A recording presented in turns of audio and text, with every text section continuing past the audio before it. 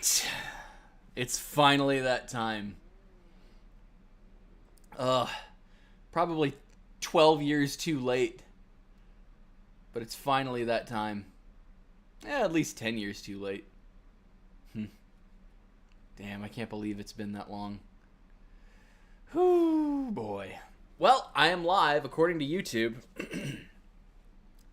Would anybody care to corroborate that theory of being live? Or am I not live? I don't know. I just have you guys to go on. You can never trust YouTube with these types of things. As I say, I'm a YouTube dinosaur. I don't know these new technological thingies. Hey, Human Plus, welcome. Good to see you. So I am live, that much I know.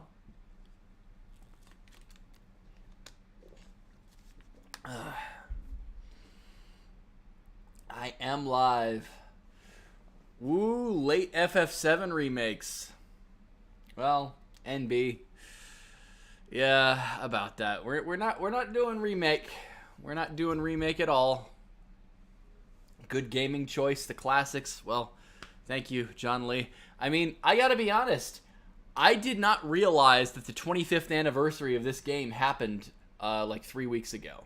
It happened in January of 1997. I cannot believe it has been that long. Cannot believe it has been that long. Still weird to see FF7 on a Nintendo console. Alright, so Tack, my original intention had been to do this on my PS Triple because it has the, well, number one, I have the discs from the original game. And I also have it downloaded via the PlayStation Network store on PS3. And that is the original version. There's a lot of debate over the years as to what is the definitive version of Final Fantasy VII to play. And for my money, I would probably still say the original, simply because it's the original sprites. Like, every version after that is modeled after the PC version.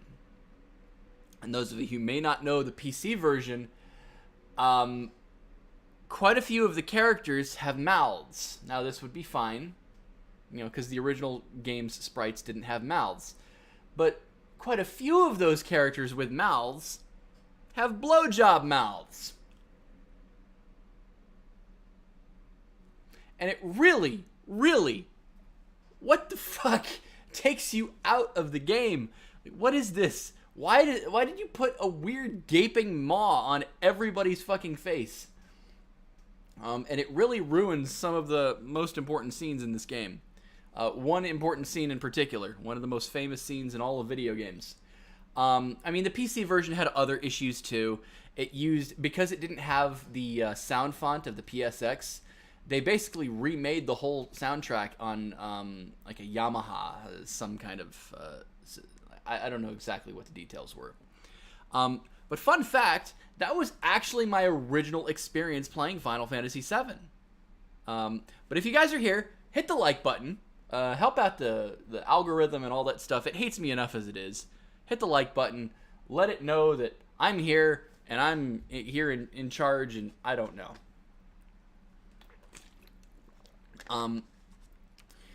That being said, there was a fix that was brought to, I know for a fact, the Xbox One version and the Switch version.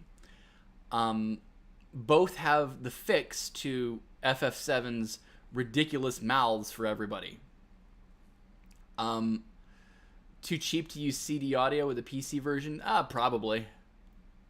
I mean, it was all CD-ROM based at the time, so there may not have been enough space. They probably still had to use sound fonts rather than MP3s themselves.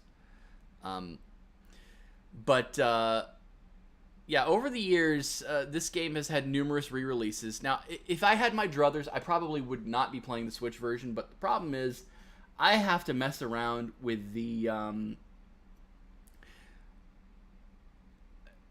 basically capturing from the PS3 using HDMI is a real pain in the ass, and I think I have the equipment to do it,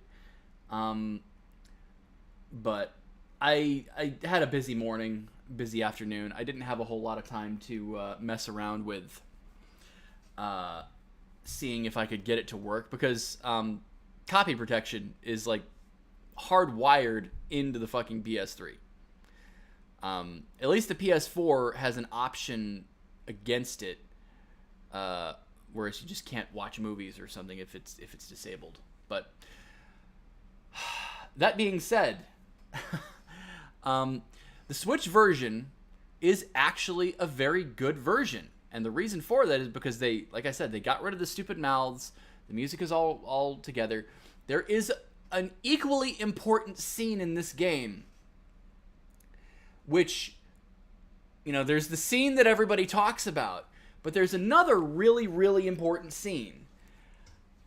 And that scene is ruined. Not really ruined, but like there's a sound cue that happens in that scene. What it basically does, and I'm not going to spoil it, if you've played the game, you know what scene I'm talking about. But it will play the world map theme, but it'll play this like constant loop of like almost like a menacing part of the world map theme, and it'll play it on a loop until a very specific point in this scene happens. And then there's this bellowing, heroic crescendo that happens in the scene. The Switch version has that as it's meant to be heard.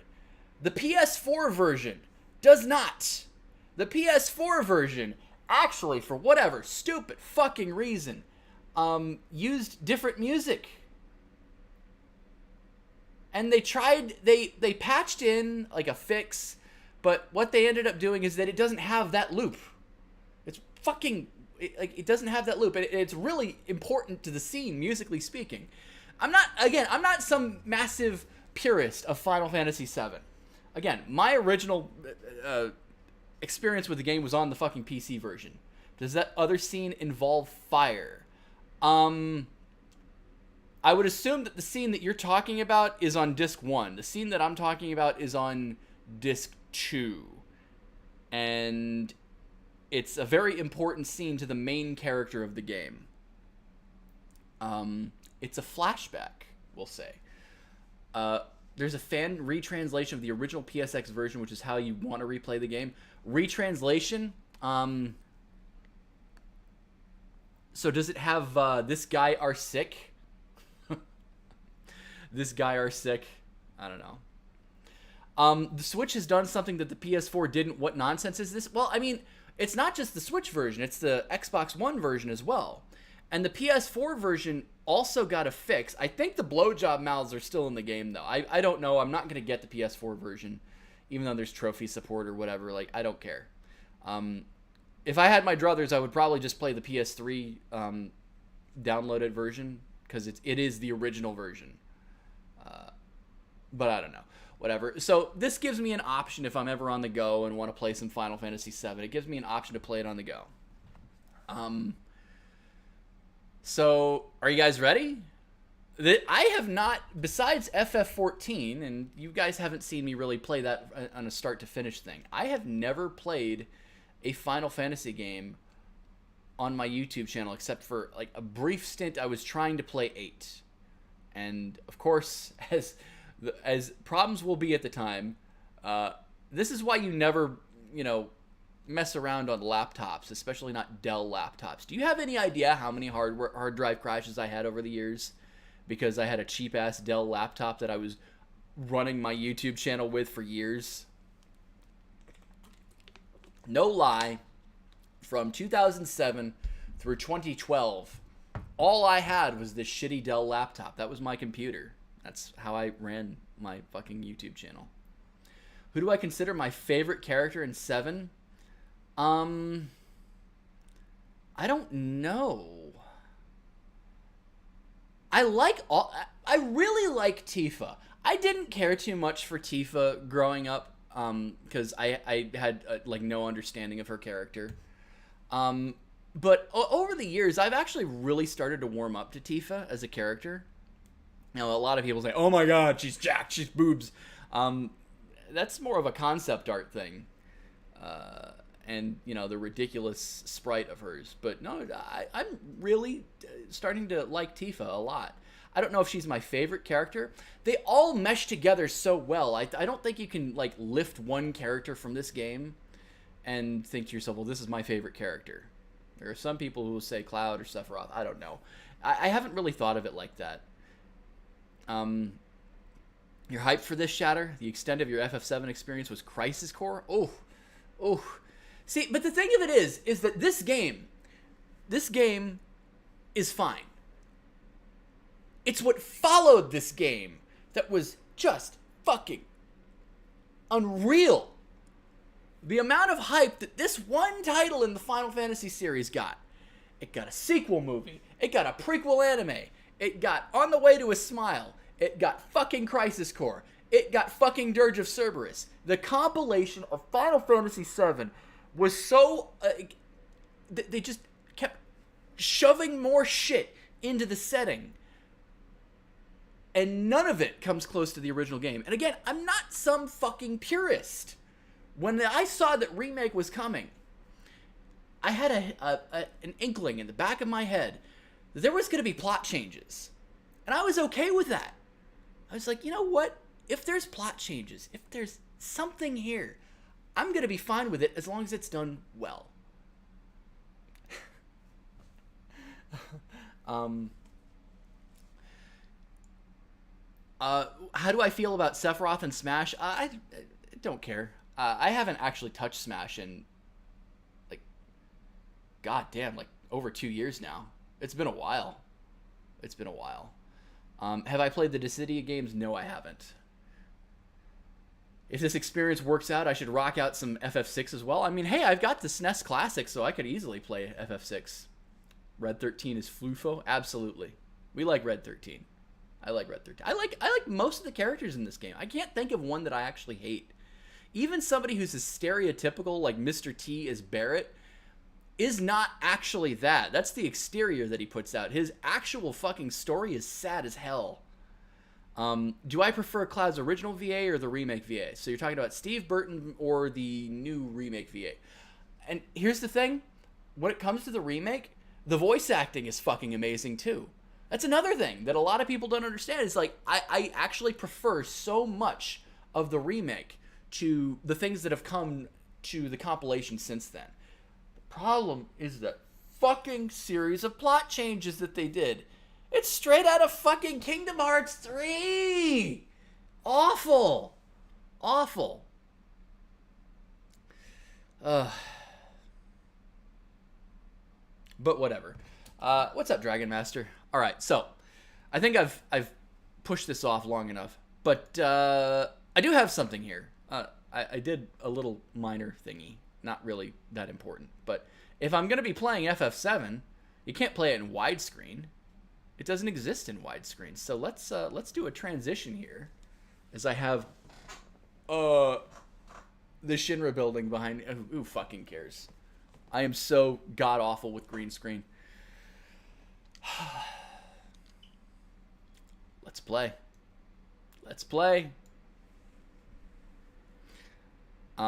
George Newbern for Sephiroth. I don't think he did very well in Kingdom Hearts 2.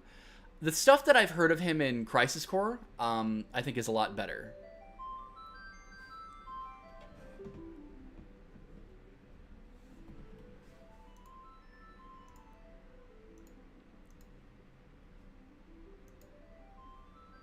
What's up, Sheena? You're just in time for the start.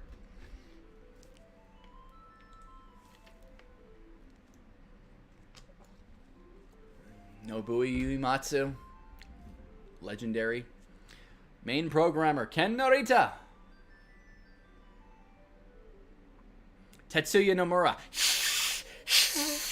I can't, dog. I mean, this is before Nomura lost his fucking mind.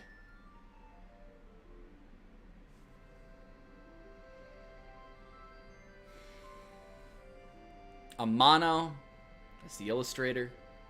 The best way to play FF7, the original game, not the remake. This is the Switch version, so there are some changes. Reminder that Kingdom Hearts turns 20 this year. Reminder that FF7 just turned 25 last month. Fuck me. Actually, now that I think about it, that means that FF7 was only 5 years old when Kingdom Hearts came out. Wow. I feel old. It felt like it had been so much longer by then. Or at least back when Square had a leash on Nomura. Yeah, there is that too. That's a possibility. So, this was the first time I had ever heard Prelude, or any version of it.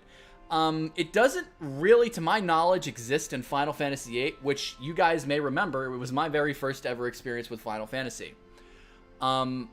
The opening crawl for that game had something that wasn't Prelude, and I think it was the first game in the series to act that way.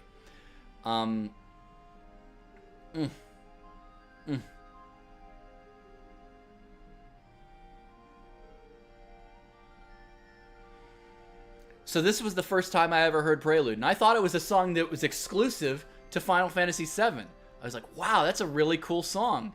So imagine my surprise when I play Final Fantasy X, and I hear Prelude, like, in the Xanarkin, like, like, I was like, I heard Prelude, and hey, is that a Final Fantasy VII reference? Oh, little did I know. Prelude has dated all the way back from the original game. I think 9 had Prelude. I didn't play 9 though. I don't think, actually, I've messed around a little bit with 9, but that was years and years after it came out. And by the time Final Fantasy 3 was remade on the 3D, on the DS, I should say. Story by Nojima. Based on the story by Sakaguchi and Tetsuya Nomura. Hello, hero. Final Fantasy VII. Final Fantasy VII, that big explosion. Let me actually drag that just a smidge so it's not like taking over the... That still looks really sloppy. It still looks really sloppy. Does that look better?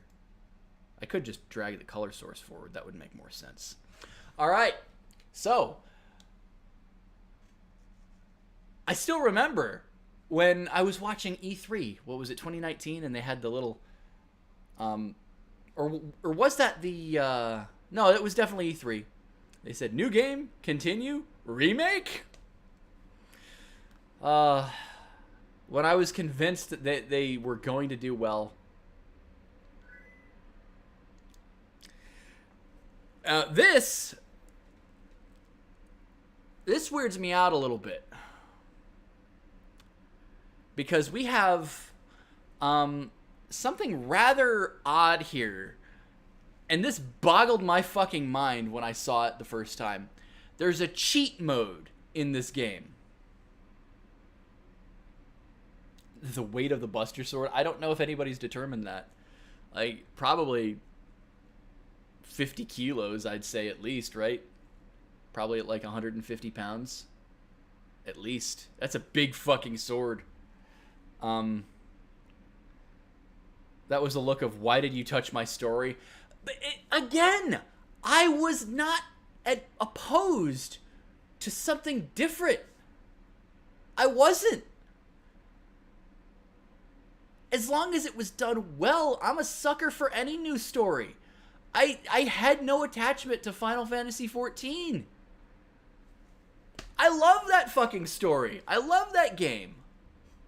But yeah, there's a series of cheat modes. You can do ×3 speed, which, to be fair, ×3 speed doesn't seem like the worst thing in the world. You just speed up your grinding with that button. That's fine. But a no encounter button, can you use that to dodge the Midgard Sormer? Or the Midgar Zalem, I guess, is what the localization of it was. It's a Midgard Sormer. And then battle boosts, HP, MP, limit max. Fucking really? Really? I guess if you really want to pussyfoot around grinding the limits out, you can do that. I don't know. Expected remake got remake. Yes, it was totally a fucking final mix. No. But yeah, it was definitely Kingdom Heartsified. Kingdom Heartsified. Yeah, I think if I were to mess with any of these things, it would just be the speed times 3. Because fucking battle boosts. What is that? Makes getting limits easier. But I mean, you can do that just with a times 3 button. That's not a big deal. All right. Let's watch the introductory scene.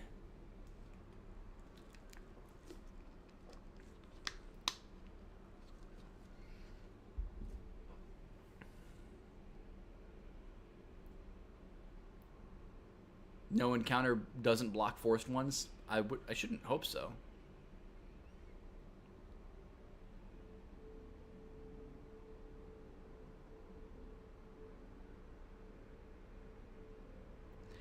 Space. This joke is old as dirt, so I'm not even going to continue it.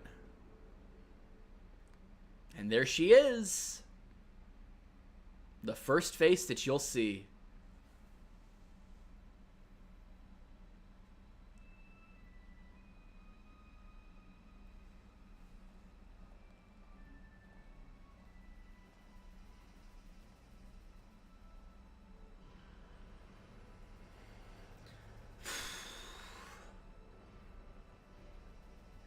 When I first saw this, I didn't know what to expect. Because again, my first ever Final Fantasy was 8, so I was already used to the technological approach that Final Fantasy had taken, which really started like heavy with this game. I mean, obviously there were things like Magitech before that, but the technological approach really started with 7. And then it cuts to the train. Very steampunkish with that old-timey train and those Mako reactors. Not quite futuristic yet. The remake would change that.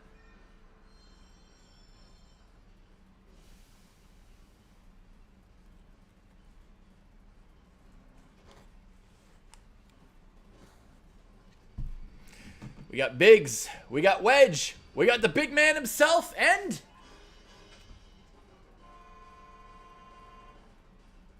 You guys don't think that I'm going to play this game and not voice act it, right? Come on, newcomer! Follow me! So there we go. Now, I will say, not having, like, a run button is really fucking nice. You know, it's actually... If you just nudge the controller, or the control stick, he walks. But it's actually pressure sensitive. No run button, no nothing, just... So good. So good. Girl started her day, just wanted to sell some flowers and ends with...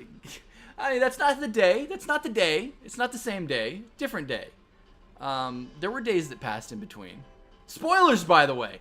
I mean, whatever. Bombing mission. I mean, this is one of the most perfect introductions to a game I think you could ever do, is I sit here and I stall it like a fucking idiot. Shinra soldiers! Ex-soldier! In all caps. Look at him no-selling that. No-selling that gunshot like a champ. Nightstick? Pfft. Get out of here. I've always, like he just holds it in place and spins the fucking... How? Why? Did he always start at level 6? I remember level 7 for some reason. He only needs 6 points of experience to get to level 7. I thought he started at level 7. It's been so long since I played the original game, so I don't know. Spoilers for a 25-year-old game. I mean, hey, it's the Wild West in the remake now. Nobody knows what'll happen now. And again, I was okay with that. You always like the wall market theme. What is that called? Oppressed people, I think. All right. First of all, if you're gonna play this game, you can do it in active combat. But I'm gonna do wait just because I like to be more methodical, especially when I'm gonna be interacting with chat. Wait's a more ideal option. All right. I received potion. I received another potion. Yeah, that hair is some straight up Super Saiyan hair. But again, they could not have had a better intro to a game than this. This is so fucking good. Gets you right into the action. Lets you know the stakes a little bit. Wow, you used to be in Soldier, huh? Not every day you find one in a group like Avalanche! I'm sorry. You used to be in Soldier! Yeah, all caps, because why not? Soldier? Aren't they the enemy? What's he doing with us in Avalanche? I kind of missed when she was trying to hit on Cloud already. Remake Jessie is an interesting cat. He was in Soldier, Jessie. But he quit and is with us now. I didn't catch your name. Just gonna stick to the way it works. Cloud. Cloud, huh? I don't care what your names are. Once this job's over, I'm out of here. The hell you all doing? I thought I told you never to move in a group. Our target's the North Mako reactor. We'll meet on the bridge in front of it.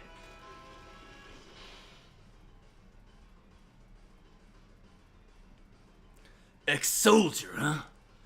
I don't trust you.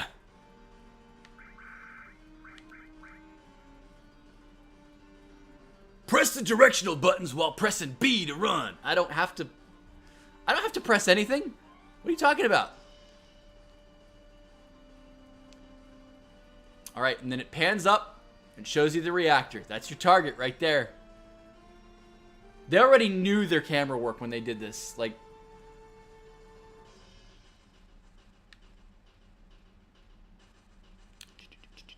intruder alert. Intruder alert. If I had 777, all lucky sevens. Yep, I know, right? All right, let me see if wait is going to actually wait for me, and I can sort of talk. Yeah, you get a damage punch of all lucky sevens. Yeah, that's one of the ways that people can speedrun Emerald Weapon doing the all lucky sevens approach. And there are pretty reliable ways of guaranteeing that you start the battle off with lucky sevens. What you basically need is max HP, and then subtract, what is it, 20% to take away 2222 HP. I forget it. Like, there are ways that people have broken this game something fierce. You believe this was the origin of all lucky sevens? Did it take place anywhere else in the series? I don't recall all lucky sevens being anywhere else. Fuck you. Cat wants to dodge? Fine. Cloud in the remake was Squall Mark II, annoying slate attitude that ends up growing into a true 3D character that for some reason every girl likes. Cloud in the remake is, I think, fairly faithful to how Cloud is in the original game. Minus maybe being a little bit too enthusiastic about the dancing scene in the fucking wall market at the Honeybee Inn. That might be a little bit different. But this was the first time that I didn't see the fucking brooding idiot that he is in pretty much everywhere else in the fucking compilation. Now, in saying that, there are things that happen relatively early on in this fucking game, in the remake, that raise some serious eyebrows. Where are you going, Wedge? I'll secure our escape passage. You concentrate on the mission, Cloud. Jeez, we're really gonna blow up this... We're really gonna blow this huge furnace up? This'll be something to see. Well, hopefully. This was before he went emo. That nonsense didn't happen yet. And I think Remake does a good job of that. The characterization in Remake, they get Aerith right, for God's sake. They play her off as this fucking, you know, sainted Joan of Arc type figure in the compilation. And it's like, they don't... She's a quirky, feisty gal. That's how she is. She's honestly more outgoing than Tifa is in a lot of ways. But they play her off as this sacrificial Joan of Arc, maiden fair. That's not how Aerith was.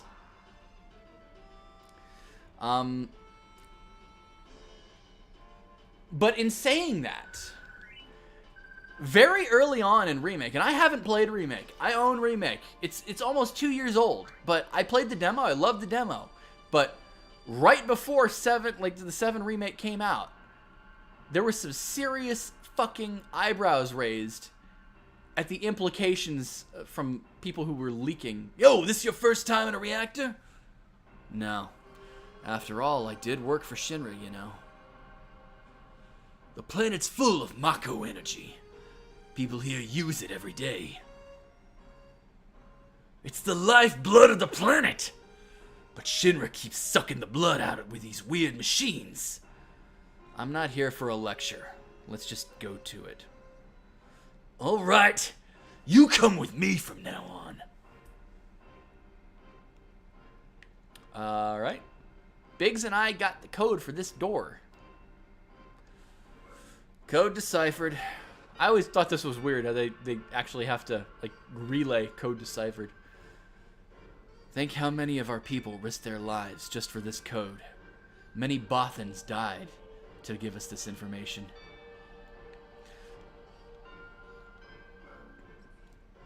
Code deciphered. Seeing Advent Children as a teenager. Yeah, I do remember seeing fucking Advent Children. By the way, sound balance. Am I good compared to the game volume? I do remember watching Advent Children as a fucking teenager. And this is how cringy teenagers are. They'll think anything that's flashy is fucking awesome. Advent Children was a fucking mess. How the fuck do you make the final boss of Advent Children the final boss of fucking Remake when it's in Midgar? Why?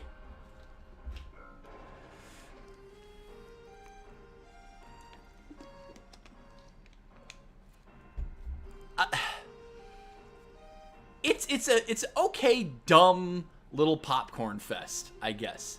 You can enjoy the visuals, you can enjoy the soundtrack, even though I think a lot of the songs in Advent Children are inferior. Like, I don't care for the One-Winged Angel. Game is a little too quiet. Alright, I'll boost it up a little bit.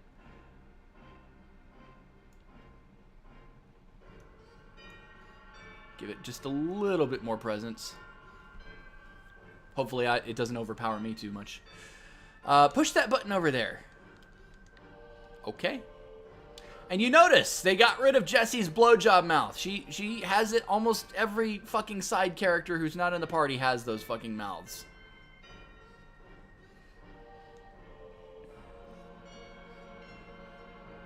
We were dumb as teenagers. Yeah, we were. Little by little, the reactors will drain out all the life. Then that'll be that. It's not my problem. The planet's dying, Cloud! The only thing I care about is finishing this job before security and the robo-guards come.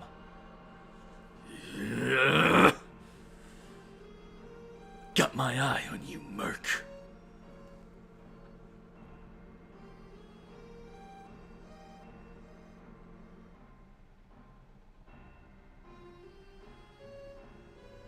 Is FF7R the biggest story remake in a long time? Like, what do you mean biggest? I'm not really sure what you're asking. Is it the most hyped? Yes. Does it live up to the hype? Not in my opinion. I think they've... And then here we go. Fighting. Wait, I already see a problem. Hang on. Use Barrett because he's long range to hit the back row. Be strategic in this game. You saw Advent Children when you were 15 and you thought it was shit? I mean, hey.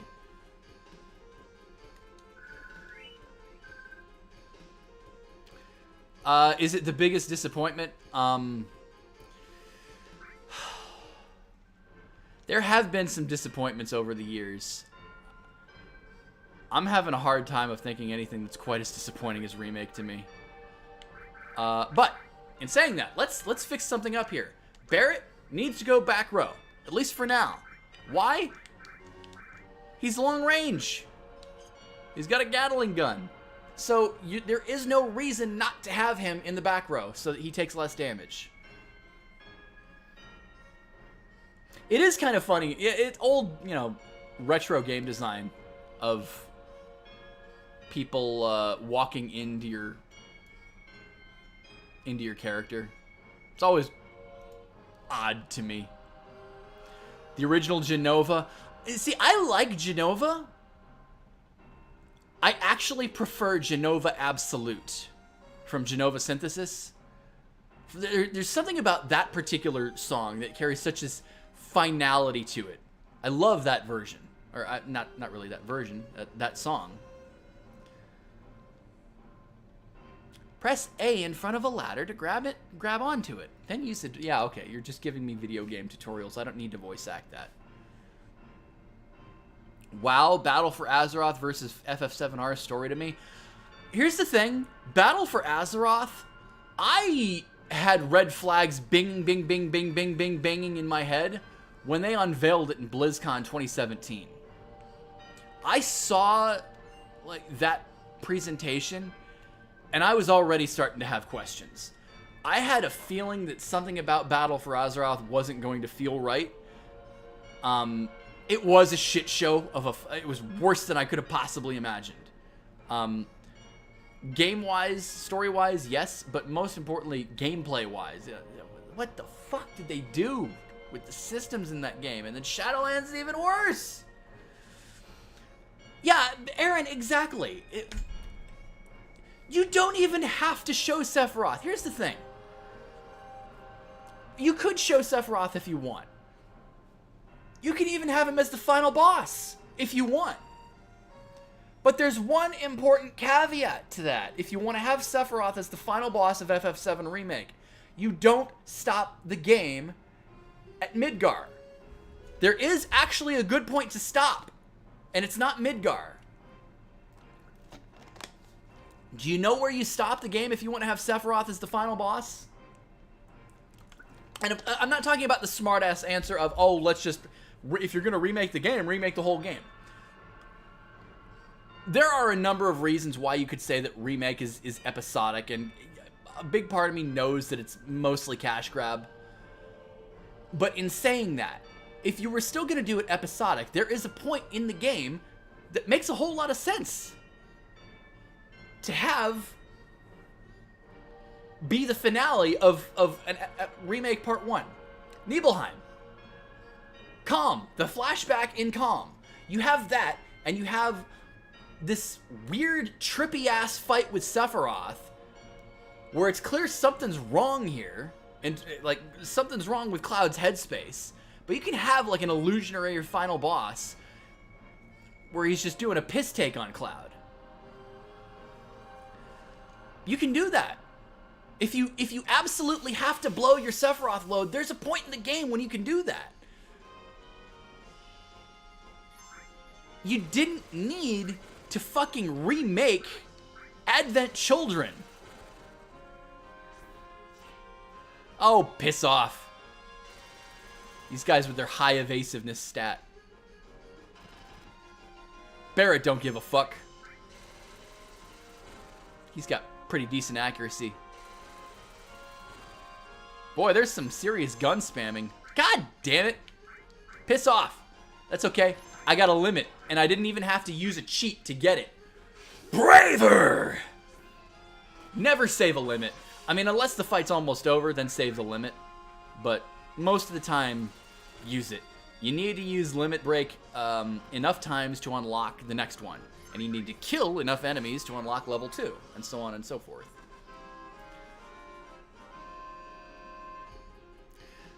Shatter, that's not even past, like, okay, the flashback in Calm happens literally less than 20 minutes after you leave Midgar. Actually, it starts like 10 minutes after you leave Midgar. You leave Midgar, you go to Calm, then the Cloud starts relaying and talking about Sephiroth.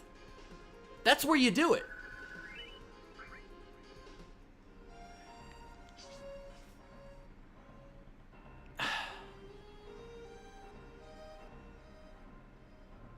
And that would be a great way to expand on the game without going too far into fucking Kingdom Hearts territory of plot ghosts trying to keep the timeline on the straight. The problem is, it's not a remake, it's a sequel. And if you're gonna change things, fine, but really? You're gonna make it basically be New Game Plus for Sephiroth and Aerith? Why?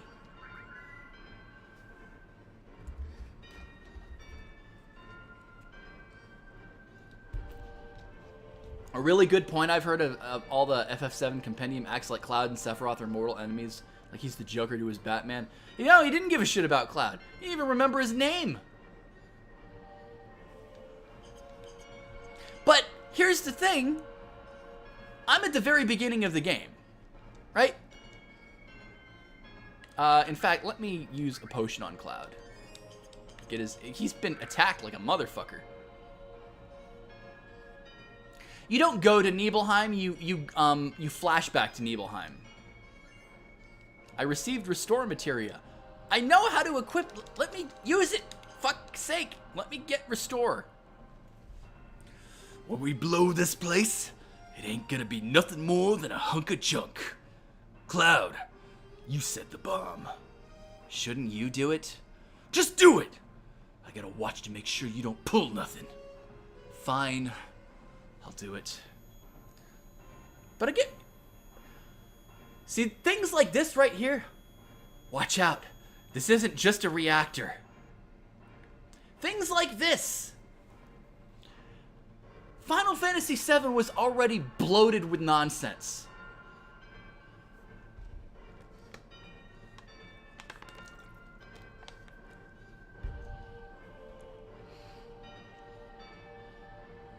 If they didn't call it a remake, it would have been better received. No! No, it wouldn't have.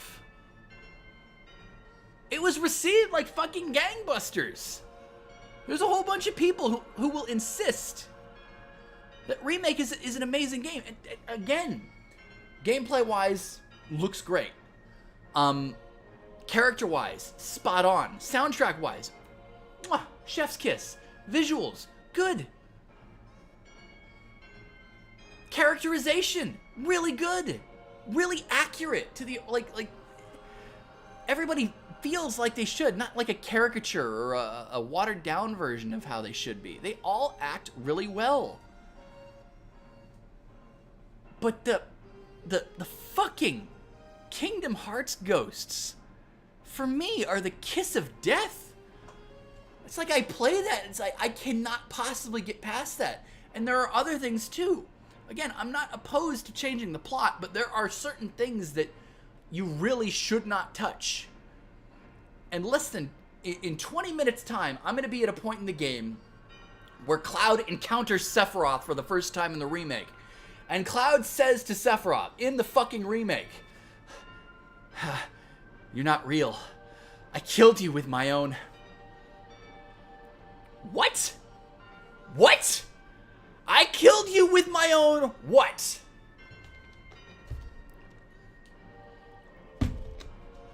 Anyway.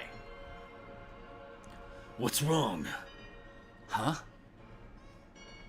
What's wrong, Cloud? Hurry it up. Yeah, sorry. Anybody who knows this game knows how stupid of a fucking throwaway line that is. There is no way he should know that. No way! Heads up! Here it comes! No fucking way he should know that. At all! Alright, so, here is our first boss of the game. we've got the Guard Scorpion. Bolt! As a machine, it is weak to electricity. So use your bolt magic, your thunder materia. Search scope. Locked on target. Wrong. Well, I mean, it's good to compare. See, Bolt does twice the damage that Cloud will with his blade. Yeah, that fucking line, I saw Maximilian Dude play through that game. I watched like a little bit of it. And there are things that happen in that remake, and here's the thing, Max hates the compilation. Max knows what a fucking clusterfuck the compilation is. How it's just full of spackle and nonsense, and it's like the prototypical bit. Now this is why we have Barrett in the back row, because he takes less damage and he deals exactly the same amount. For a guy who really loves the original game, doesn't care too much about Kingdom Hearts or... Oh, fuck. All right. Well, I'm going to get one counterattack here. I should have waited. Barrett, be careful. Attack while its tail is up. No, don't attack while its tail is up. It's going to counterattack with its laser. So, if you attack while its tail is up. Poor translation. But that being said, I'm about to get butt-fucked by it. Because I was a little hasty. Yeah, in terms of skill, there's no way I could have beat him to, I killed you with my own... Yeah. How does Max approve of the nonsense that's in that remake? He's still simping for it. I don't get it. Like, there's a lot to like about that game, but he seems, like, thoroughly convinced. And then fucking Integrade puts Weiss of all fucking characters into it. Do you remember Weiss? Assuming you even played Dirge of Cerberus, which maybe there's one or two of you in this chat who did play it. Do you remember Weiss? He was such a... He was basically Hojo's sock puppet. There's no reason for Weiss to like, have any fanfare or anything like that. Totally troll, like, throwaway character. But I remember, by the way, take that, you fuck. I remember vividly, in the lead up to FF7 Remake coming out, there were interviews, and Tetsuya Nomura said, this is going to be separate from the compilation. There aren't going to be any compilation characters, there weren't going to be anything, there's not going to be anything associated with that. It took one fucking game. I'm sorry, half a game. It took them to release fucking Final Fantasy VII Remake Final Mix Plus with Integrade and have fucking a Yuffie side story. And now here's the fucking characters. What do we get? How long is it gonna take before Genesis and Geel and all that bullshit starts showing up? God damn. Did I like Dirge of Cerberus? I liked Dirge of Cerberus when I was a kid. I played through it one time. I was never tempted to go back to it. But if you asked me what I remember of that fucking game, I remember very little. I don't remember much of the plot at all, besides the fact that Vincent had a Dr. Jekyll and Mr. Hyde relationship with Chaos. We're here to kill Chaos. I want to kill Chaos. Yeah, he had a Dr. Jekyll and Mr. Hyde relationship with Chaos. That's what I remember. And I remember Shulk, just because she was voiced by Kari Walgren. I don't remember any. I don't remember what Deep Ground was. I remember Yuffie and Vincent had some sort of like buddy cop relationship thing, like for the little bit that they were on screen together. But yeah. Integrate had to have already been in development when Nomura was going around saying, oh, there's not going to be any fucking, this remake is not going to have, maybe he meant this particular release in episode of the remake isn't going to have any bullshit from the compilation. What all changes were made when they ported 7 to the Switch? Well, it's based on the re-release from 2015. which came out on the PS4 and the Xbox One. Something that they did do, they did patch this, they patched away the stupid blowjob mouths. And all of this is actually based on the PC version of the game. So it doesn't use the original sprites. It used the slightly cleaned up sprites with the mouths, but no blowjob mouths. Thank God for that. Everybody will have a line for a mouth, that's fine, but no Shy Guy mouths here. Thank you. But the reason why I got the Switch version, why I was okay getting the Switch version, is that there is a very critical and important scene in Disc 2, which is one of the reasons why Cloud shouldn't know what he did as far as, the memories of Sephiroth. He should have no fucking clue, because that's such an important, aspect of Cloud's character. And how Remake is going to handle that now, I have no clue. I don't care. But the big change is that there's a flashback scene in Disc 2. It's very important, vital to the story. Every version after the original game, for some reason, they changed the music that plays in that scene. Very important, because it's the world map music. It's a snippet of the world map music, and it builds up to this triumphant crescendo. But later versions of the game do not have that. The Switch actually patched the fix so that it plays correctly. As far as I know, I've seen videos of it on the Switch version post-patch. The correct music plays there. So, whereas in the PS4 version, as far as I know, they put in the Shinra music, the Shinra reactor music. It doesn't work nearly as well for this flashback scene. What's up, Zephy? Welcome to the stream. Glad you can make it. So I got 10 minutes to get the fuck out of here. Now, the bombing mission music has commenced once again. Now, this is interesting. This always weirded me out, Back Attack, where character formations are actually reversed. So Cloud is actually playing long range here, and Barrett is unfortunately front row. That's not great.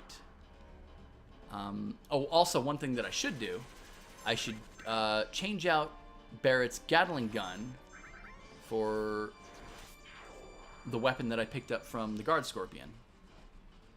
Nomura also said you don't need to play Kingdom Hearts X to understand Kingdom Hearts 3, but there's a scene with Sora is aided by Keyblades by a bunch of gotcha whales to beat a giant heartless tornado. I do remember that. Alright, so let's equip Barrett. Let's give him the assault gun. And this is just a straight up better weapon.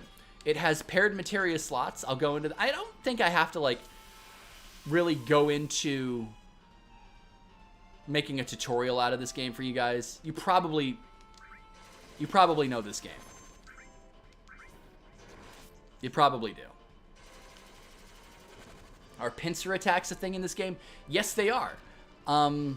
You can pincer attack enemies. They can pincer attack you. It's a random encounter thing. It might be based on your luck or some... I've never really done the under the hood knowledge of how this game works. However, there is a badge of honor that I have when it comes to this game. And I have mentioned it a couple of times over the years. You guys may not be aware of this. Have I seen the mini documentary of the guy who got to level 999 or level 99 on this first area? No, I have not. But I have my own badge of honor with this game. As I quickly save.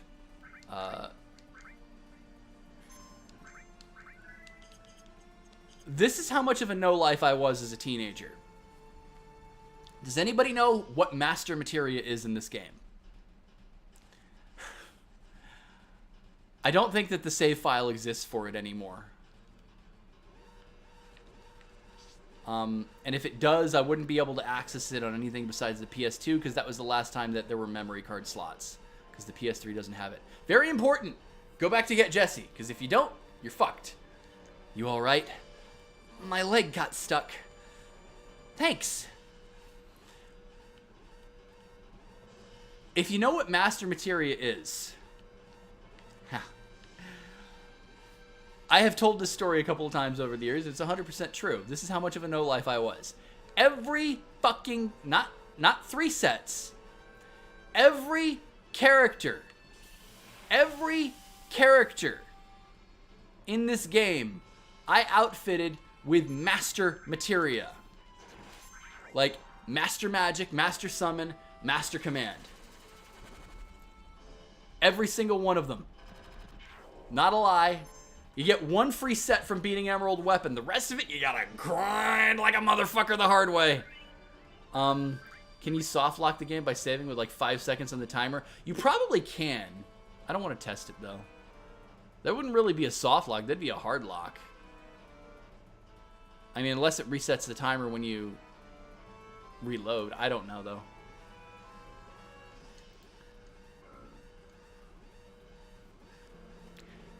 All 8 characters at the end of the game had their own set of Master Materia.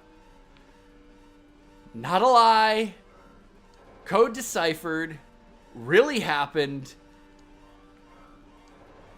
My own stupid bit of no-life nerdiness.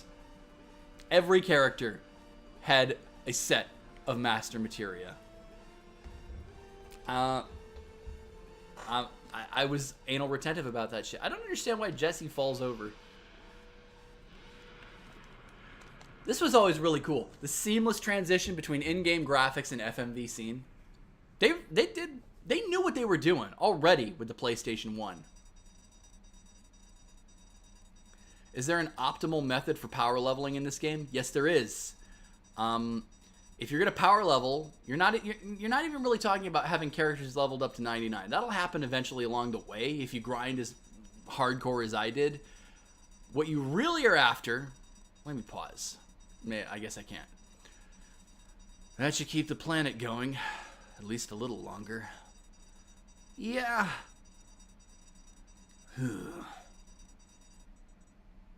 Okay, now everyone get back.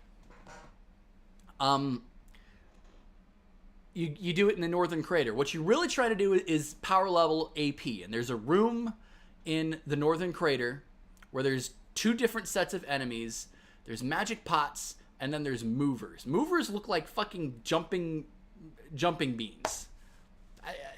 The enemy design in this game is all over the place. And it's one of the other really great things about Remake is that preposterous enemy designs made it into the remake. What's the earliest that one can get the Ultima Weapon for Cloud?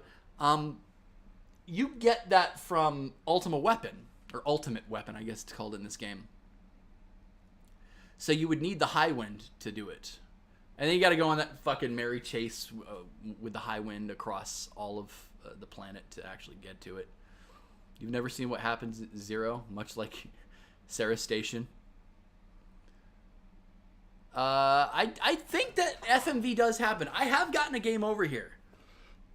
And the only reason that I got it is because I was grinding. It was my first time ever playing this game. I was grinding enemies. Yes, I was aware that the timer was clocking down. But I didn't go back. You've got to help Jessie get her foot free from the girder. If you don't do that, she's not going to be able to open the door. And I don't remember if the PC version or if just the game itself punished you for not getting Jessie to the point where you'd have to game over. I don't remember if there was a way to go back. Because I'm pretty sure that the elevator locks behind you when you go to that room. So if you don't save Jessie, you're fucked. At least that's how it worked in the PC version. In the original PC version. They re-released the PC version. I'm sure that was a bug fix that happened. But I remember specifically my first ever run of this game, I died because I didn't talk to Jessie. And I was unable to retrace my steps. Master Materia doesn't provide any stat boosts. No, it doesn't. It masters everything. I'm pretty sure that it doesn't have any plus minus MP or HP values like traditional Materia does. Yeah, you have to save Jessie. Boom!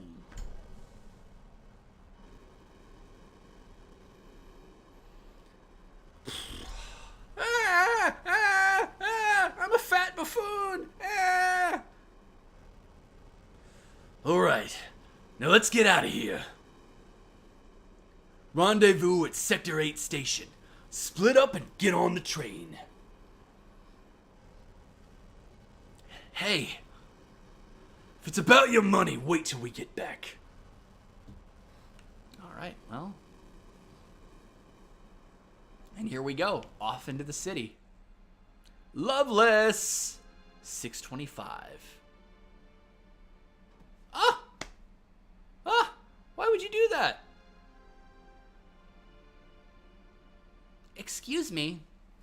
Now, of course, this is the first time in this game where you hear one of the most important music tracks in it. Anxious Heart. This is Anxious Heart, isn't it? I mean, I remember most of the song names in Final Fantasy VII, and I'm fairly certain that this is Anxious Heart. Plays in very key points, as well as a key area of the game. What happened?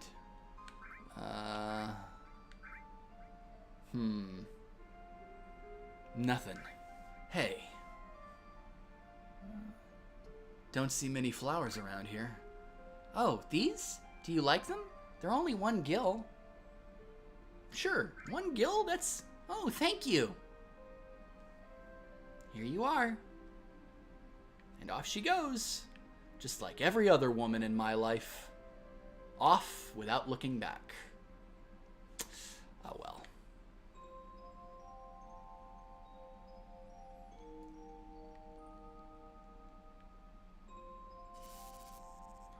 Just what the hell's going on? We have, wonder what that is on the wall over there. Let's see. Don't be fooled by Shinra. Mako energy doesn't last forever. Mako is the planet's life source. The end is in sight.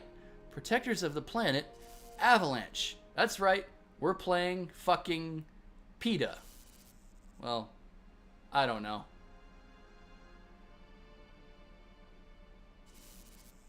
Let me go back. There is an important little thingy that was up. As it was panning down, you saw a teaser. 6:25. Loveless. Loveless. I guess it's an important book in the mythology of Final Fantasy VII. I know nothing about it. I know that one of the worst fucking characters in the compilation, Genesis, loves to read that fucking book. I don't know what the deal with Loveless is. Now, one thing that I really will praise Remake for, it has its moments where it's like, this could be a great fucking thing. One of the few moments that it expanded on the game in a non-spackle way is when it gave Jessie Backstory. And she was an actress before she got disillusioned and joined a fucking eco-terrorist group. Wow. And she was an actress. And I always was curious, like, what was her career trajectory like before joining Avalanche? Was she doing really well for herself? Because being, you know, employed by the Gold Saucer, that's one thing. But, like, would she have gone on to become a movie star in Loveless? Hey, you there! Shinra soldiers. Fight them. Why the hell not? I've only used Braver once. Let's see if they can give me another limit. Machine gun! Oh, don't say your fucking attack name. Yeah. Instead of saying Excalibur, machine gun is my noble phantasm. Gun. Let's use ice to change things up a bit. Bam! You paid valuable Saint Quartz for your Gil, and he's one of your oldest and most reliable servants. There you go. What the? Huh. I guess fight more of them. And now they're going to start attacking from multiple sides. Not yet, but now there's 3 of them. Alright, let's kill the ones in melee range. And then the one that's in the back row.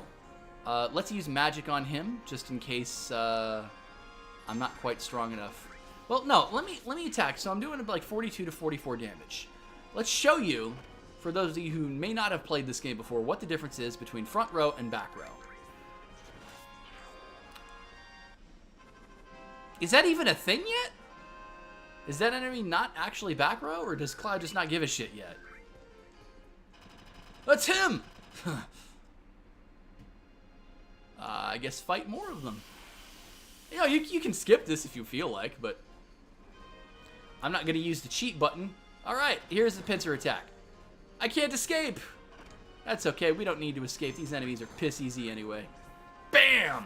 Alright. Maybe positionals aren't a thing until you get the tutorial on what long range versus close range is. There's Braver. That's what I wanted. Total waste to use on a buffoon Shinra soldier like that, but oh, right. Correct, Shatter. You're 100% right. So, positionals only matter when there are multiple enemies. If there's one enemy or you're the only person, it's automatically front row. They do have back rows normally. Correct. I forgot about that. All right, so now I'm just surrounded. I could still take care of these guys. That's as far as you go. I don't have time to mess around with you guys. Enough babbling. Grab him!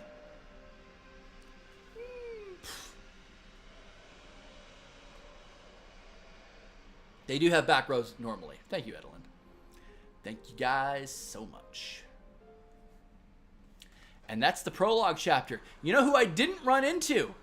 I didn't run into Sephiroth in an alley. And he didn't talk about spoilers for the future. This is the thing that drives me nuts about the remake. Okay? You didn't need to verbatim tell the story of Final Fantasy VII. What you needed to do was give something for newcomers of the game to like, to enjoy. When you just throw Sephiroth in people's faces, and of course, he's a very popular video game character. Most people know what he looks like. The shine has come off. But the way they treat him during the Midgar chapter in the original game is so good. He's this boogeyman. You don't know what he looks like. You don't see him. You just hear about him. That's really fucking good. But you didn't have to do that. You could do things another way. The problem is, and this is such a big problem for me, you didn't have to to follow the plot of the original. But what you did have to do was tell a coherent story so that people who said, oh, I don't really want to play the original game, it looks too dated, just tell a coherent story. When you have flashbacks to fucking God knows what, and you have references to characters that haven't been seen and things that are strictly fan service, like when you have fucking Kate Sith, or is it Ketshi, show up after the fucking plate drop, what the fuck is that? When you have Zack, who the fuck is Zack? People are gonna get to that part of the game like, what the fuck is this? That's not good for a newcomer. You want to change the story? Fine, just tell a coherent story that people who don't know what's going on can follow. Don't have stupid fucking plot ghosts trying to stop a New Game Plus from happening. Don't do that.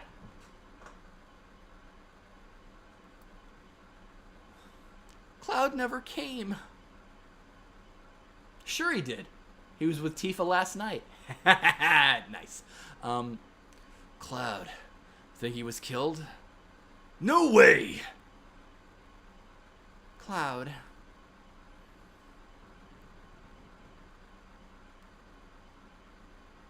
I'm doing all right, Jonathan. Thanks for showing up.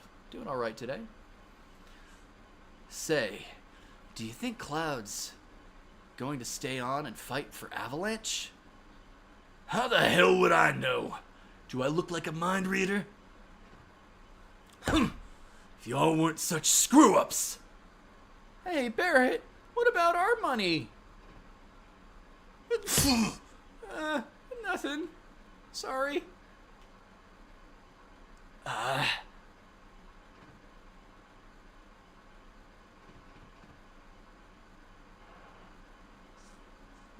stylish entrance. Cloud! I'm sorry. No, Barrett doesn't say anything. Cloud! Cloud. Looks like I'm a little late. You're damn right you're late. Come waltzing in here, making a big scene. It's no big scene. Just what I always do. Fuck! That's right. This game has lots of swears, censored like it's the 90s. This is totally the Jerry Springer Show era of pop culture. It is pronounced catchy. I called it Kate Sith for years. Sounds like the remake monkeyed with the plot quite a bit instead of expanding on the original plot. I wasn't asking for anything like actually like stupidly faithful. Like, I'm not a purist. I don't know how many times I have to say this. And I've gotten in arguments over the fucking years with people who are like, oh, you're just a fucking purist. You're not willing to accept anything new. You're just stuck in the past. I play fucking Final Fantasy XIV. I don't know what's going to happen. That is a great experience to not know what's going to happen. As long as it's done well. That's the key. There's good storytelling, and then there's mindfuck storytelling. Nomura... and I don't care if it wasn't Nomura who wrote it. I don't care if this is Nojima's plot. This is another argument that a lot of people have too. Oh, it's not Nomura. He wasn't the one who wrote it. He's just the director. Nojima wrote the plot of Remake just like he wrote the plot of the original game. This whole fucking thing stinks of Nomura. It stinks of late series Kingdom Hearts bullshit. I don't care. Having everyone worried like that? You don't give a damn about no one but yourself. You were worried about me? What? That's coming out of you shit. That's coming out of your share, hotshot. Wake up. We're moving out. Follow me. Hey, Cloud. You were great back there. Cloud, we'll do even better next time.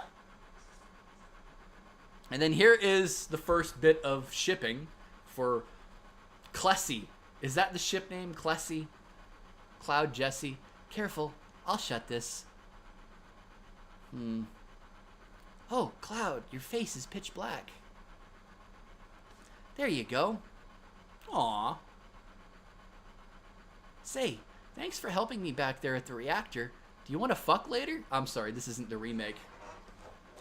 She comes on to Cloud hard, and she is like overly sexed up horny in the remake. It is cringe in a couple areas, but I do like a lot. Last train out of Sector 8 station. Last stop is Sector 7. Train graveyard. Expected time of arrival is 12:23 a.m. Midgar Standard Time. Midgar has its own time zone. Get the hell out of here! This is my spot. You expected the remake to be a graphical update of the original. You didn't expect it to derail from the original plot and ruin the game. Again, if it had derailed, like, here's the thing. I said to a coworker, and I said this yesterday, and I'm fine reiterating it as much as I have to. One of my coworkers back in 2019 was a huge fan of the original FF7. I'm a pretty good fan of it too. But I even argued with him based on the first signs that there was going to be some plot changes in Remake, which happened as early as the fucking E3 presentation of the game. I was convinced that there were going to be some plot changes. And I even said, do you think they're going to change what happens to Aerith? Because I was curious. Something seemed a little fishy as I was watching it. Like, maybe there will be some things that happen. And I am utterly convinced that everybody in Remake is going to be alive at the end. And I mean everybody. This is the fucking smash, everyone is here bullshit that they did in Kingdom Hearts. You know, the whole happy-go-lucky, everybody's alive, it's a fucking Disney movie. The problem is that Nomura spent way too much time associated with Disney, and he turns his stories into limp dick Disney bullshit. Really? This is why I hate The Last Train. Oh boy. At least it doesn't have blowjob mouths. Huh? This is my house, so make yourselves at home. You live on a train? Stop acting like a damn kid. Sit down and shut up. You see the headlines in the Shinra Times? The terrorists that bombed the #1 reactor are based somewhere here in the slums. Blowing up a reactor. They sure put some thought into this one. They must have a real calculating leader. I wonder what they'll do next. You're sitting right next to him.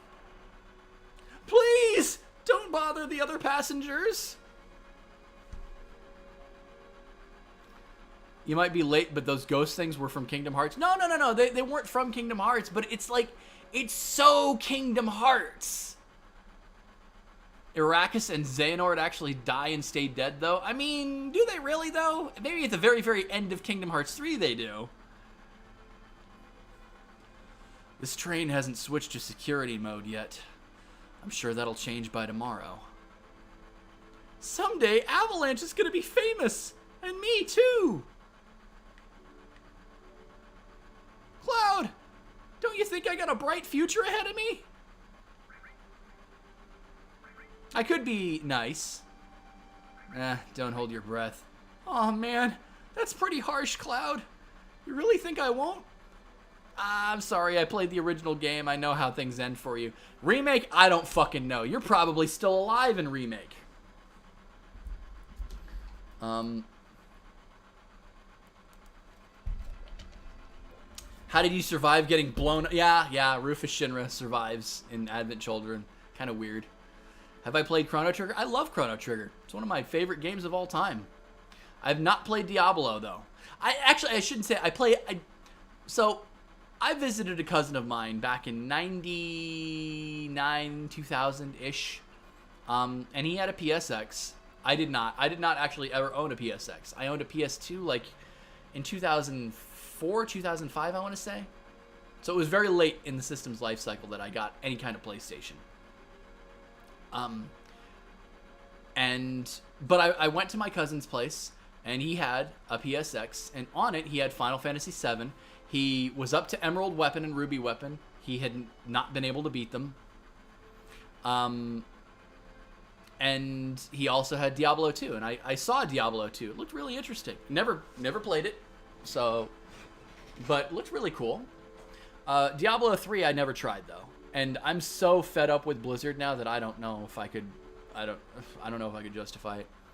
Hey Cloud, you want to look at this with me? It's a map of the Midgar rail system. Let's look at it together. I'll explain it to you. Wedge hasn't even appeared in the remake yet, you don't think? No, he's in. He is in the remake. Trust me. Wedge is in the remake. I like this kind of stuff. Bombs and monitors, you know, flashy stuff. That's very different from what an actress. Bombs and monitors, flashy stuff. I mean, she is a little bit grenade happy in the remake.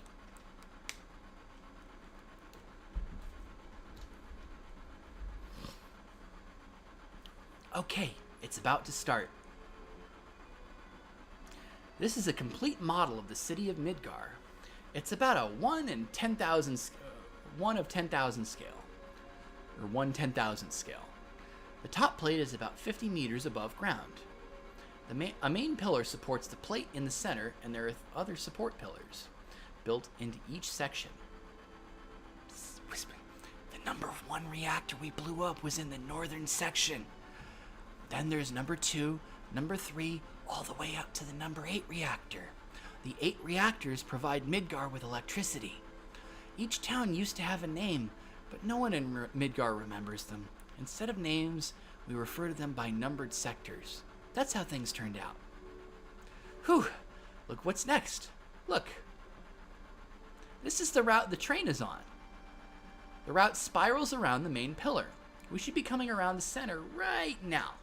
Each checkpoint has an ID sensor device. It checks the identities and backgrounds of each passenger in the train, and is linked up to the central database, or central data bank at Shinra headquarters. We definitely look suspicious, so we're using fake IDs. No, Wedge doesn't. Wedge survives far longer than that in Remake. And the mindfuck ending is like, I'm utterly convinced that all three of them are still alive.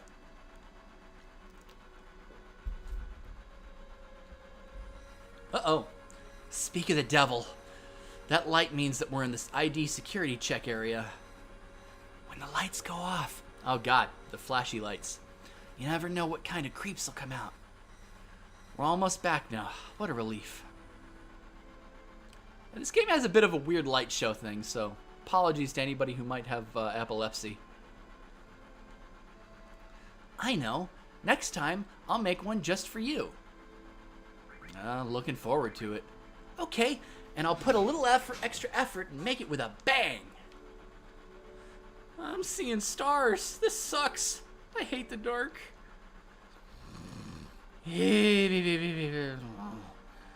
Don't act so damn big, Barrett.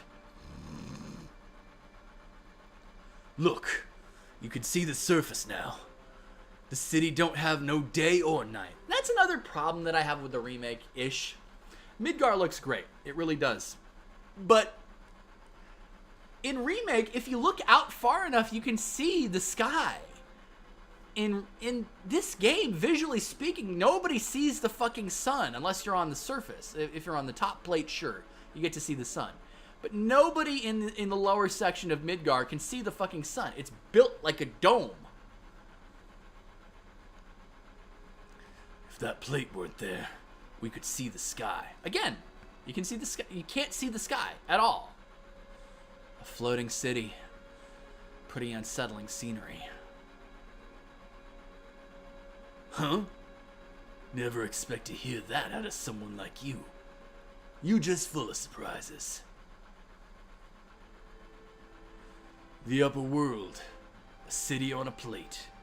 It's because of that fucking pizza that people underneath are suffering.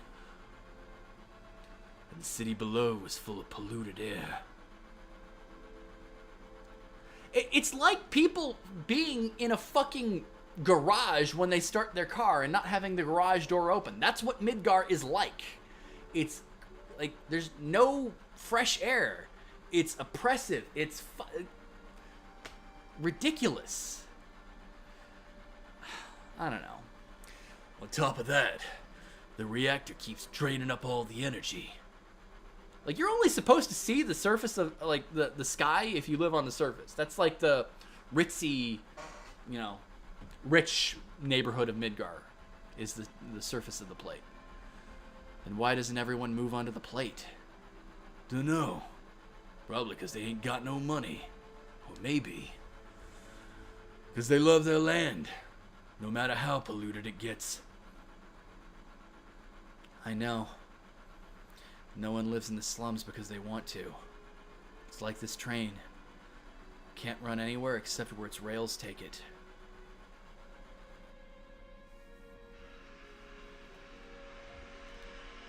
Maybe give Biggs the Anthony Higgs voice? No! Biggs? Talking about Barrett? Why would I give Biggs the Anthony Higgs voice? He's white. Not to be, you know, not to be too stereotypical. It wouldn't match. Plus, I've heard the voice acting in the original game, and he's a good voice actor. I forget the guy's name, but doesn't he voice Balthier? He also does the voice of who else does he do? But yeah, Anthony Higgs' voice is stereotypically black. I don't know. Barrett? Nah. Anthony Higgs is Big Jolly. Barrett is very, very hard-nosed, hard-line. Yo! Get over here, all ya! He's very, very Mr. T. That's clearly, the influence in the voice acting and all that stuff. When you've been a train man as long as I have, you see a lot of people in a lot of lives. People meeting, parting, joy, sadness. After a while, it doesn't even get to you anymore. Are you the conductor that may have seen Aerith with Ifalna? Probably. This mission was a success, but don't get lazy now. The hard part's still to come. Don't y'all be scared of that explosion. 'Cause the next one's gonna be even bigger than that. Yikes.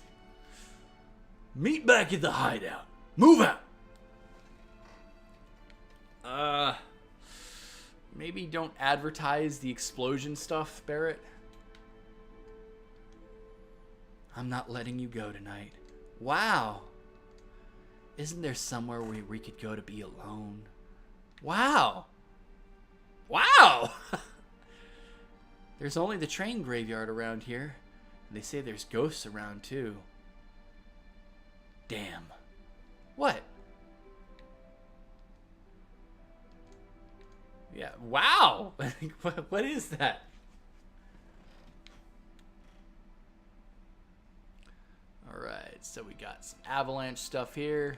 Oh, I guess everybody's just gonna fuck off over there. You pissing? You taking a piss on the fence? Hey now, whoops! What on earth are you doing? Just butt out, jeez. Huh? You came to see it too? No? No, I didn't. Well, I didn't mean to interrupt your piss. Zip your fucking pants up so you stop pissing on me.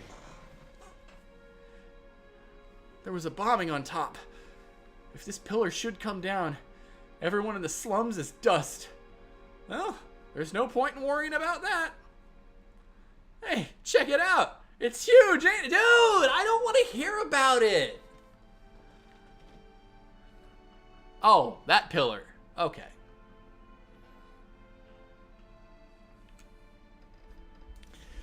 Foreshadowing.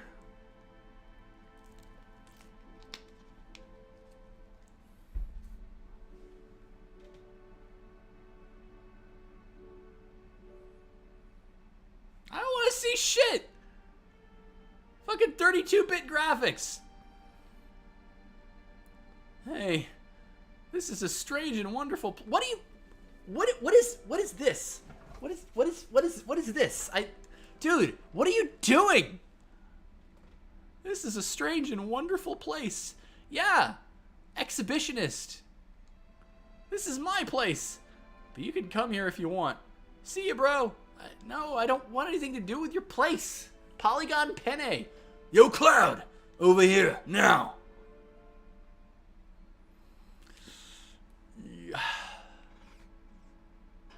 I've never she starts shooting shit.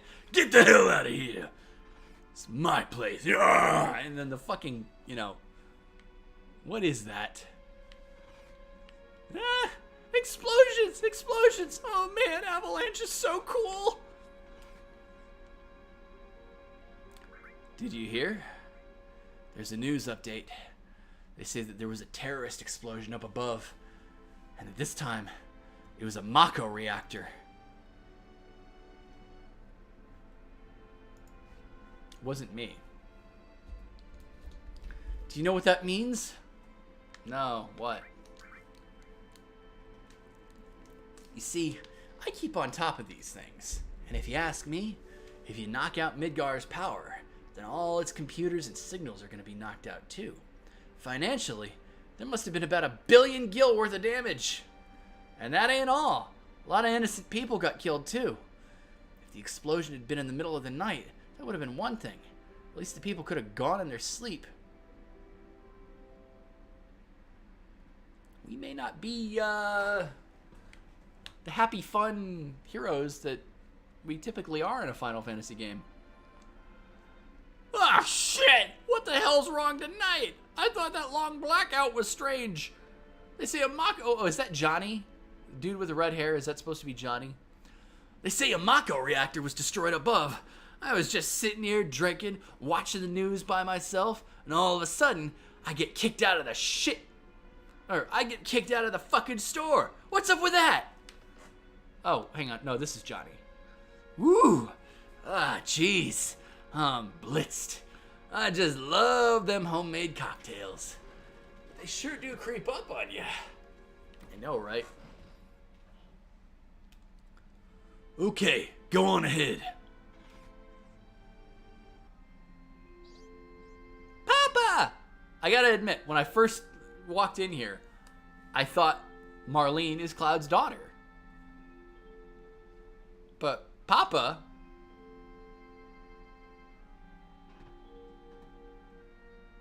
Marlene, aren't you going to say anything to Cloud? See, when I first played this game, my thought was that this girl is Cloud's daughter and this is his wife. And I was like, huh, he's not a Boba Fett style mercenary after all. Give it time. I mean, that's pretty much what the plot of Advent Children is, right? What the backstory behind that is. Cloud and Tifa are all basically all but married by that point. They live together. They live with Marlene. Barrett's off mining somewhere.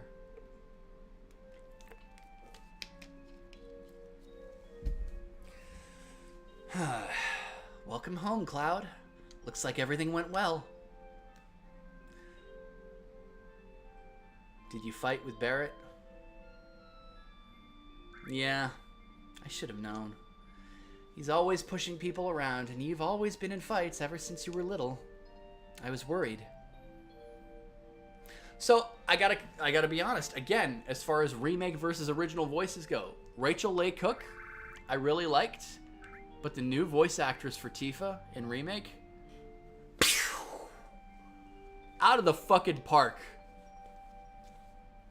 I liked Rachel Leigh Cook. She was one of my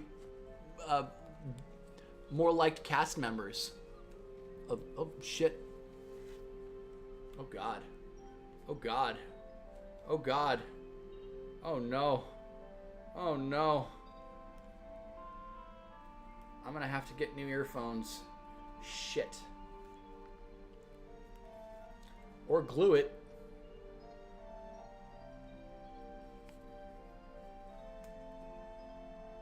I mean, it still works. I mean, I've had these fucking cloud cores for... These HyperX cloud cores for fucking ages. Damn it. Oh, well. Whatever. Whatever. But yeah. New voice actors for Tifa. Again, the remake does so much right. And that makes it all the more infuriating at just how fucking wrong it is. Flowers? How nice. You almost never see them here in the slums. But a flower for me? Oh, Cloud, you shouldn't have. I could give it to Marlene, but she'd still hate me. Thank you, Cloud. It smells wonderful. I mean, he gives it to her in the remake anyway, so let's try and be faithful to fucking Remake. Let's have shitty flashbacks with Sephiroth in it already. Maybe I should fill the store with flowers. There's a girl in Sector 5 that you'd have to buy them from. Another thing that I really liked about Remake is that, so in this game, Aerith and Tifa almost seem like opposing forces. I mean, it's very clear the love triangle, there's a lot of sexual tension between Cloud and the both of them, and Aerith is almost like very flaunty with how obviously Cloud is into her. Maybe not consciously, but she comes across as very almost romantically bullying to Tifa. Not exactly. It's hard to actually describe what I'm saying, but that's how things came across in the original game. Let's just get rid of this fucking thing then. But the really nice thing about Remake is that it almost makes them BFFs. And I do like that, because Aerith is a friendly girl. Well, and it does sort of lend credence to the idea that Aerith is sort of on her New Game Plus.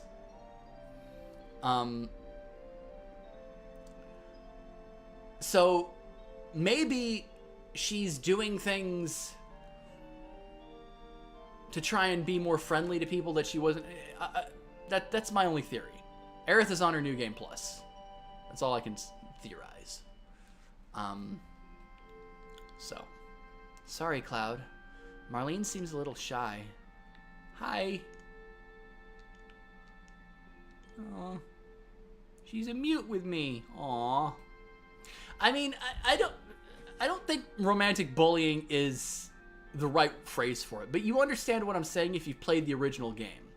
They have sort of like a jealousy thing going on. But in Remake, yeah, they have little bits of it, but they're friends for a lot more of it. And that's what I like to see. Nothing like that first drink after a job. Why don't you have one too? No. What? You're telling me you're too good to drink with me? Don't act big-headed just because you were in Soldier. Don't tell Barrett what I just said. Oh, Cloud! Tifa really knows how to cook. Anyway, let me tell you something. I'm not interested in your stories. Well, fine, about what? Tifa always lets me taste her cooking. Look at me now. I'm roly-poly. Don't know whether I should be happy or sad, but it's the good food and drinks that make this shop famous. I meant to talk to Jessie, but, Papa, welcome home! Speaking of wholesome, you alright, Barrett? Great. Get in here, fools. We're starting the meeting.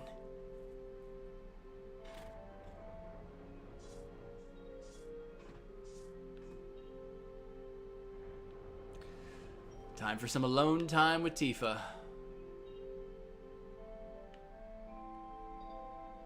Sit down, okay?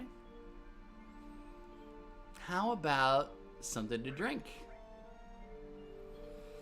Give me something hard and bitter. Just a minute. I'll make one for you. Look at her doing shake it. Well, that was a very quick shake. View. You know, I'm relieved you made it back safely. What's with you all of a sudden? That job wasn't even tough. I guess not. You were in Soldier. Make sure you get your pay from Barrett. Don't worry. Oh, I'm sorry. Don't worry. Once I get that money, I'm out of here. And you know, get your pay from Barrett. No spackle, no air filter nonsense. When I heard about the idea of expanding Midgar, I thought we were going to go to other sectors. I thought maybe we were going to blow up another reactor or two. I thought there was going to be a lot more stuff to pad out the game to develop Midgar and its identity. Instead, we got MMO bitch quests. Quite a few of them. And again, there are a lot of things that Remake expanded on correctly. I don't think that, what the fuck is the character's name? Roche? The soldier second class guy? I don't think he is... Because you remember seeing him hyped up in the fucking trailers, right? He shows up a couple times and is never heard from again. Never. Seems like more like Aerith is attempting to do that anime classic, seeing the obvious love interest and trying to push it, but at the same time letting Tifa know that she better jump on that fast. Probably NB. Always wondered who'd be a better pairing for Cloud, Tifa or Aerith. Honestly, Tifa.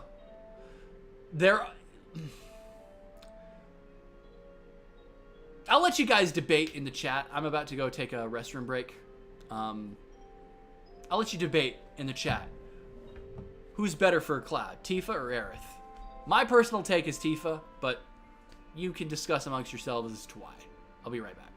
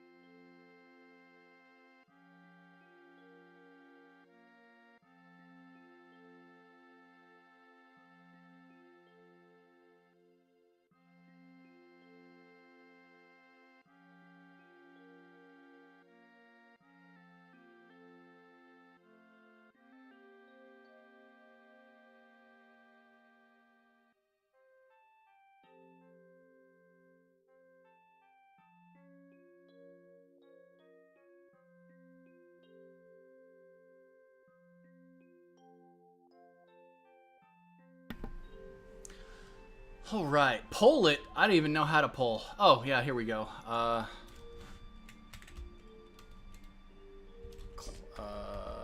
Tifa or Aerith?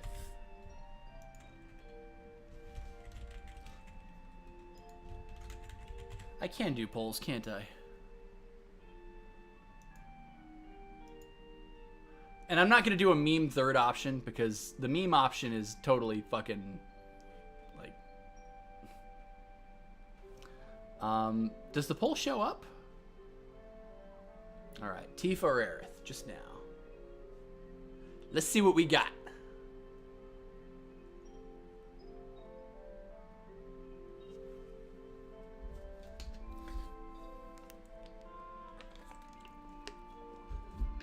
And I mean, there is an argument to be made that Aerith would be better for Cloud.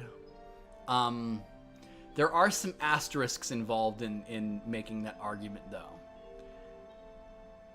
Because Aerith doesn't know Cloud. She doesn't really know Cloud.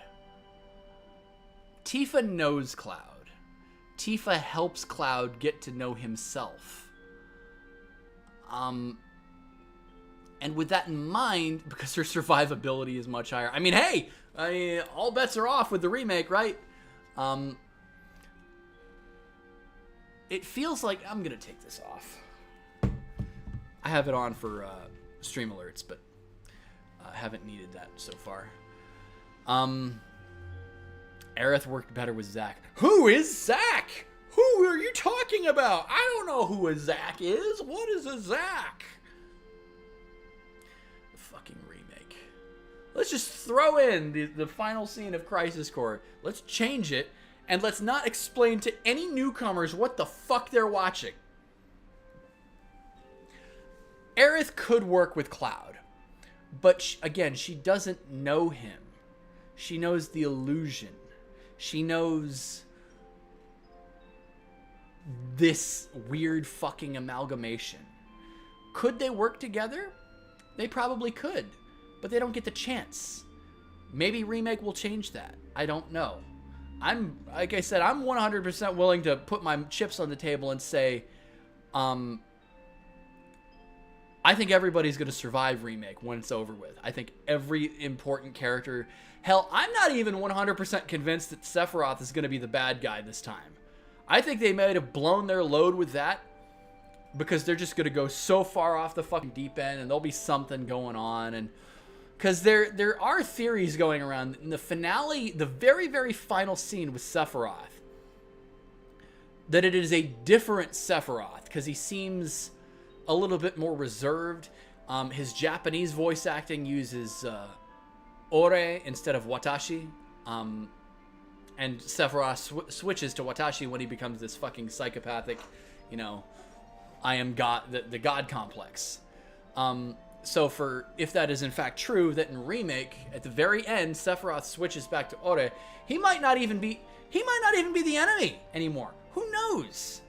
Who knows? I'm curious what they're gonna do. And I would have been fine with changes. There are some things, however, that should not be fucked with. Zack staying dead? I don't know what the fuck they're doing in Remake. I don't know.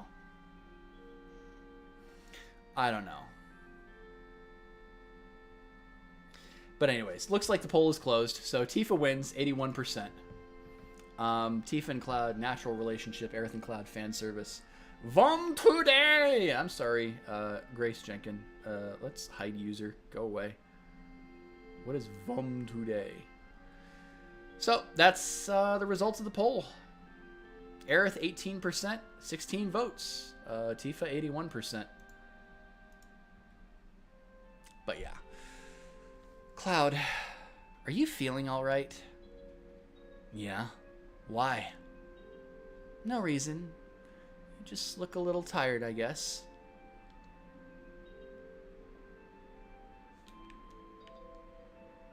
You better go down below.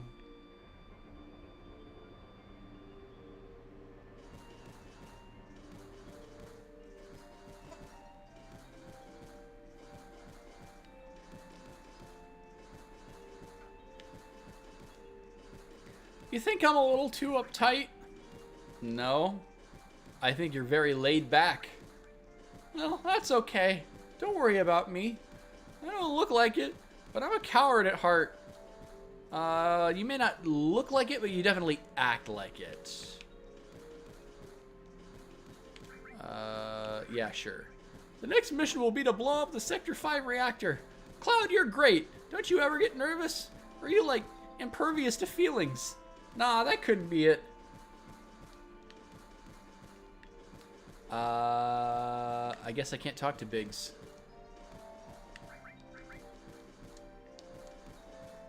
Oops. Hey, look at the news. What a blast. Think it was all because of my bomb? But all I really did was just make it like the computer told me. Oh no, I must have made a miscalculation somewhere. Or did you? Did Shinra perhaps just help the bomb along? Think Jessie's computer has Doom on it? Nah, she strikes me as more of a Quake girl than Doom.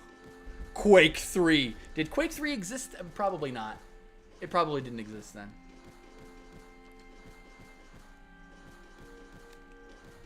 Today, the #1 reactor was bombed. The terrorist group, Avalanche, has claimed responsibility for the bombing. It is expected that the Avalanche will continue its reign of terror, but citizens of Midgar, there is no need to fear. I have immediately mobilized soldiers to protect our citizenry against this senseless violence. Thank you and good night. Wait, what? Oh, it's President Shinra. Okay. Today, the #1 reactor was bombed. The terrorist group Avalanche has claimed responsibility for the bombing. It is expected that Avalanche will continue its reign of terror. But citizens of Midgar, there is no need to fear. I have immediately mobilized soldier to protect our citizenry against this senseless violence. Thank you and good night. I was fine with the idea of having soldiers show up. Fucking Roche could have been... Roche was wasted potential. Fucking have him in for a couple scenes and then... whatever. Yo, Cloud. There's something I want to ask you. Was there anyone from Soldier fighting us today? None. I'm positive. You sound pretty sure. If there was anyone from Soldier, you wouldn't be standing here now. Don't go thinking you're so bad just because you was in Soldier.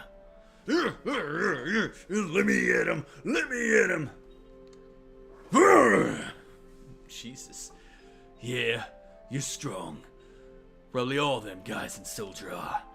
But don't forget that your skinny ass is working for Avalanche now. Don't get no ideas about hanging on to Shinra. Staying with Shinra? You asked me a question and I answered it. That's all. I'm going upstairs. I want to talk about my money. Shucks. Money. Papa, you're so great. Aw, Marlene's Barrett's biggest fan. Wait, Cloud. Tifa, let him go. Looks like he still misses the Shinra. Shut up. I don't care about neither Shinra nor Soldier. But don't get me wrong. I don't care about Avalanche or the planet for that matter. So would Marin and Link be fan service since she's not real even in Link's world? Or is Marin just a figment of the Windfish to give Link a reason to save Koholint? I don't know. Sharks! Money! Jesus Christ, Barrett. Maybe you should be a melee guy. Look at him go. Papa is so great. Look at that shit. Look at him go. Straighten things up with everyone for me. Cloud, you say you don't care, but you came to talk to me. Cloud, you just want friends. Isn't that right? Blow off. Yeah, well, you look kind of lonely to me. If you ever got anything you want to get off your chest, you can always talk to me. Money. Oh my. It must have been for a lot of it. Sure. Well, what the hell? It's a verbal agreement. Now let me figure this out. Oh, stop it, Cloud. Did you hear me? Is Biggs dead?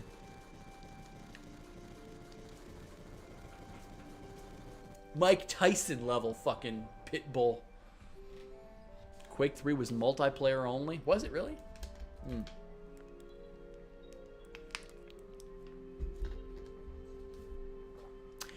Would Link and Marin be fan service since she's not? I don't... Clearly they're trying to give her a resemblance to Zelda. Would she be considered fan service? I don't know. Hard to really say, NB. Listen, Cloud. I'm asking you. Please join us. Sorry, Tifa. The planet is dying. Slowly but surely, it's dying. Someone has to do something. So let Barrett and his buddies do something about it. It's got nothing to do with me. One problem that I have with this game and its localization is there's a lot of slang contraction. A lot of nothing. A lot of talking like a country bumpkin almost. I don't say nothing. I say nothing. Maybe, and I know Nibelheim is a backwoods fucking area. But it always... What Cloud's D&D alignment would be? I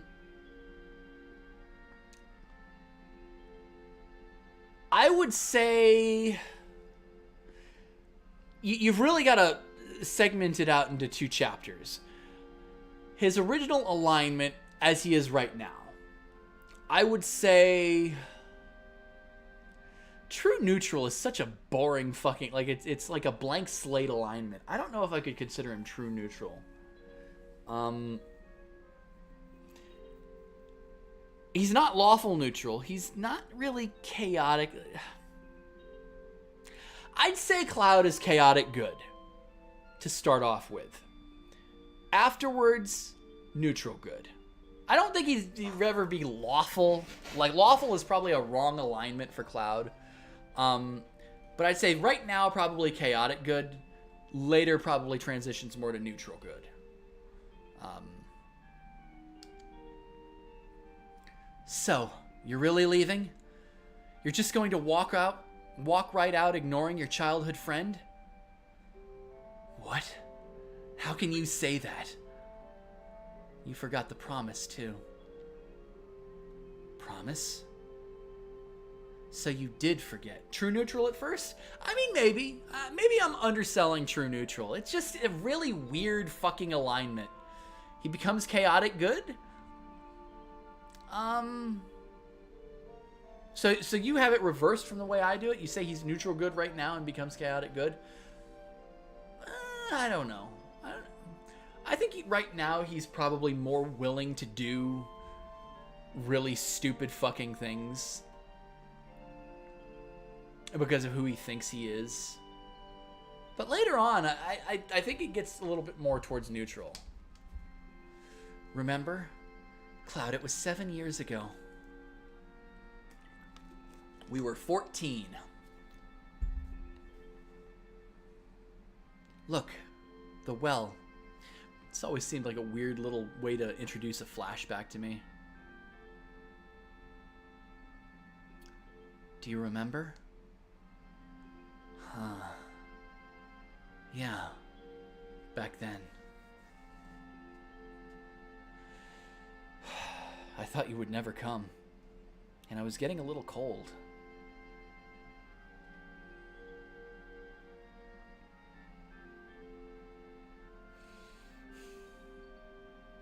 Sorry I'm late.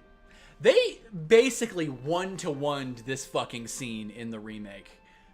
Like from his outfit. Well, his outfit is a little bit different. Her outfit is like an HD fucking version. And she dresses to the nines for Cloud. If that's not a case of she's already into him, I don't know what is. Because, like, I have never seen a girl dress for a night with a friend like young Tifa dresses for young Cloud, unless she's like super duper into him. Now she wasn't into him at first, and I guess she did have this was her standard fair childhood outfit, or at least it was in the original game. The remake, they gave her a different like childhood outfit. It was more whitish. But, dude, she dressed to the fucking nines for you. You didn't have to go join Soldier. You could have stayed. You'd probably be married with 2 kids by now. If you'd have just stayed in Nibelheim. Because she is so into him. She is so into him. You said you wanted to talk to me about something? Come this spring, I'm leaving town for Midgar. All the boys are leaving town. But I'm different from them. I'm not just going to find a job.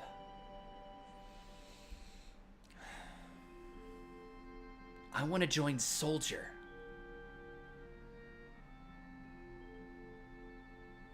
I'm gonna be the best there is. Just like Sephiroth. Sephiroth? The great Sephiroth?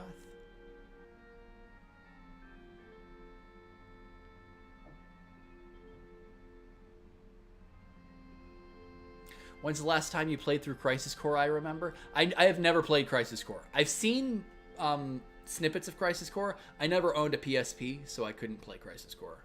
Nor do I own a Vita, so... I always thought that there should have been like a Crisis Core remastering. I think one of the reasons that there wasn't, and again, it's not a great fucking game, but just the way it looks. The reason I think they've never gone back to the well with Crisis Core is because there is so much Genesis in that game, and they'd have to totally redesign them unless they want to pay Gact a shitload of fucking money. And again, Gact is the other thing that I remember of fucking Dirge of Cerberus. Gact and Vincent, you know, having the antagonistic relationship with the chaos that's within him, and Shulk, and a couple little minor things. Yeah, they'd have to pay out the nose for Gact's license to be Genesis again.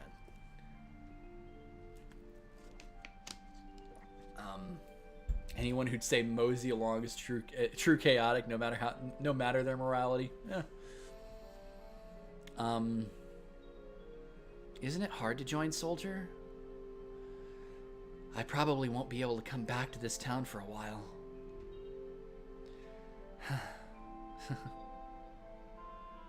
Huh? Or is she sniffling? Is she laughing? Like, it looks like...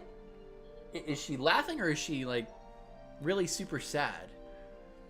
Because she's so into him. My God, Cloud, you could have stayed. You could have made it work. If you make it, will you be in the newspapers? I'll try. Hey, let's make a promise. This is such a sweet scene. If you get really famous and I'm ever in a bind, you'll come save me, all right? What? If I'm ever in trouble, my hero will come and rescue me.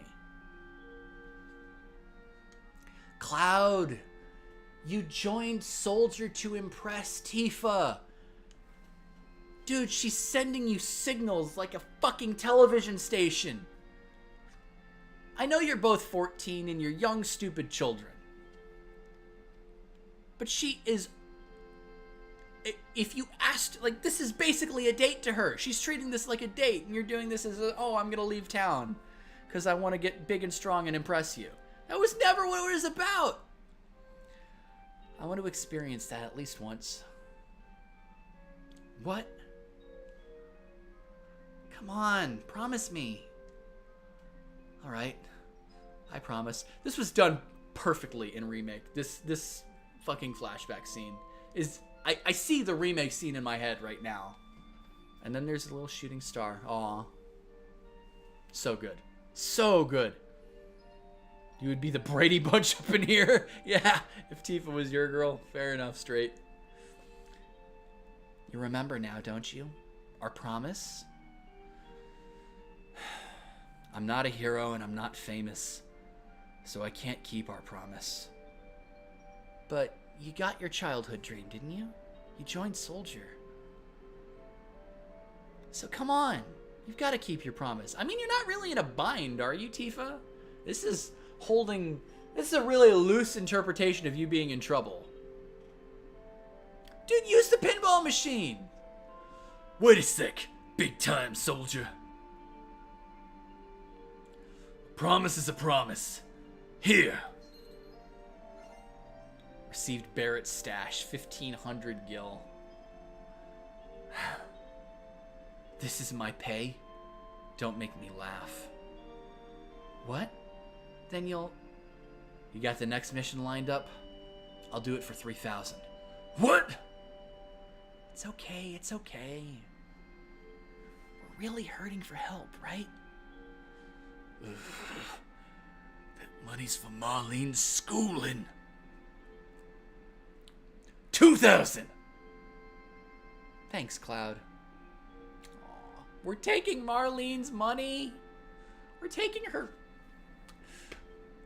That's her trust fund for education. Barrett's trying to save money for his daughter. That's mean. Even I wasn't that clueless when I was 14. I wouldn't have been if I had had a single woman or a single girl come on to me like Tifa was trying to come on to Cloud there. I wouldn't have been that clueless. But I was never really in that situation until I was 18.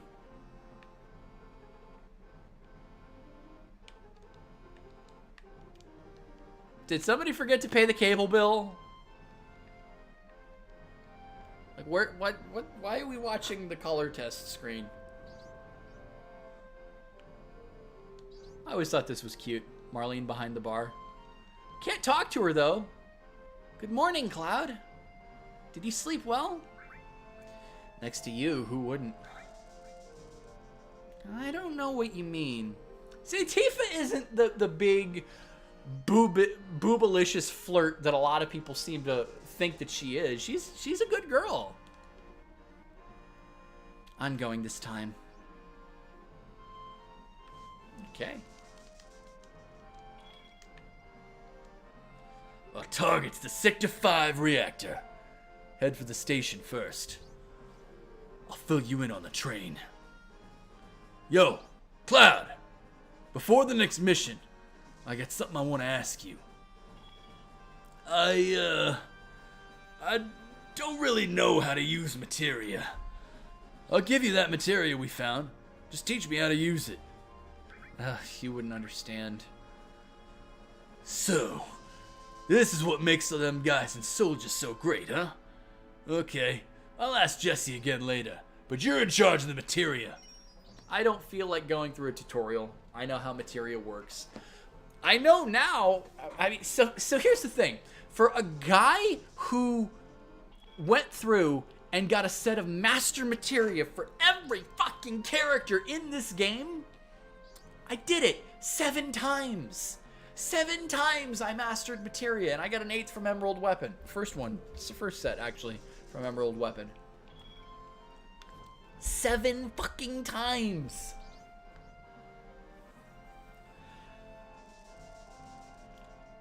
But even then, even with all of that fucking materia, the most I really ever did with materia was maybe put bio on an attack. Obviously, you attach all to an element or to any kind of materia, and it'll make it attack everything. That was the extent of my materia combo knowledge.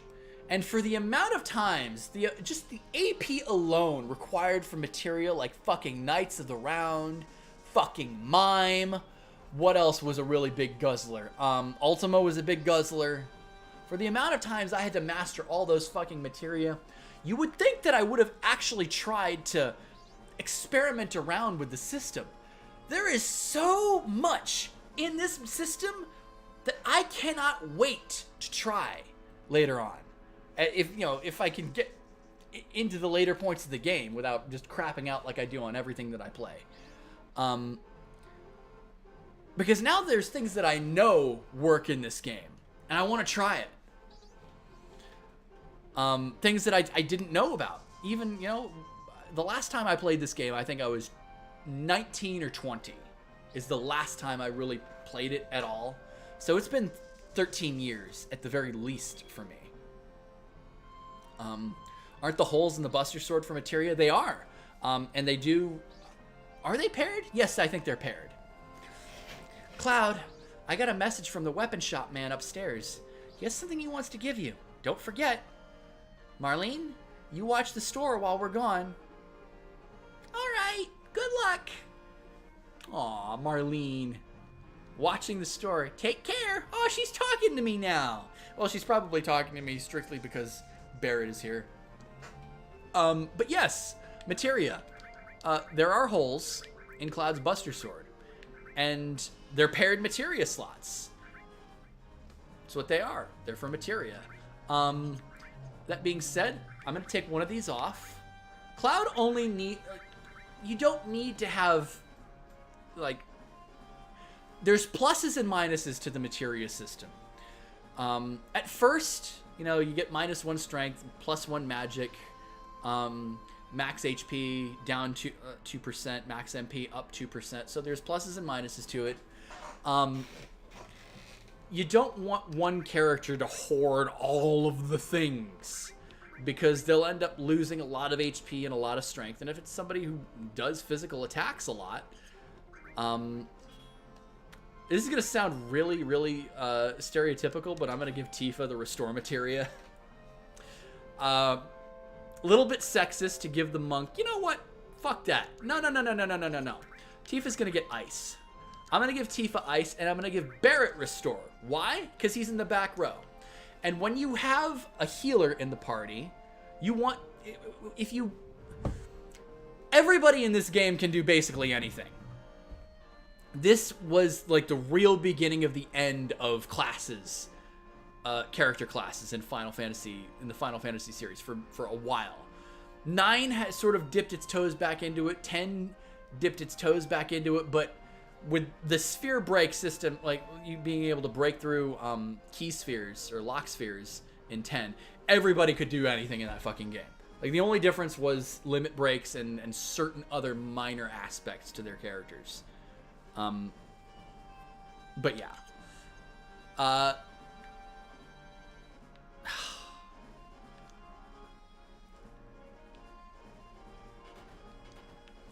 Right, weapon shop guy upstairs, huh? He used to give us nothing but headaches when he was here, but now that he's gone, we kind of miss him. Strange, isn't it? Is this Johnny's house, Johnny's parents? I wonder if my son's already left. But it's just my wife and I here. You have no idea how lonesome it gets. Are you at the age when you and your wife stop being sexually active? Because if you are, then yeah, I could start, you know. If I was married, I feel like my life would be on an 18-year pause. Kick the kid out of the house at 18, let them go on their own, fail like I did. And that's when you and your wife have sort of or you and your partner have a rekindling of your youthful relationship now that you've got all that peace and quiet again. That'd be how I pair it. I don't know. Weapon shop guy upstairs. They're not talking upstairs in the bar. When it comes down to it, I'm gutless. I'm still just a no good kid. Empty nest syndrome? I guess. I feel like that would affect the mother more than the father, though. Because fathers love their sons, and love their daughters. They're more protective of their daughters than their sons, usually. But, you know, fathers are very different. They want their children to get, not necessarily because they want the peace and quiet, but we're more genetically inclined to want to see them stand on their own 2 feet.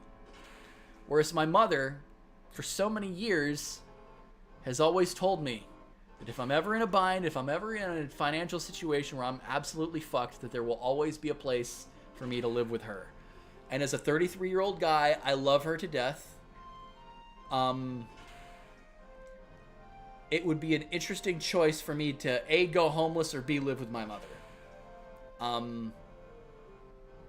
That would be a difficult choice to make. Get my friend on the 2nd floor to teach you. You dried up old geese. You tired? Gotta give me some cash. Fuck off. Cheap fuck. Hey, wait, goddamn you. You can't just walk out of here without buying something. Might be unhealthy for you, if you know what I mean. Isn't this so nice, just to be able to come in and out of the weapon shop and not have to worry about fucking, changing air filters? Like, because that's a really great way of expanding the story of Midgar. Bitch quests. Iron Bangle. 11? Fuck no.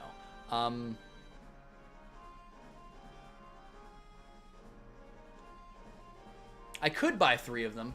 I don't really think that I'm going to need that much materia, though. So I will just stick to 2 for the moment. I'll stick to 2 Iron Bangles. Give 1 to Cloud, because he's going to be my constant party member for at least a very long time. So it makes sense to give 1 to him. Because the Bronze Bangle has no materia slots. There's no growth, no nothing. And just because something has materia slots doesn't mean that it has growth. You may see no growth because there's no materia slots, of course. But there are, especially the ultimate weapons, have no growth slots. Because they expect you to be doing all the grinding with lesser weapons. And then the ultimate weapon, you know, for each character does something different. But I'll give the Iron Bangle to Cloud. And I'll give the Iron Bangle to Tifa. The reason that I'm going to do that is because they are my frontline characters. So let's have them in frontline. Now, as far as materia goes, I have no other options. I could buy a fire materia. I don't think I don't remember if you can pick up a fire materia anywhere in this game. Do I like Yu-Gi-Oh? I liked Yu-Gi-Oh when I was a kid. I like the idea of Yu-Gi-Oh. I like the idea of a blue eyes white dragon. For the sake of my financial stability, I've got to stop collecting shit. At least for a while. This is the beginner's hall. You say you're a beginner, but your eyes say you're not. Don't mess with me. I used to be in Soldier. I'll tell you how much I know, and for free, too. I don't need any of this. How to form your battle party, effective ways to use materia. I think the only thing that they'd say effective ways to use materia is they'll tell you about the all materia. But the all materia is a double-edged sword because it turns magic into AoE. And it will do like what is it 70% of the damage that a regular attack will do, single target.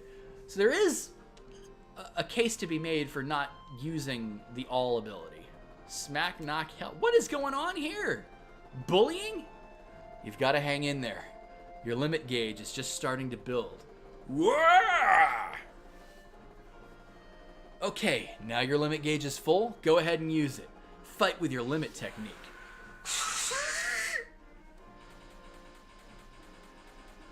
What the hell is going on? Great. Yu-Gi-Oh is horribly unplayable now. I heard that the last straw was the E-Dragons, the 4 elemental dragons of fire, water, rock, and wind. I heard a lot of really, really crazy stories about how fucked that metagame was, and then pendulum monsters and all that shit. I don't have the experience with Yu-Gi-Oh that I used to, so I don't know. This is the fabled save point. Did she just go fucking legendary Super Saiyan? I don't know. Who needs to save? Well, you save. But who could possibly die? I'm a treasure chest. Beginners, make sure and keep an eye out for me.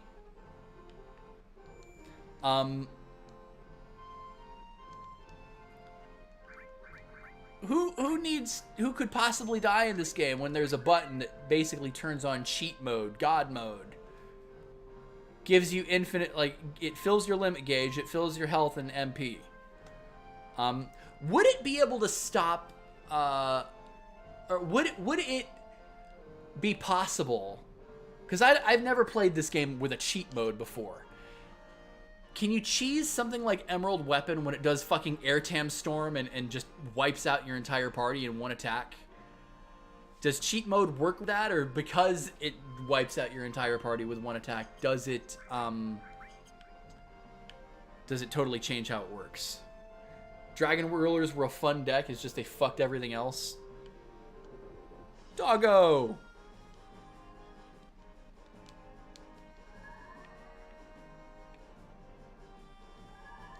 Huh? Finger? What the hell? I'm the position cursor. Call me whenever you're walking around confused. Press minus and I'll appear over your shiny little head. Jeez, you stand out even more than I do. Am I in the way? If so, just press minus one more time. I'm pretty busy myself. Can't always come when you need me. If I don't show up sometimes, don't get mad later. The cursor is talking to you. Can you imagine a cursor having voice acting in fucking FF7 Remake? Oh god, I made the mistake of pressing it twice. Go away. Thank you. Go away. Fine. Ugh. I don't care. I thought there was a treasure chest in here. Maybe I was mistaken.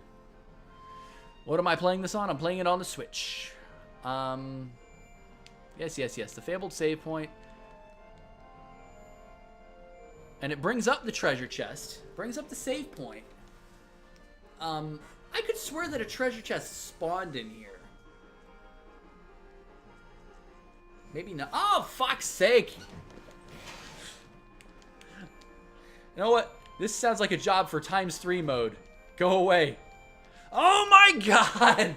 Dude, stop pressing the button. Okay, stop. Holy shit. Oh, wait. All materia. Hey, you got one right off. That was materia. Okay. Oh, there we go. Ether, there we go. You gotta talk to the... Yeah. Fuck. Touch and go for a second there. Trapped by the tutorial room.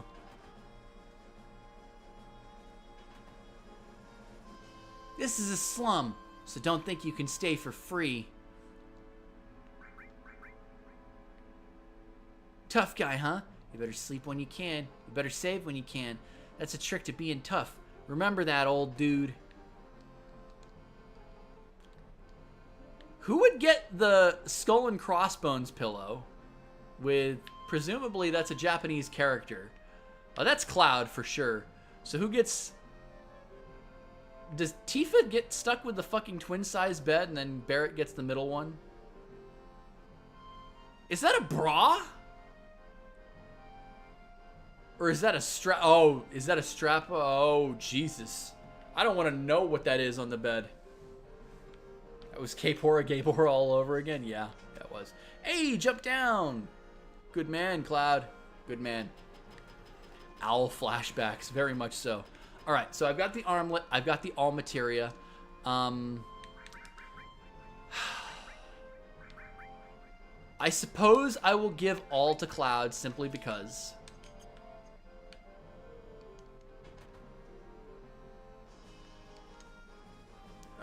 Another slow day. If this keeps up, this store's going under. Can't sell any really good medicine in a slum like this. Oh, look at this! This doesn't happen every day. Are you a customer? Yes, welcome! We sell, we buy! There's the fire materia. Alright, well that's the only one I don't have, so let's give that to somebody. I would always give Tifa the fire materia. Simply because she's fiery, I guess. Yeah, let's give her fire. And I guess since Barrett is in the back row, he's the one that I would, I suppose, feel most comfortable giving 2 sets of materia to and fucking his strength right off. Looks like a holster. That's what it was. I suppose. You never know with these old games. They throw in weird stuff all the time. All the time.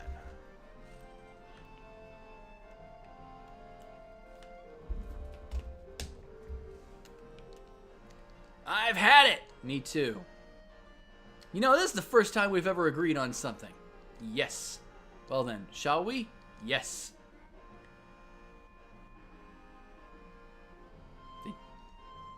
Erg! Huff, wheeze. What the hell did they do?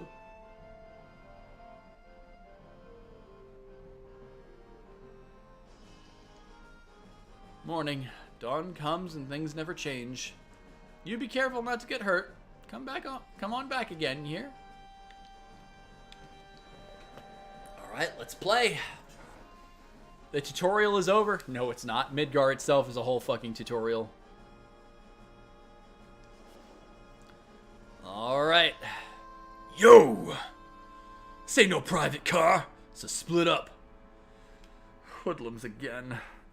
God, don't I just have all the luck?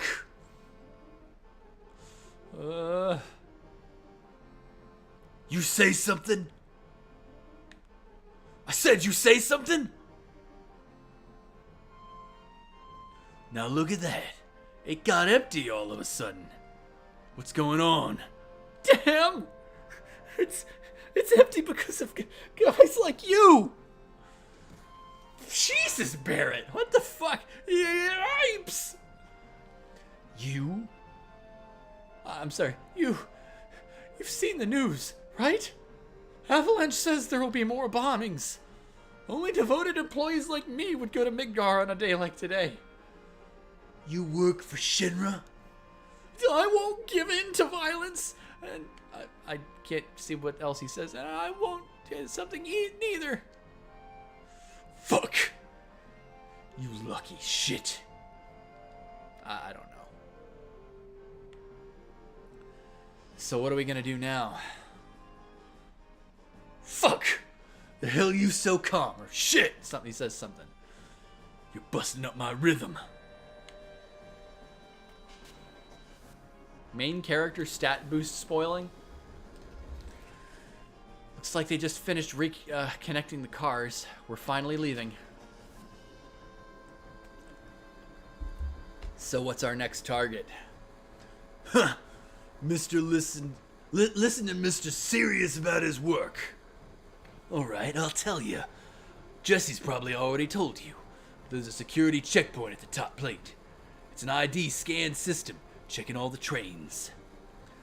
Which Shinra is very proud of. We can't use our fake IDs anymore. Good morning, and welcome to Midgar Lines. Arrival time at Sector 4 station is 11:45. That means we've only got 3 more minutes to the ID checkpoint. Alright, in 3 minutes we're jumping off this train. Got it? Devoted employee, he mispronounced wage slave? Oh, I know, right? Cloud, come over here.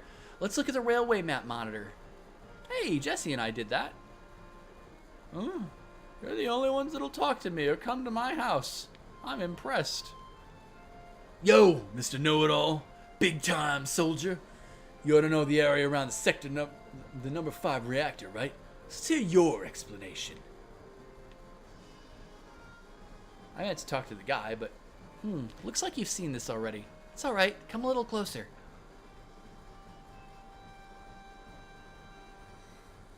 It's a little soon.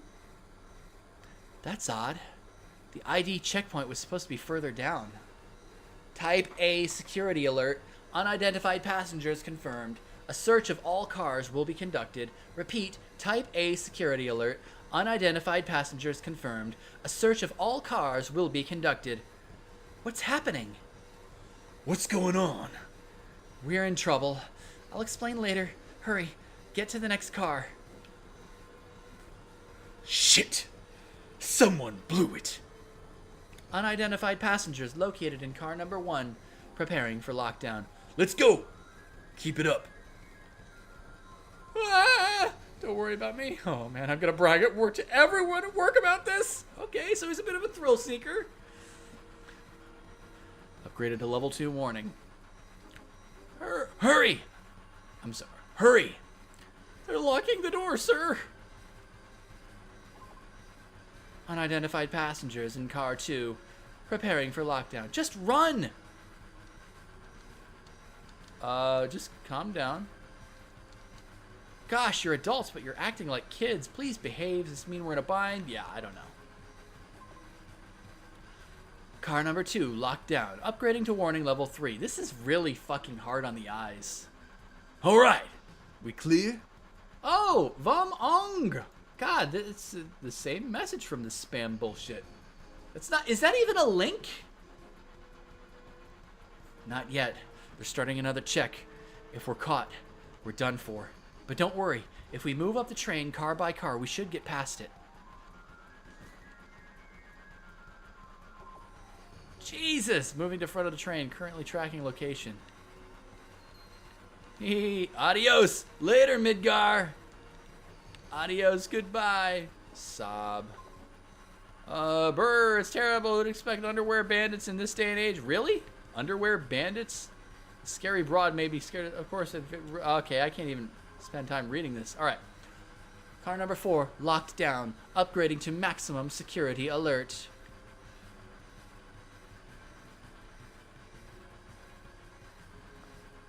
Alright, we made it.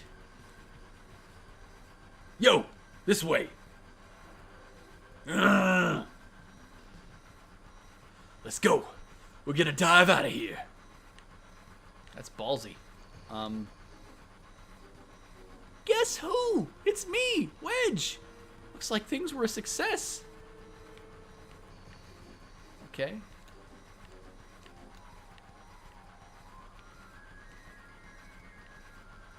It's me, Jessie. How do I look, Cloud? Do I look good in a Shinra uniform? Yeah, sure. You look great, just like a man. Yay! I'm so happy, I think. Yeah, the crush that she has on Cloud is still obvious, but it's a lot more, you know, innocent in this game than it is in the fucking remake. She just wants to jump Cloud's bones in the remake. Scary, huh? Too late for that now. Why'd you come along anyway? Because... Hey, you two, there ain't no time for that.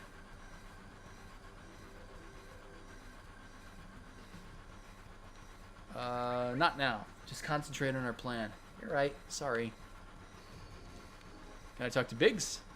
Yo, ain't no time to waste. Do something.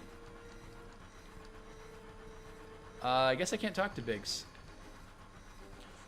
Yeah, I made up my mind. Watch closely. I'm gonna jump. Out of a speeding train? You don't care if I go first? A leader always stays till the end. Don't worry about me, just go. Yo! Don't go getting your spiky ass hurt. It's only the beginning of the mission.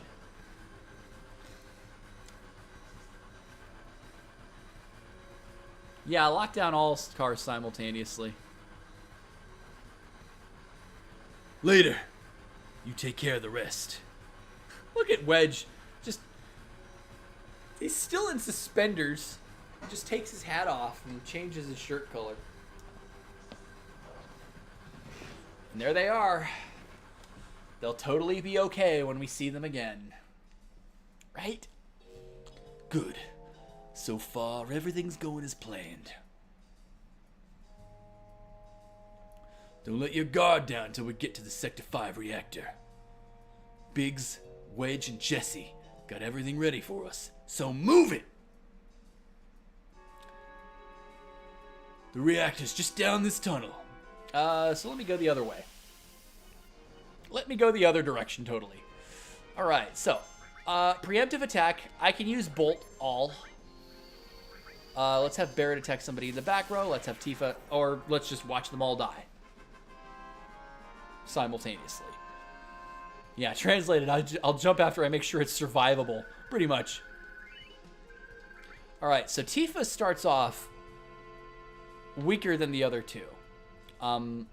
You'd think that there's only, like, a couple levels difference, that it's not that big of a deal, but levels are pretty impactful in this game. You end this game at around level 50. You don't end it at level 99 unless you grind the shit out of it. A standard playthrough of this game, you end it in the 50s somewhere. Alright,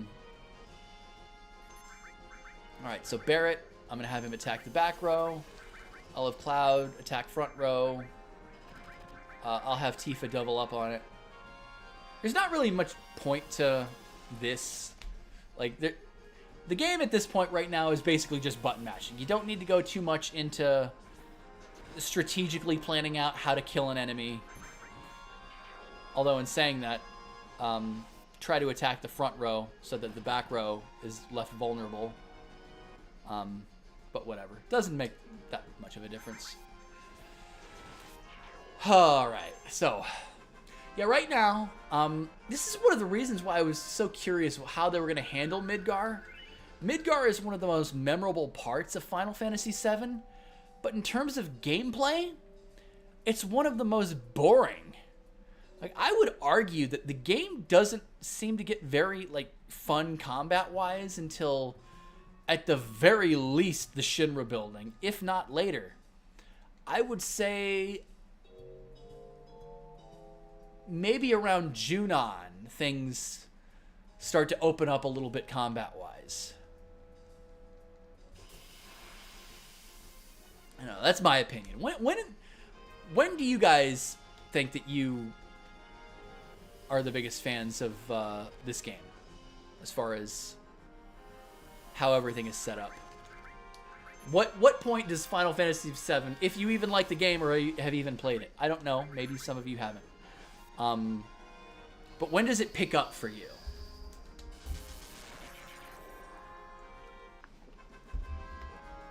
Because for right now, I mean, it's pretty brain dead.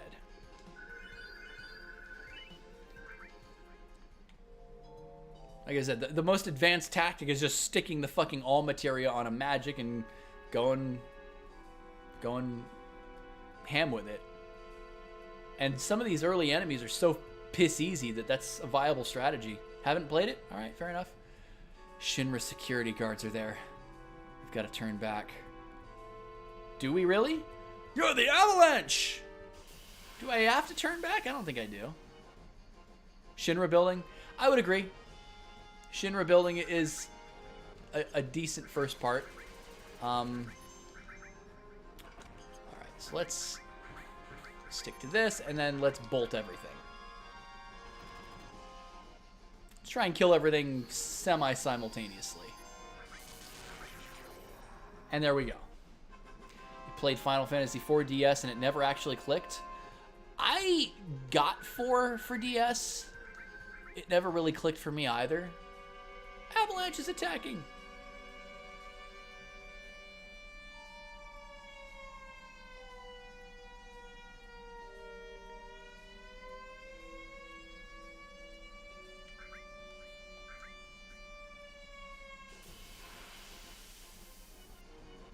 Is that sound effect part of the game? Does it normally play that sound effect? That sounds weird. I mean, PS1 maybe, but that sounds too realistic almost. I guess have just Cloud just bolt everything.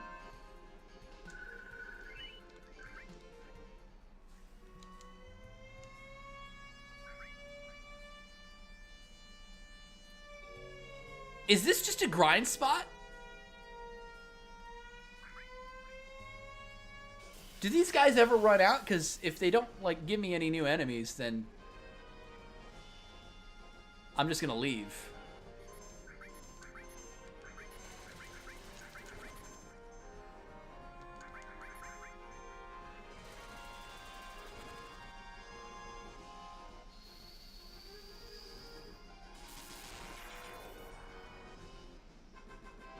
This might just be a grind spot.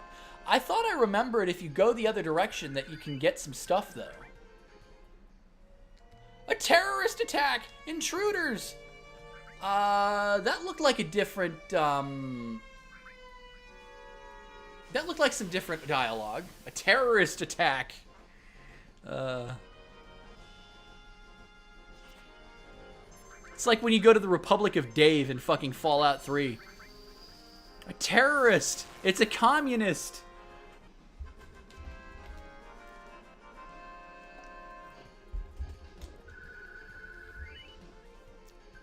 Well, if nothing else, I'm getting levels out the ass. Okay, this is the last time I'm staying here. YouTube killed your last comment. A lot of things open up and you learn a bit more. Like who the real enemy is. Yeah. I guess this is all I'm doing. Yeah, that was different dialogue. Later for W item. No, I know about W item when you return to Midgar. I get, you know, intruders, avalanches attacking. All right, run. Fuck it. I could swear that there was something like, I don't know. I better be careful because I'll be over leveled pretty soon. And if I'm over leveled, the game is just gonna go from easy to fucking shit easy. I thought there was a reason to go back though. Not like anything stupidly missable like W item would be, but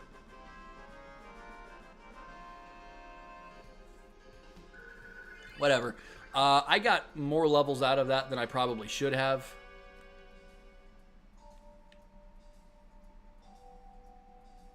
Let's go to ×3, just until I get a piece of combat. Alright, so some new enemies. I fucked that up. No, no, I didn't mean to change. Damn it, Cloud. I'm an idiot. I forgot that you could change in combat. That's cool. So I just need to change out of combat. Rocket launch. Oh, Jesus. Oh, Tifa's limit break. We don't go too heavy on. Why do you keep attacking her?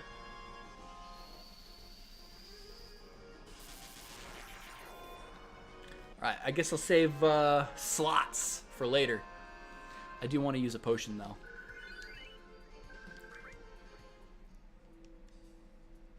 Alright, so. Yeah, let's use a potion on Tifa. Let's use 2, actually. I could use another one on Cloud, but I would lose a little bit of the value out of that. So, oh. So his order went back to normal.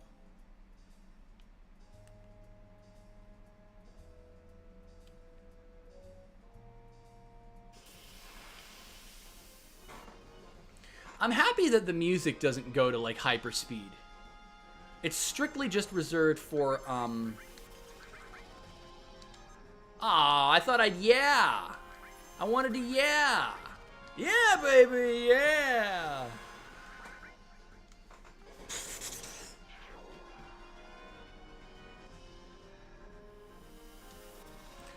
Have I mentioned by now how much I love the battle theme in this game? And that's one of the problems that I had with like later renditions of the song when they would go to like just straight guitar or whatever. They would get rid of the like the hammer smashing against the anvil sound effect. That happens like 20 seconds into the song. Remake, their version of it, sounds exactly like it should.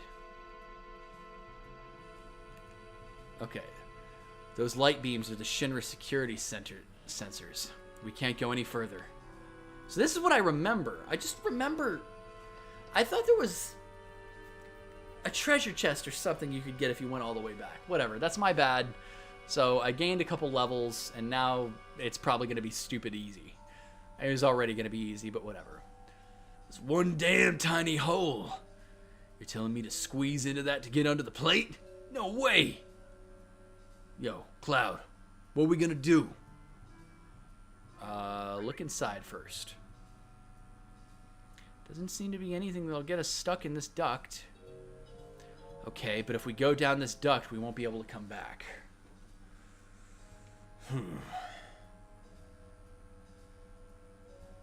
Don't be wasting time. Never know when the Shinra will find us. Cloud, you just gotta go. You just gotta go. Alright. Damn, man. That thing gives me the chills. What version of 7 would I say is best for a first-time playthrough? It depends on what the person is looking for. If they're just looking for a fucking, you know, easy-ass experience that they can use cheat codes, like... Should I demonstrate what the fuck the right stick does? Should I do that? Should I turn on fucking Power Gamer mode, Pro Action Replay mode for one fucking battle? No, I'm not gonna do that. I mean, it brings you to full, and you can do that with ×3 battle speed. If you're just wanting to experience the story, this is a fine version. If you're looking for something... the other thing that I gotta say, too, is that the load time and then, you know, the potential for discs to get hurt. If you have a PS3... and it's still possible to buy Final Fantasy VII on there, I would probably say there because I like the original sprites better.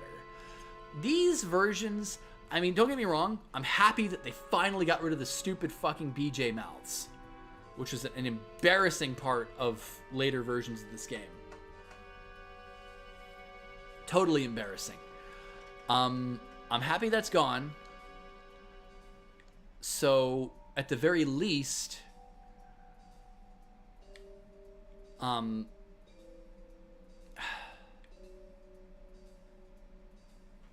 and plus they got rid of the music glitch in the flashback.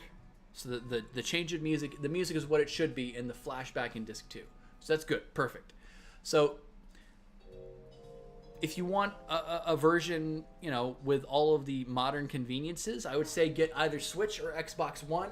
I don't think that the PS4 got rid of the stupid mouths. And I don't think that it got rid of the musical problem in the pivotal scene in Disc 2. So, I would say either go with the original version of the game, which is available on emulator on PS3. Not emulator, but via the PlayStation Network. If it still exists. I don't know.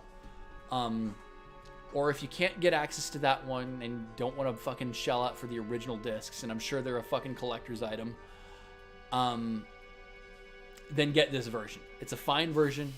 No big deal with it. It's funny I point out that I like the battle theme because Genova Absolute is a variant of the normal battle theme. Oh, I know. I like the variances of Genova Absolute.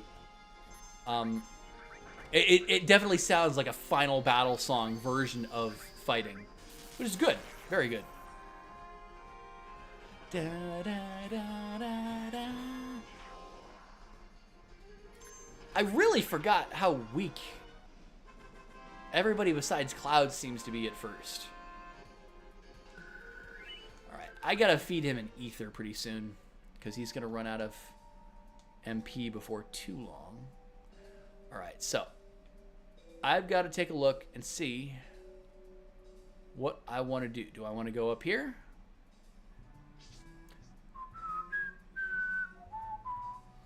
If this guy or sick is still in this version? No. I know that this is the updated translation that has this guy is sick, not this guy are sick. I think the PS3 version might have this guy are sick, however. So if you want this guy or sick, the PS3, if it's still available, that would be the version to get. I received a potion. I'd like an ether, actually. I'm sorry. The ID scan problem on the train was all my fault. I modified your ID card. And that's what did it. I did my best, but I failed. Okay, so I see Avalanche again. So at least they're here. This leads back down. So there's two ways you can go. I just want to go this way so I can talk to Wedge. Don't ask me why. Wedge is okay, I guess. Cloud, this way! The reactor's up this ladder! So I guess it doesn't matter. It's not really that open of an area. You go either way.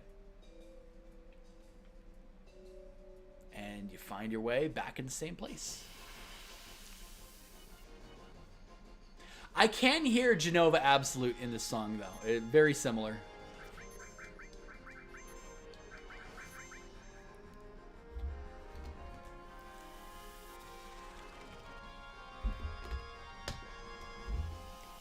All the silk! Is that casting slow or something on me? Still got your PS3 version and you got the Switch version. I mean, you got the best of both worlds then. You got the original version and you've got probably one of the best versions of, you know, the best modern versions of the game. I probably should have waited a little bit longer before using that. Obviously, this doesn't have achievements or trophies if that's your deal. If you really like those. I used to love those, and I would, if there was a version of a game that had trophies, I would always go with that, because I gotta have my trophies. in the last 10 years give much less of a shit about trophies. The last game I truly wanted to fucking platinum.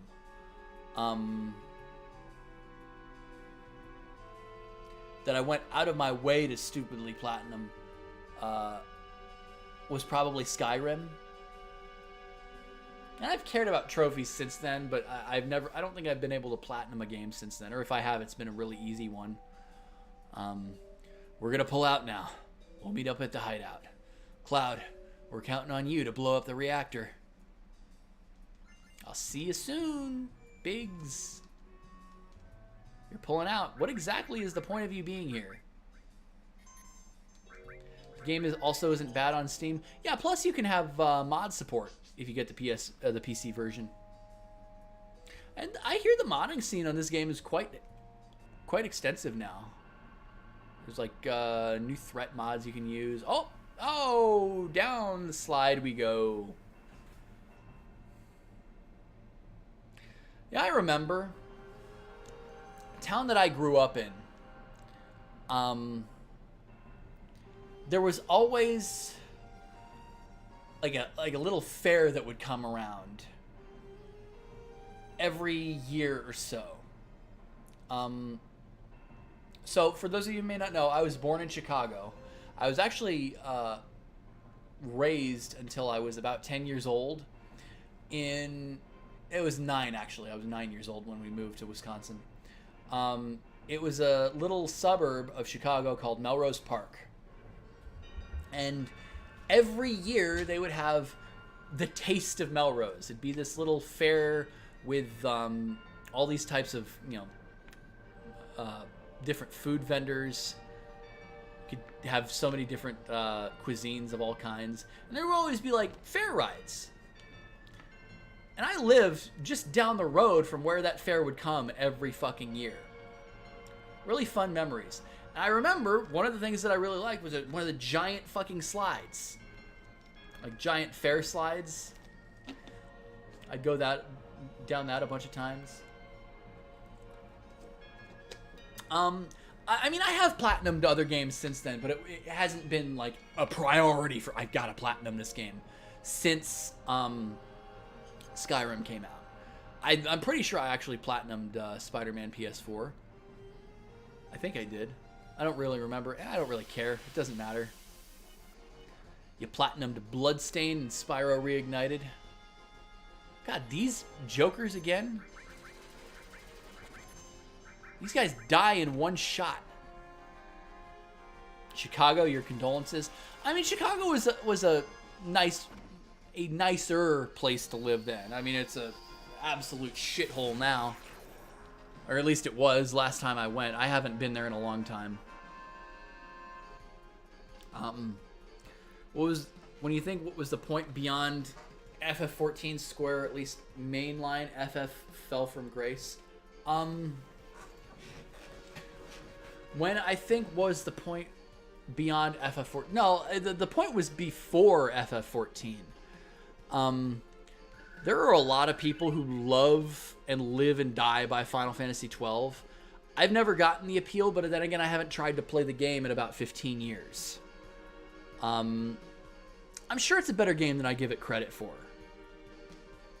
I just didn't like the combat style when I first played it.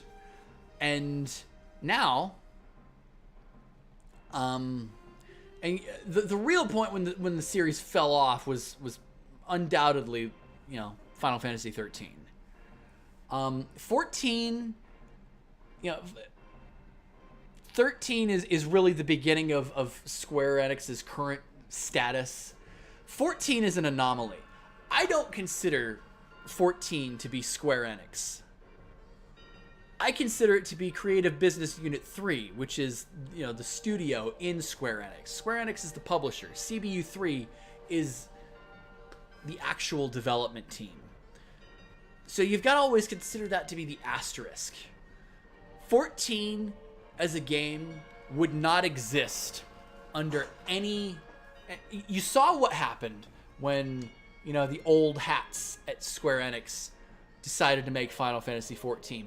The game almost died. It was one of the worst bombs this side of Spirits Within. But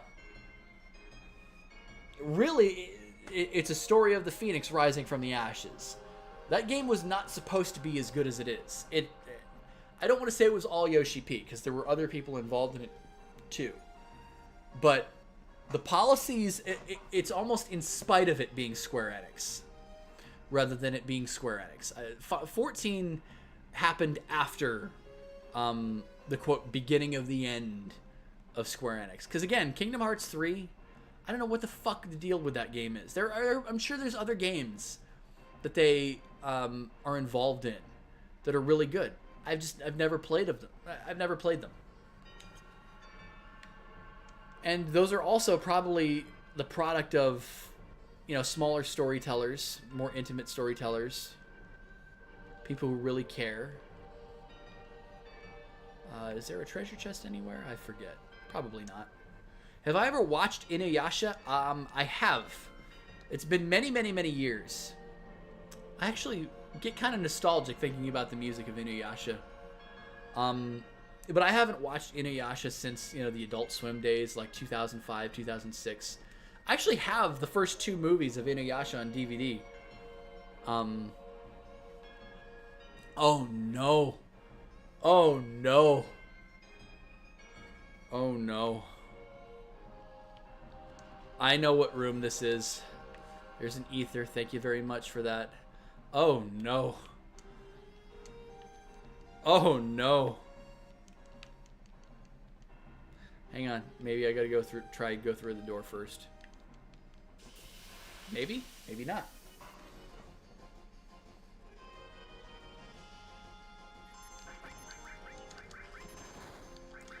Yeah, that Bolt All is really fucking OP for this early area.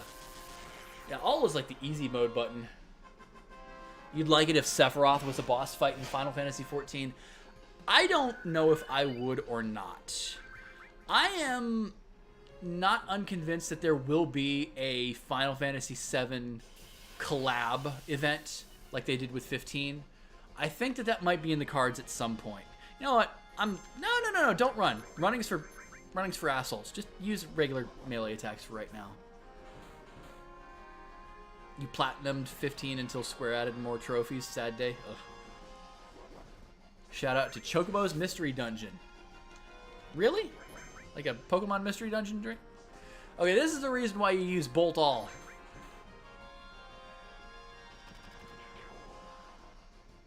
This is the reason why you use Bolt All.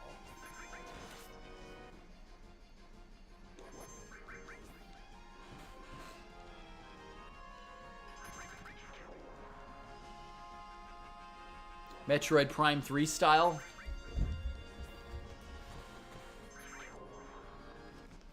Nice crit, by the way, Tifa. Good music, bad main antagonist. Yeah, Naraku really overstayed his fucking welcome.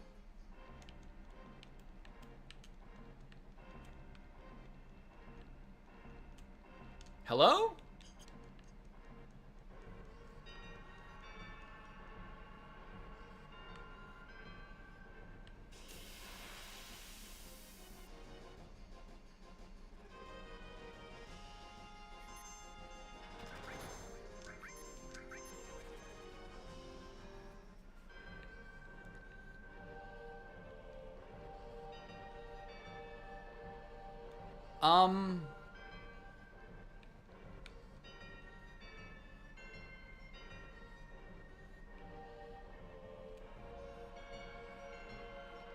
I'm a little bit confused here.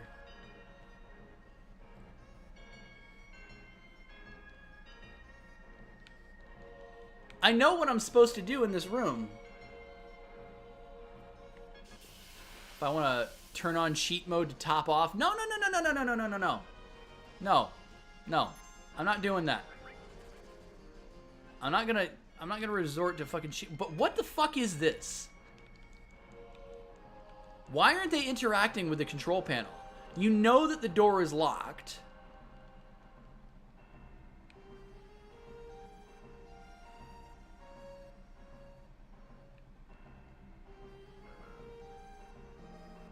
Was I supposed to go a different direction? I don't remember that. remember you just go into the room. Because down there is a dead end. I don't think that door works. I'm pretty sure that door is locked. That's why you have to go through this nonsense.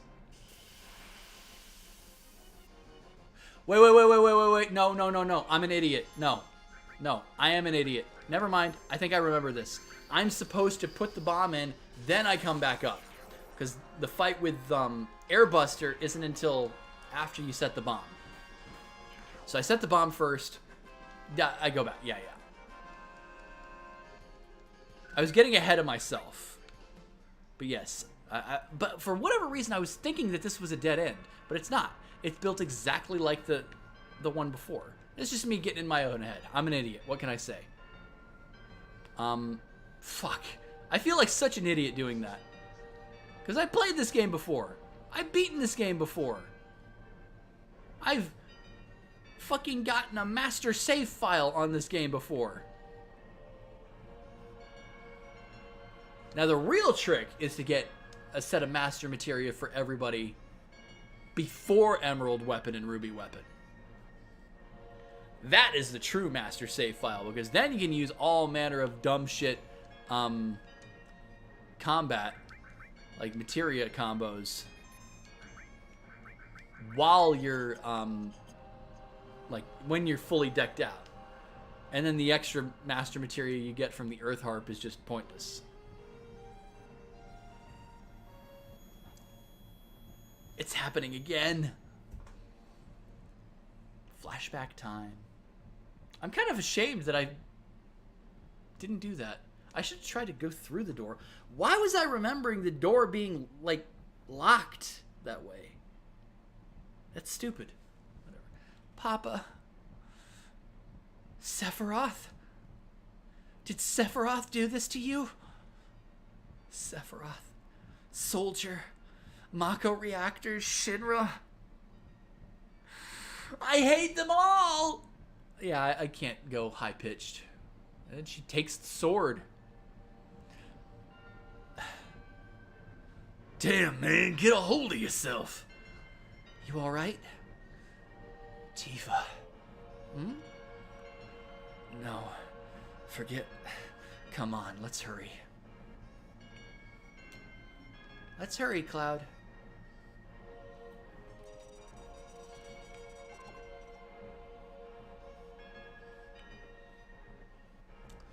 Well, that was easy. Except for the part where I went up instead of down. Embarrassing.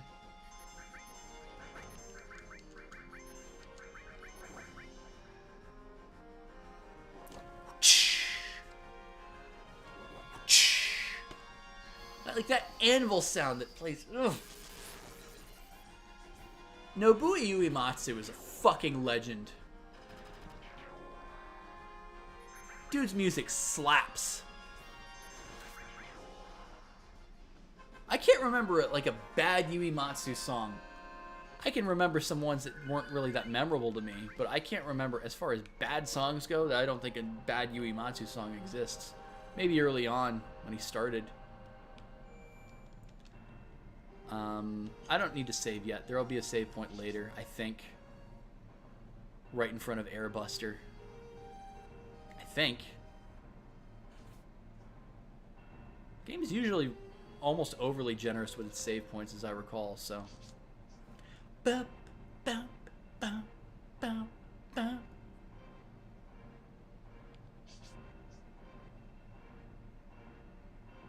$24G. Damn, they've gone way beyond 5G. They're at 24G. Alright, take two. This time for real. As I use ×3 speed.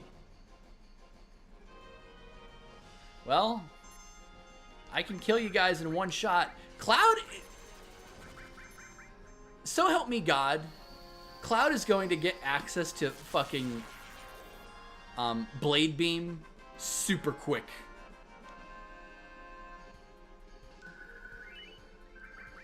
Because of how many enemies he's killing.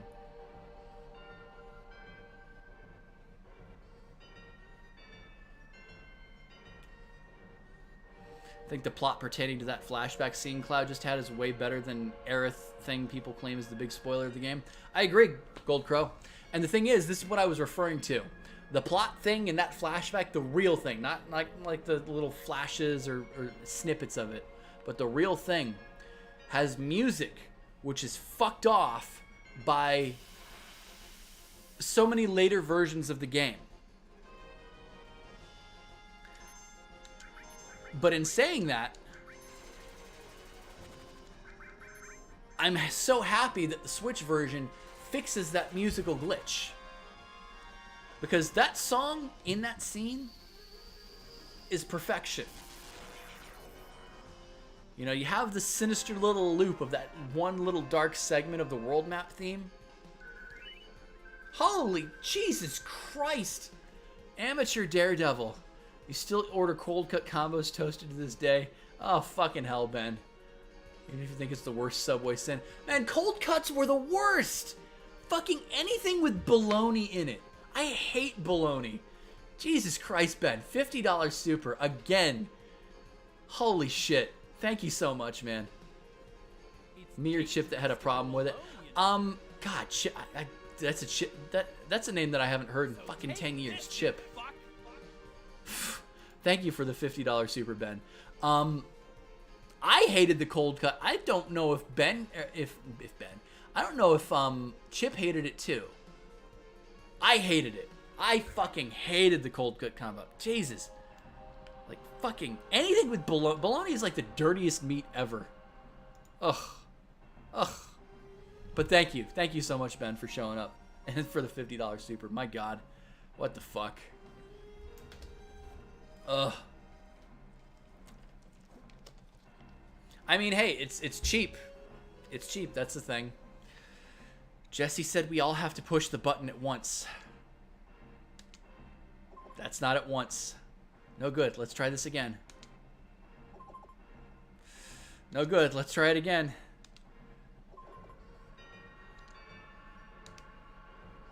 Fuck this mini game, by the way. Oh, fuck me. Come on, that's close enough.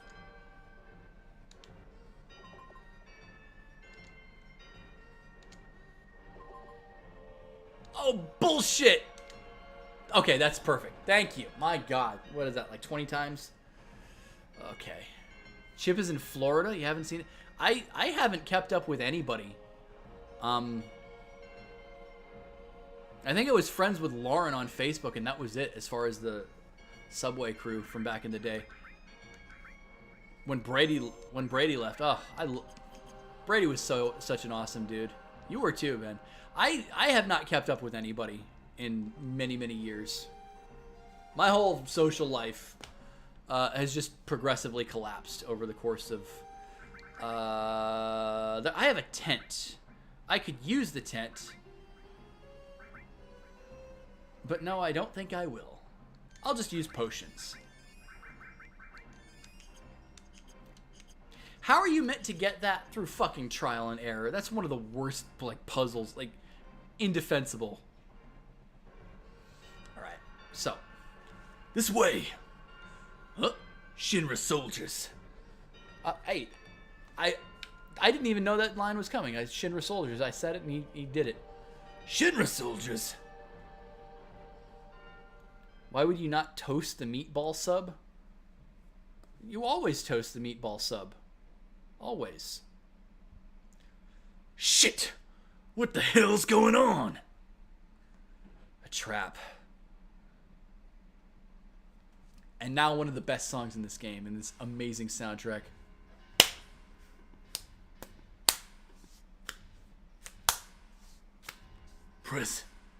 President Shinra!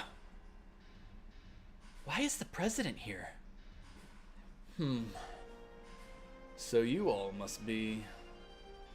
What was it? Avalanche! And don't you forget it. So you're President Shinra, huh? Long time no see, sir. Long time no see? Oh, you. You're the one who quit Soldier and joined Avalanche. I knew you'd been exposed to Mako from the look in your eyes. Tell me, traitor, what was your name? Cloud. Forgive me for asking, but I can't be expected to remember everyone's name. Unless you become another Sephiroth. Ah, Sephiroth. He was brilliant. Perhaps too brilliant.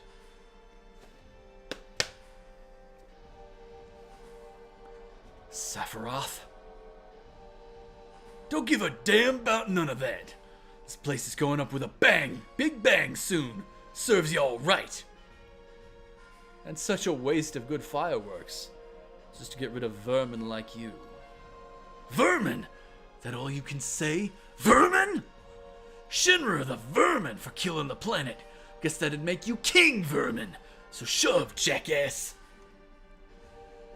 You are beginning to bore me. I'm a very busy man, so if you'll excuse me, I have a dinner I must attend. Dinner? Don't give me that. I ain't even started with you yet. I gotta get quieter because it's past 10 o'clock and I don't want to disturb my neighbors too much.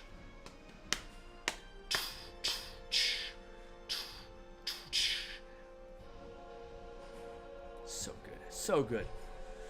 But I've made arrangements for a playmate for you all. What's that noise? The hell is that? You turn my chat into a Subway opinion forum? I mean, hey, we worked there. What's the problem with that? Just glad to see a familiar face, man. Meet Airbuster, a techno soldier. Our weapon development department created him. I'm sure the data he'll extract from your dead bodies will be of great use to us in future experiments. Techno soldier? Oh, I'm sorry. Techno soldier? Now then, if you'll excuse me. Wait, President!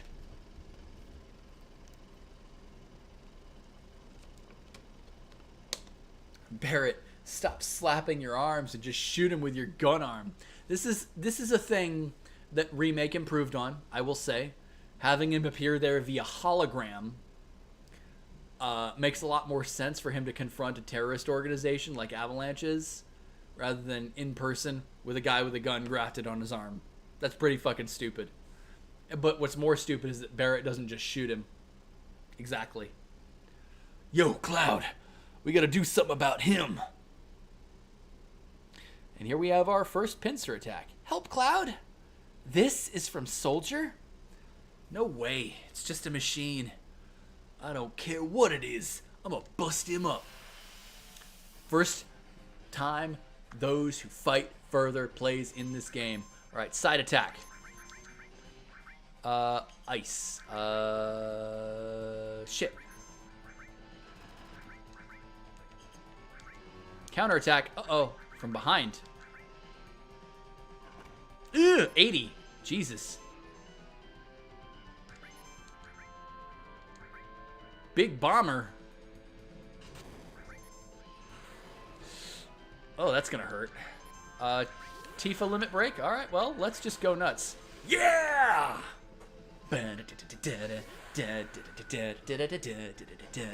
It's such a good song. Really? That was a crit and he only did 80 damage, Tifa? Counter attack.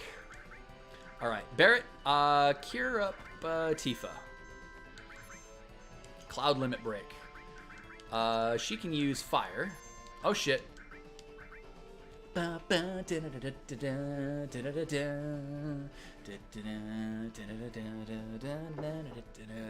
bomber. God damn, they're gonna beat the shit out of Tifa.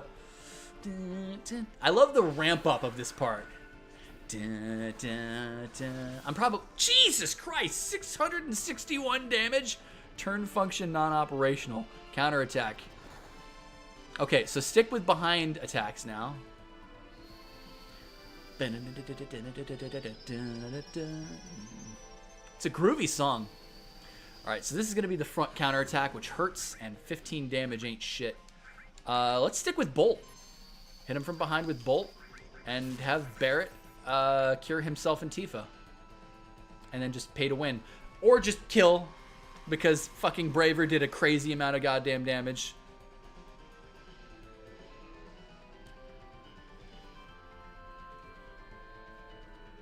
I'm gonna go use the restroom again. I'll leave you guys with this awesome song for another couple of minutes. BRB. I love this song so much. This whole soundtrack. Fucking crisp. Nobuo Uematsu at his best.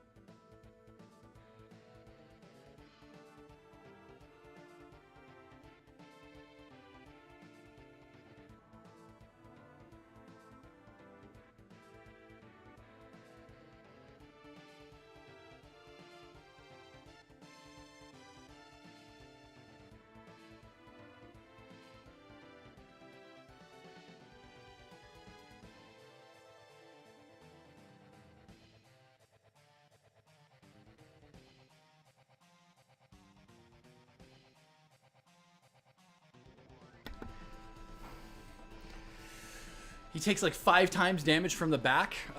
News to me. I ended up fucking him up pretty hard. Tifa got a level up. Very nice. I mean, it's going to be the last time I use her and Barrett for a while. Barrett for a really long while. Yeah, level 11. I feel like this is where I should be at in Wall Market. All that grinding at the end of that tunnel for those 2 levels that I got, basically. What's your guys' favorite Nobuo Uematsu song? And I'm not saying that he fucking, like, this was his peak. This was, I think, him at his most consistent. There are other songs of his that I think just still knock it out of the park, even after, you know, a decade after this game. A decade and a half after this game. Fucking Answers. Answers is an amazing song. Even the stuff that he did for, because I'm pretty sure he was involved in the soundtrack of Final Fantasy XIV 1.0. He was the main guy who was doing all the composing. And the final boss fight of 1.0 was against a very plot-relevant character by the name of Nail Van Darnus. And that character has 2 boss themes that are both very, very Nobuo Uematsu-esque. If Soken did them, that's news to me. It's Tempest and Rise of the White Raven. Those songs both smack of Uematsu. And if they're not, then Soken's a fucking master imitator. Those are both really good fucking songs. You feel dumb? The only RPGs you played are Paper Mario and Golden Sun. You watched playthroughs of this multiple times, though. Hey! Whatever. It's all good. You were always a Nintendo guy, though, weren't you, Ben? The physics of that always bothered me. It's gonna blow! Let's go, Tifa! Parrot, can't you do something? Not a damn thing. We just wrote him off. Okay, whatever. To Xanarkin is a very good one.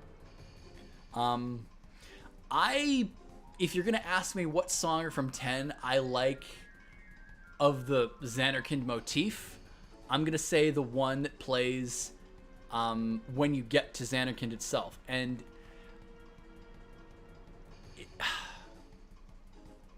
what is that song called? This Day and Never Again? No. That's the song that plays when Gilgamesh fucking raffle stomps Ryder. The end of... No. Xanarkand theme area. What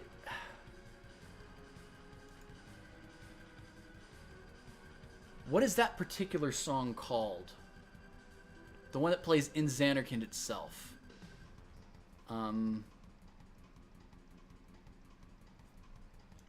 gotta look this up on YouTube. FFX Xanarkand theme. Not too Xanarkand. A Fleeting Dream. Someday the Dream Will End. That's the song that I remember. That's the song that I loved a bunch because it plays even in battle. When you get to that area, it overtakes the battle music and it plays even during battle, which I thought was just such a great thematic choice because this is, to your knowledge, the end of the journey. Of course, the journey is really only 3/4 over by then, and you're about to enter the final chapter. But yeah, have to say it would be either Battle of the Big Bridge or Man with a Machine Gun or You're Not Alone. All really good songs. Uematsu is so fucking good. Ugh. Cloud, please don't die. You can't die. There's still so much I want to tell you. Please don't die. I know, Tifa. Hey, you gonna be alright? I don't know if I can hold on. Fuck, can't hold on much longer. Barrett, hurry. Don't go crying like a woman. There ain't nothing I can do for you. You gotta do it on your own. I'm pretty sure the weak option is the Tifa option. Let me actually take a look. FF7 Tifa guide. I'm trying to get a date with Tifa. Alright? And I'm pretty sure that the... I'm fucked up. Yeah, that's -3 for Barrett and 1 for Tifa. Yes, I was correct.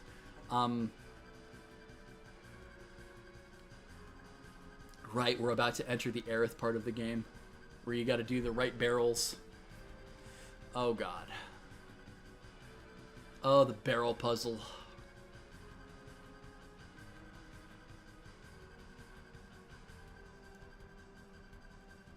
Alright, whatever. I think I've got enough to go on. Did he do any songs for 6? Nobuo Uematsu was the guy who ran, like, the entire sound direction of pretty much every game prior to 14, if I'm not... Well, I mean, maybe he might have started to wind down a little bit by the time 10 came along. I don't know. But yeah, Dancing Mad was his magnum opus from Final Fantasy VI. Barrett. Okay, hold on. Whee! Goodbye, cruel world.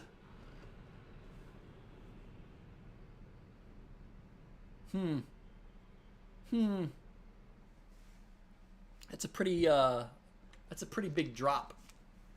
You all right? I'm sorry, I gotta do the voice. I know whose voice this is. So, with that in mind, whose voice is this that happens in the shadowed text? Can you hear me? Yeah. Back then, I only got scraped knees. What do you mean by back then? What about now? Can you get up? What do you mean by back then?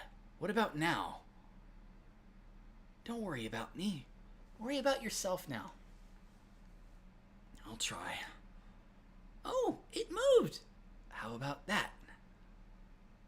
Take it slow now, little by little. Hello, hello. I know. Hey, who are you? Hello, hello. Hello, hello, hello. Yes, this kind of fall would have killed Cloud. I don't care what the excuse is. Oh, you fell through the roof and the flowers broke your fall. No, this is the fall from fucking A Good Day to Die Hard, when Bruce Willis and Jai Courtney fall like through 13 stories of scaffolding. John McClane is super dead. You okay? Look who it is. This is a church in the Sector 5 slums. You just fell from above. You really gave me a scare. I came crashing down. The roof and the flower bed must have broken your fall. You're lucky. Flower bed? This is yours? Sorry about that. That's all right. The flowers here are quite resilient because this is a sacred place. They say grass and flowers won't grow in Midgar, but for some reason, they have no trouble blooming here. I love it here. Ah.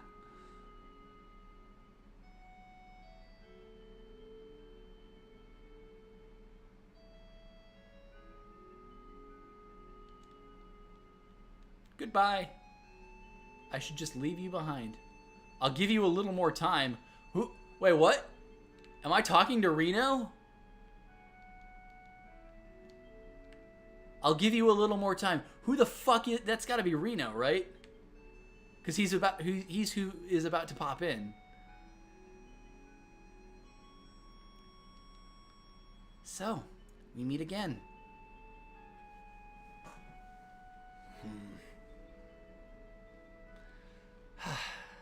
Don't you remember me? Yeah, I remember. You're the slum drunk. Okay, so here's the thing. I'm going to do what I have to do to have Tifa be Cloud's date. In saying that, I'm not going to be an asshole to Aerith. So if Aerith still winds up being Cloud's date, then whatever. It is what it is. I don't want to be a prick to her, though. You think she saved him with some kind of magic and just doesn't tell him? It's possible. But yeah, you're the slum drunk. What the fuck? No, you were selling flowers. Oh, I'm so happy. Thanks for buying my flowers. Aw. Say, do you have any materia? Yes, some. Wait, did Cloud say that? Say, do you have any... I don't know. Yes, some. Nowadays, you can find materia anywhere. But mine is special. It's good for absolutely nothing. Good for nothing? You just don't know how to use it. No, I do. It just doesn't do anything. I feel safe just having it. It was my mother's. Say, I feel like talking. Do you feel up to it? After all, here we are meeting again. I don't mind. Is this how you decide what gold saucer date you get? It takes, it's a good, 15, 20 hours of game. And at the rate I'm going, it'll be 40 hours of gameplay before I get to the gold saucer. But dialogue choices influence, they have an invisible rating system. You can even get a date with Barrett. It's very, very difficult. You've got to make all the right choices. You basically got to snub Aerith and Tifa at the same time. You're back? Oh, well, thanks for showing back up, Mega Sean. It's no big deal you had errands to run. Everybody's got a life. Drunk Aerith sounds like a sight to behold. There's fan art, I think, of slum drunk Aerith. I think there's actually fan art of this. Yeah, it's a, the first thing that you see is an image by Ami520 on DeviantArt. Just type in slum drunk Aerith, and you'll see her, I guess, just sloshing around a glass of wine. She's not got a fucking fifth of vodka or anything like that, like a 40 ounce, 40% or whatever. But, she's got alcohol in her hand, so it's some kind of fan art. Yeah, that was like the wet bandits falling from the top of that building. Yeah. Wait here. I've got to check my flowers. It'll just be a minute.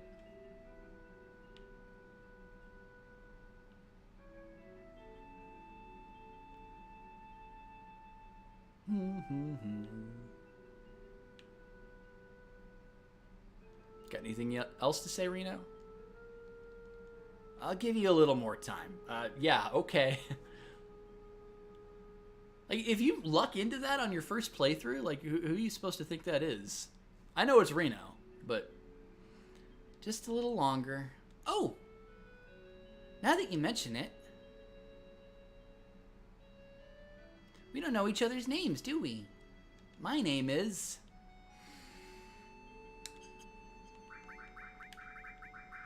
This is the only name I'm going to change. Well, I might change reds. I don't know yet. But this is the correct one. It was always Aerith. There's actually a screenshot that somebody has of the Japanese manual of the game, and her name is spelled Aerith. I-T-H. In English lettering. It was always Aerith, not Ares. So, I'm Aerith, the flower girl. Nice to meet you. The name's Cloud. Me, I do a little bit of everything. Oh, a jack of all trades. Yeah, I do whatever's needed. What's so funny? What are you laughing at? This is like the most that Cloud speaks. And you have to wonder that when he's speaking to her like this is because he's being chatty. He's being almost braggadocious. Like, me, I do a little bit of everything. That is so not how he acted at the start with Tifa. So he's already like coming out of her shell around Aerith. So you have to wonder, is this Zack? Or is this the influence of Zack? I don't know. And if you guys haven't played this game before and you don't know, I'm sorry. I'm just going to throw a whole bunch of spoilers out. It's just...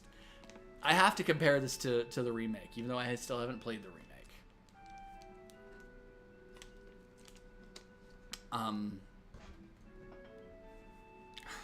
So yeah. He's acting really, like, upfront with her.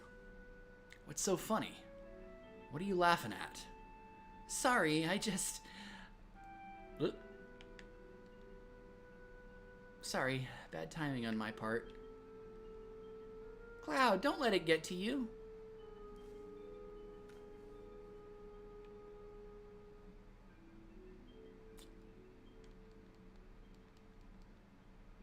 Okay, no more, I'll let you two have more time, so it was definitely Reno. Don't mind me. Say, Cloud, have you ever been a bodyguard? Spoilers for a 25-year-old game. Yeah, well, the thing is, Tack, there are people who, you know, are regulars on my streams. Like, I can think of Sparky, Raven, for one, would definitely not know this game. So I want to speak in some vagaries when I can. I don't want to talk about the obvious spoiler about who dies. I know it's old as sin. It's like saying sorry about spoiling Metal Gear Solid. Well, Metal Gear Solid's a mindfuck. It's designed to be a mindfuck. Final Fantasy VII.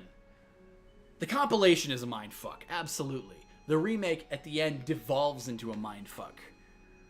But that being said, this game is very cerebral with its storytelling close to the end. But it doesn't go over the line into ridiculousness. His personality shifts massively when he's interacting with Aerith. Yeah, I'd say so. It's 100% Zack coming through. Yeah. You can do anything, right? Yeah, that's right.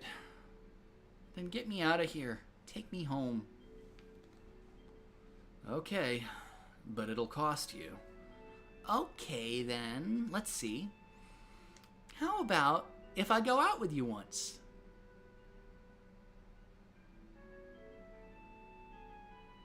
I love how he just jumps straight into action when she offers him a fucking date. What the fuck is that? Here's another really good Shinra song.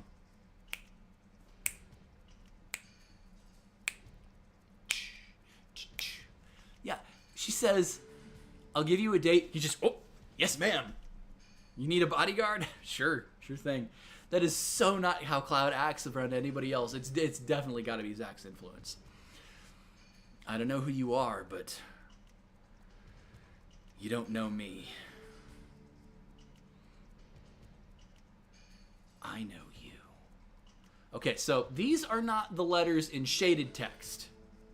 So this is somebody else that's speaking internally. The shaded text is somebody special. This is not shaded text. I know you. Oh yeah, I know you. Looks like there might be some puppet mastery going on here. That uniform.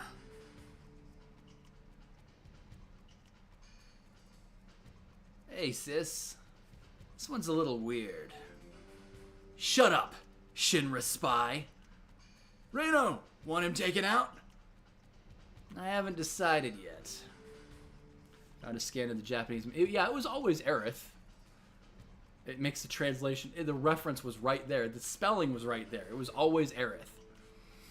How about one date? It's clearly Zach's influence. It's like, spring into action. Down boy. Down boy. I haven't decided yet. Don't fight here. You'll ruin the flowers.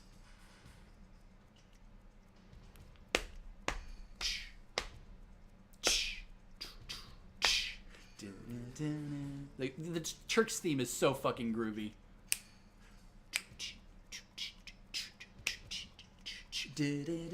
I'm probably off sync with how it is in the playback, so I apologize. I'm going to be singing along to music and not even be in tune with it because of how desync works. The exit is back there. You're telling me I can't fight him? I can't fight him? And I always love this scene. Walks right across the flowers. They were Mako eyes.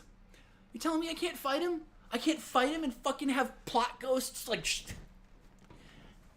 Okay. We finally get to a point in this game where I can make a direct comparison to what happens in the remake. Because this is, you know... This is an expanded bit of scene here. Cloud and Reno fight in this, where they don't in the actual game, in the original game.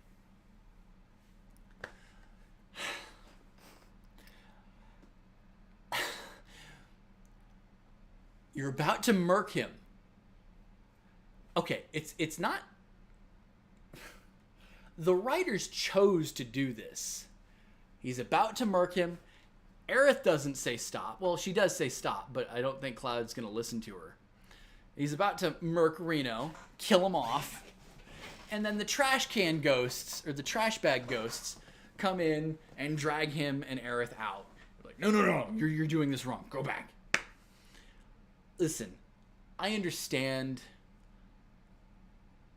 they were trying to be clever. They were trying to be meta.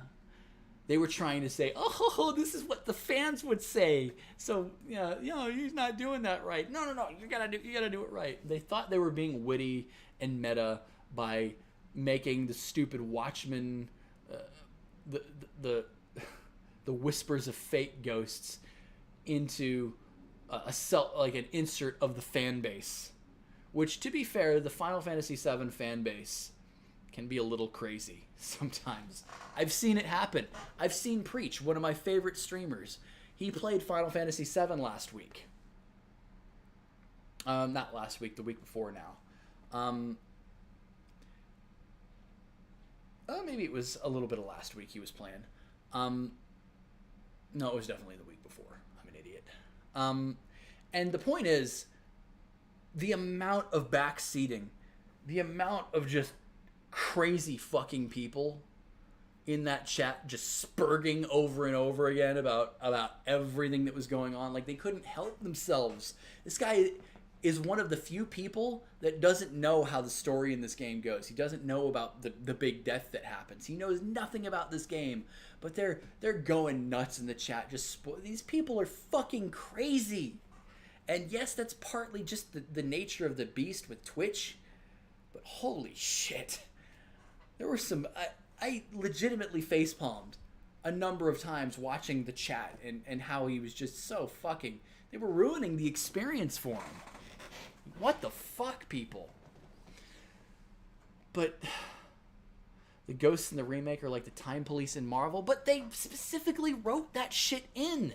This was not something that was in the original. So what they're trying to do is that they went out of their way to make stupid plot ghosts that reference the original game, that will even force you to get back on track. They'll even block you from getting an item that you didn't get in the original game. In the back room of the church, it's like, oh, you didn't come here. You can't come through here. Now, you can backtrack later and get the item. And I think it's probably a good one. But those ghosts are designed to be obtrusive. They're designed to make you hate them. And it's like, oh, you should totally hate the old fan base. It's stupid writing. You can try and call it meta or whatever you want. It's dumb writing. It's just intrusive on your fucking experience. I have never played Vagrant Story, McCready. Never have. I've heard a couple things about it, but it's not like... Why do you have trash bag ghosts just dragging me around and then rather than having the teeth to kill off Avalanche, you have them start trying to kill off Avalanche? Like, oh my god, this is like some fucking Final Destination shit. Kill Jessie off by having the fucking grenade behind her when it goes off. Have fucking Wedge survive the fall, have him survive the plate drop, and then have him be dragged out of the fucking Shinra building, which why is he still alive in the Shinra building part? By the fucking ghosts. Ugh. Yeah, I started ranting about 2 minutes ago about the ghosts. This is the part that really, really triggers me with the stupid ghosts. They don't stop Sephiroth from bugging you during the whole... Yeah, exactly. So it's like, he can't be interrupted by them. Everybody else can. Hojo can, Cloud can, Aerith can, the fucking Avalanche crew. They try and kill them off, but yet Avalanche is probably alive at the end of the game. I don't know. Yeah, alright. Come on, get to work. And he goes away, but... Oh... And don't step on the flowers. Which he totally did. But whatever. You stepped on them yourself. They're ruined. You're going to catch holy hell.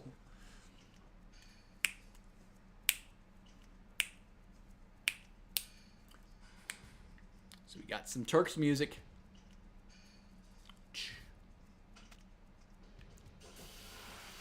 And we've got some fighting. I guess I should give Aerith some materia, shouldn't I? Because right now she's just got attack. That ain't gonna cut it.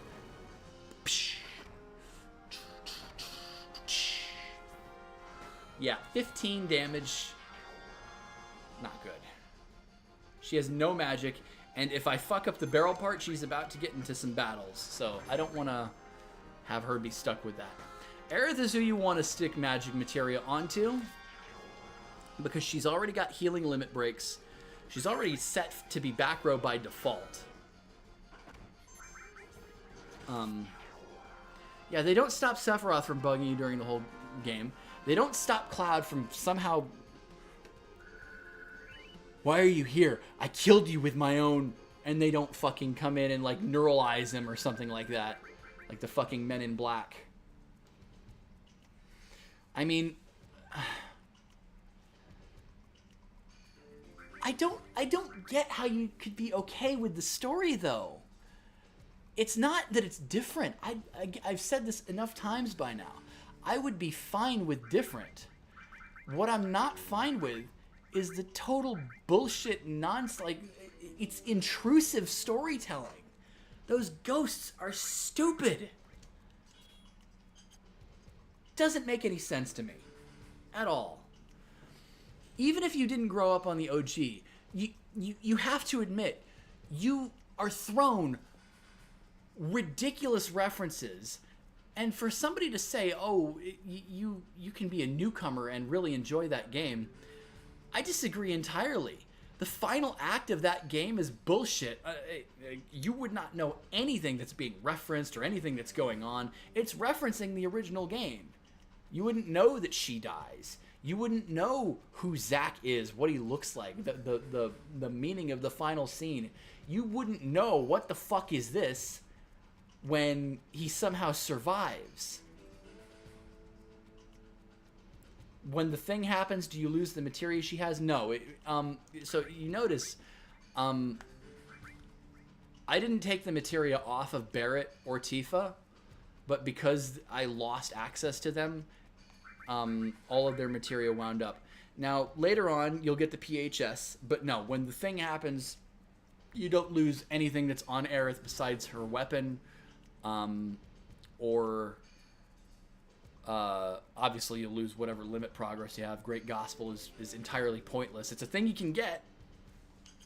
Yeah, there's so much bullshit Nomura, and I know you can say, oh, it's Nojima. It's Nomura-esque, okay? I'm glad they're gone too. But it's like, what was the point of having that? If you're going to have that, if you're going to fuck with it with that kind of amateur hour bullshit meta storytelling, what's to stop you from doing that later? You have that dumb shit just because, oh, funny reference, clever, haha. No, it's not. It's stupid. Fuck off. There they are, over there.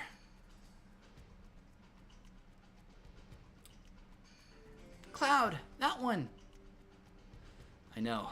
Looks like they aren't going to let us go. What should we do? Well, we can't let them catch us, can we? There's only one thing left to do. Aerith, this way. You hated when FF4 party members left and took your shit with them? Alright, I'll hold them off. How are you going to hold them off? You're up there. You're going to shoot bolts at them?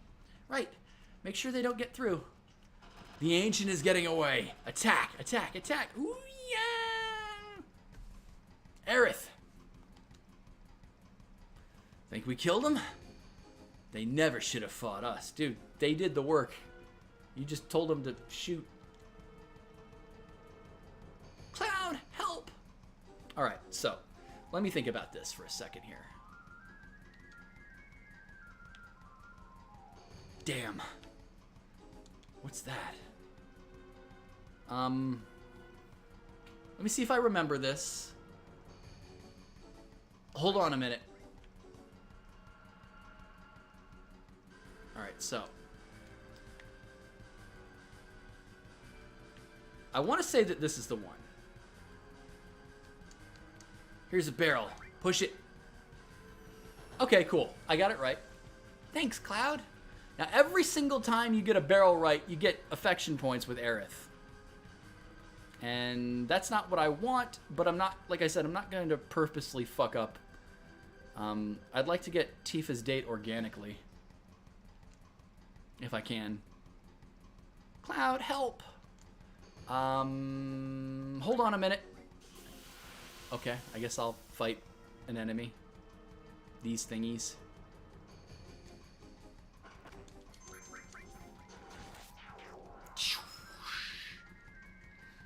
No, they definitely thought of it. They take all of her, so like I said, the only thing that she loses is her weapon. I'm pretty sure the only thing that she loses is her weapon. I think her armor, her accessory, all of that stuff goes back into your inventory. I think it's just the weapon.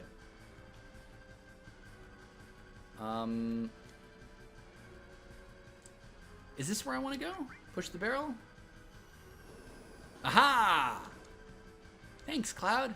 Oh god, she's in love with me. Aerith, I know it sounds hard, but you can't fall in love with me. Aha, see what I did there? Please don't fall in love with me, Aerith. Cloud, help. Hold on a minute. I think this is it, right? Push the barrel.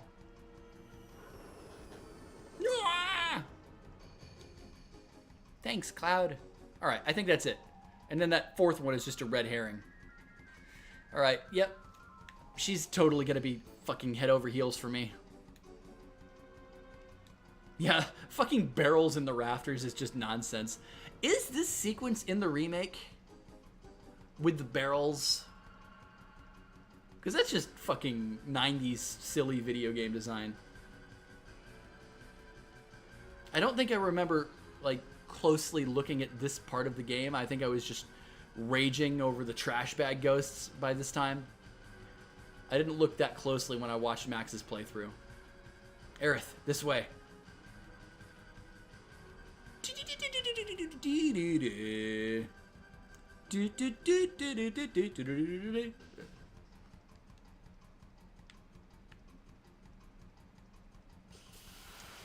Or I guess I could fight in the rafters because I'm not paying attention.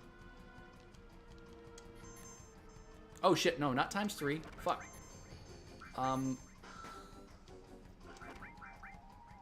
Isn't it like select? Hedgehog pies, that's what they're called. I was wondering what the name was. It's hedgehog pie. Because that totally makes sense.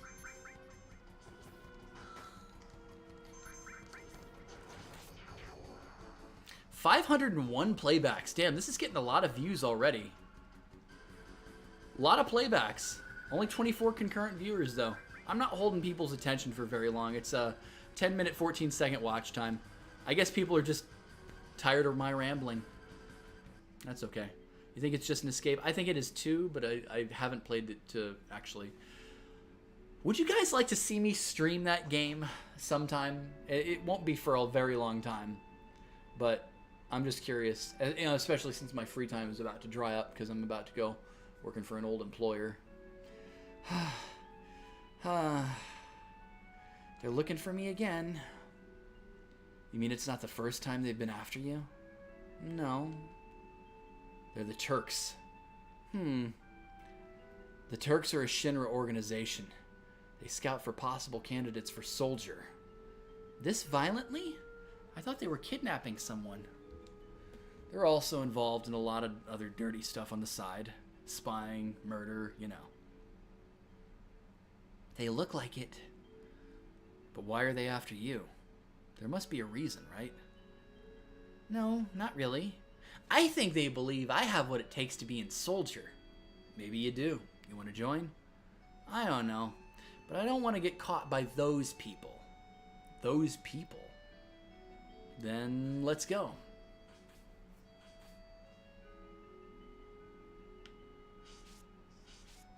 Look at Cloud just zooming across the rooftops. Wait, I said.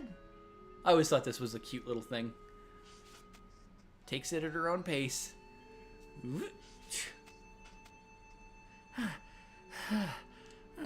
Slow down.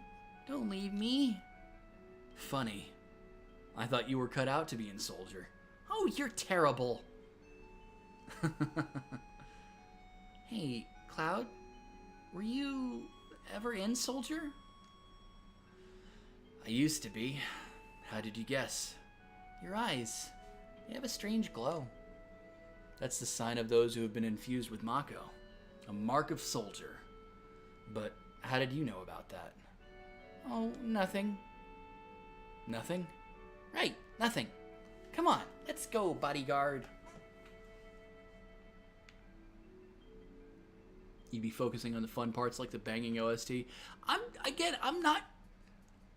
sure there are parts of that game that I would adore. It's just, the story is the kiss of fucking death to me. They made this rooftop section so nice at the remake. Yeah, I mean, they even, with the ladder that goes off and Aerith is like, shit. It's like, wow. She's not, Aerith isn't some pure wholesome, well, she's wholesome. She's not some sacrificial, holier-than-thou Joan of Arc type character like the fucking compilation turned her into. She's spunky, she's quirky. I wouldn't have expected her to say shit, though, as she jumps for the ladder, or she jumps off the ladder that's falling. Finally made it off. Now what?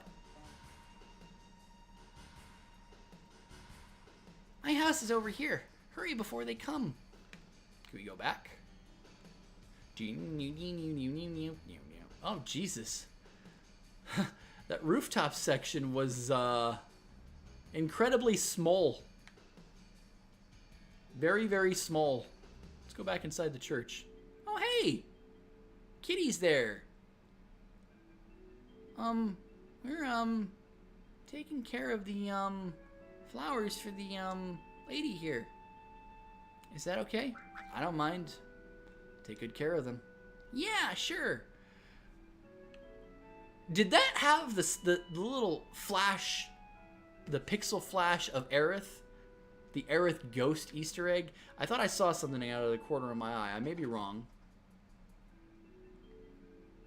I saw it again. That's weird. So Aerith's ghost is here before Aerith... That tells me that this is more of a glitch. This has to be a glitch. Unless you were never, intended to come back and see what the fuck this place is like.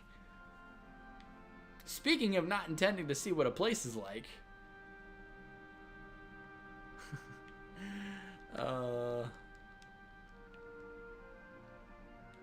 Why does that door say 7? This isn't Sector 7.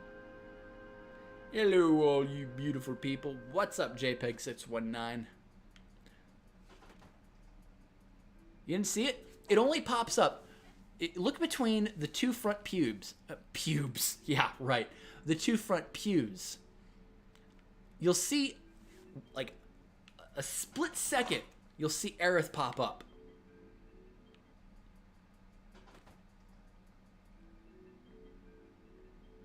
It's like she pops up on the screen, and then there's something behind you. It's kind of spooky if you come back here after. I'm going to water them later. They're pretty. But yeah, the fact that... I love, too, that Cloud doesn't walk in the center of them. He makes you take the perimeter. The fact that that happens at this point in the game, the two front pews, I'm not so sure that that's an Easter egg. It might just be a glitch in the game. It's dummied content. There's a lot of that. Okay, fair enough. So Aerith was probably supposed to have a dialogue option with those children, but maybe, I don't know. Haunted game? No. But yeah, dummied content, that makes more sense. It's not haunted. It's just weird. Hope I'm well. I'm doing well. I'm doing okay today. Just enjoying a stream of a classic game from not my childhood, but my teenage years. More enjoying the music than anything.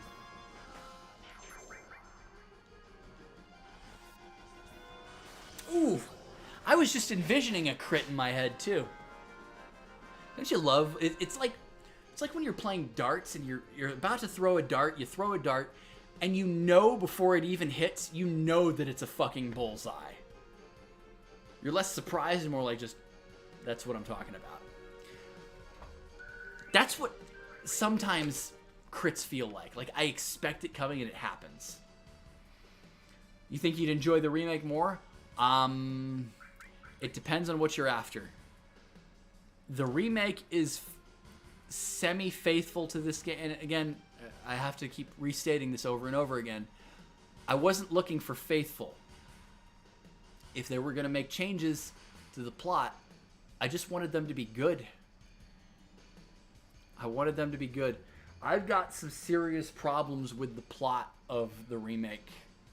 It is brush strokes the same game up until the end, and then shit just falls apart.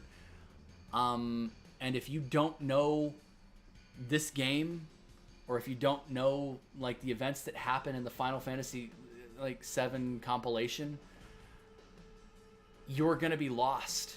There is no doubt in my mind that if Final Fantasy 7 Remake is your first ever experience with FF7, the final chapters are gonna totally lose you. It's gonna be a meta mind fuck. And then you're going to get to the end, you're going to be like, huh, that's it? We're leaving Midgar and the game is over? I don't know. I don't know. Alright, but it's time to go to Sector 5. That guy in the pipe's a weird one. No matter what you ask him, he only answers, or ah. This guy are sick. I'm sorry. This guy is sick. So, in the original version of the game, this guy, R-Sick, was one of the funniest memes ever. He passed out nearby, and someone must have helped him here.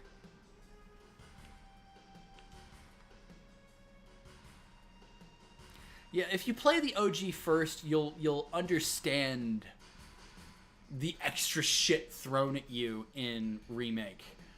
Whether or not you like it is personal preference. I hated it. Almost everything about the Remake I love. The visuals, the music, the combat, the characterization being fucking faithful. Like, actually giving these characters the life and not the weird fucking changes to them that the compilation made. Having them actually be the real people that they were in this game and all the problems that they have. But then the ending happened.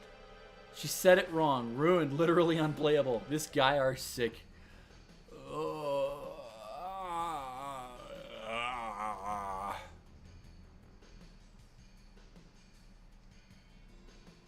This is the one. Won't you help him? Listen, I'm no doctor. No, I guess not. Hey, that man has a tattoo. I think it's the number 2. Number 2, huh? Wow, these bots rent. Rent! You ever hear a wall market? Yeah. Oh yeah? Then maybe I should have you pick up something there for me next time you're there. Piss off. I ain't your bitch.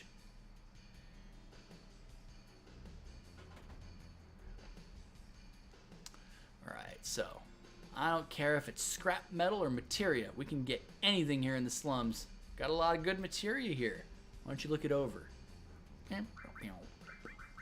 A lot of good materia is translation for one of everything that you already have. That's fine.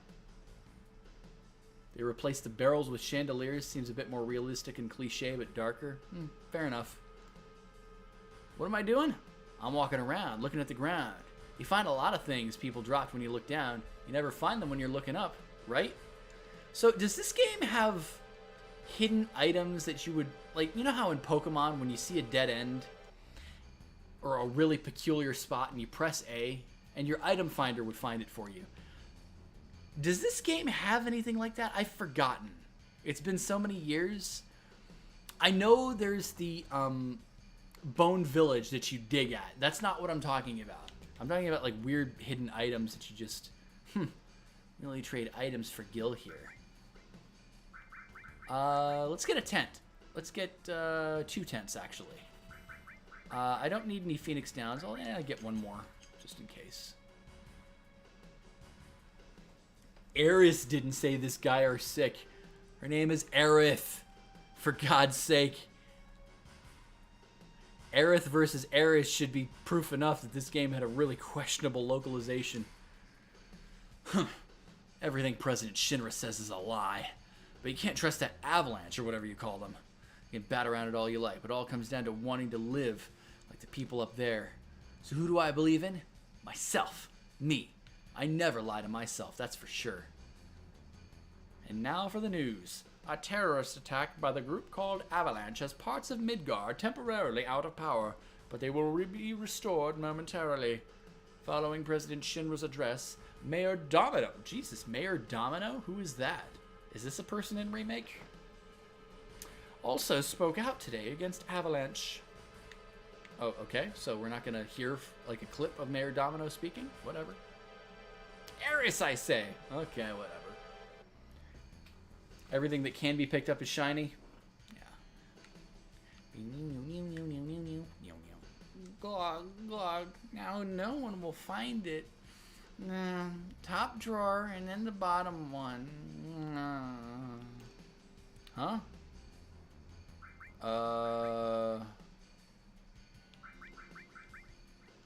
Empty. Empty. Open the hidden drawer between them. There's a hidden drawer? Huh? 5 gil. You think I'm gonna take this kid's fucking life savings for 5 gil? Leave it. I think if you leave it and come back later, there's like 5,000 gil, which isn't still, by that point in the game, when you come back to Midgar, is not a lot. It might be more. I don't know.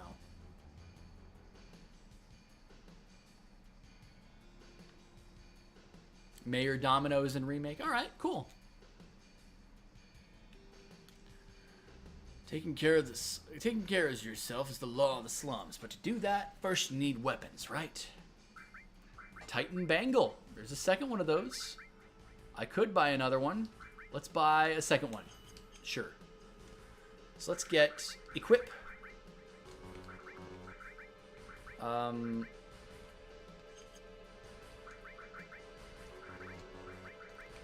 let's get 2 Titan Bangles. Alright, so now there is a thing in this game that I have to make note of for those of you who've never played it before.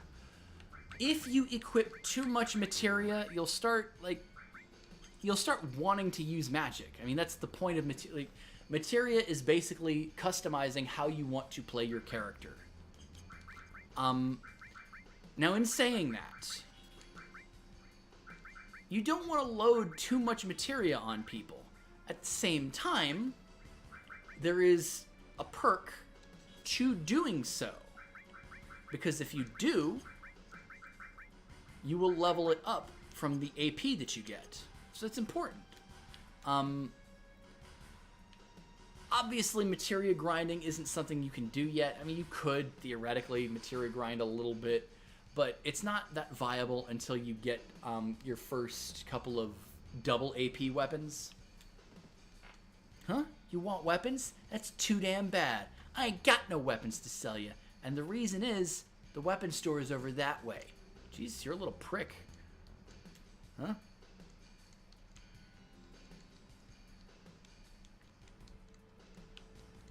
Oh. Is it the kid talking to me about that, or no? Wait a second, what? Weapons over that way. What are you talking about? That guy sells me armor, not weapons. Hang on a second. That's a shop that might change inventory in a bit. Maybe after I do the scene at Aerith's house. It's really odd. Wall Market is so dope. I mean, it's the red light district. Alright, so. It's time for my first bit of pink materia. This is cover, is it not? As I recall. Ether. Cover materia. Alright, so. She wanted a bodyguard. And vitality +1. Vitality,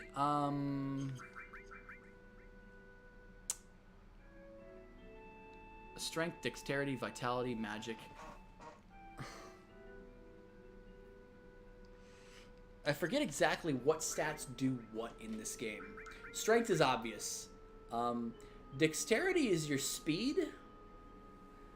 But does it also have something to do with your ability to dodge? Vitality has to, influence your hit points or your defense or something like that. I normally wouldn't recommend somebody equip the cover materia on their first playthrough. But the reason that I want to do that with Cloud is A, Aerith has fucking heal materia. So she can cure. And B, it is very, very important to use your limit as often as you can. And if you have somebody like Cloud using cover, that has some value. Have I ever played the Panzer games? No, I have not.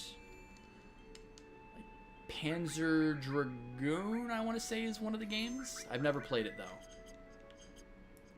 Well, here we are at Aerith's house. Vitality's HP.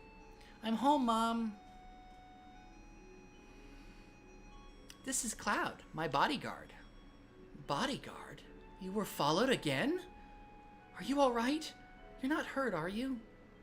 I'm alright. I had Cloud with me. Thank you, Cloud. So what are you gonna do now? Is Sector 7 far from here? I want to go to Tifa's bar. Is Tifa a girl? Yeah? A girl friend? Girlfriend? Yeah, that's right. Hey, that wasn't me being a dick. That just offsets getting all those fucking barrels right for Aerith. Because this is like a 5-point deduction to Aerith's affection for you. Oh, how nice. Doing that auto-counter bodyguard build I've heard about. Well, that's nice. Let's see. Sector 7? I'll show you the way. You gotta be kidding. Why do you want to put yourself in danger again? I'm used to it.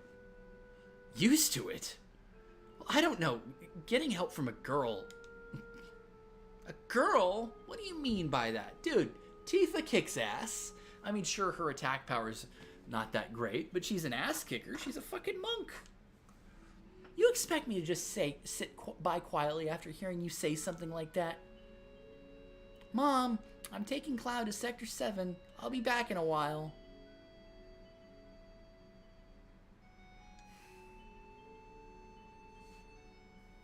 But dear, I give up. You never listen once you've made up your mind.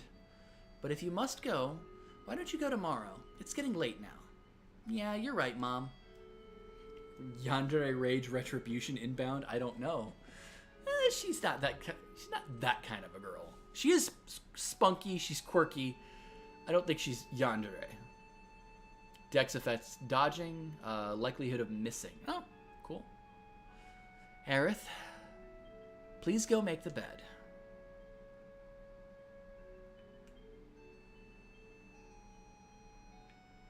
Now, I could actually just not talk to Elmira, but, that glow in your eyes. You're from Soldier, right? Yeah, or I used to be. I don't know how to say this, but could you please leave here tonight without telling Aerith? Soldier, the last thing Aerith needs is to get hurt again. Rip.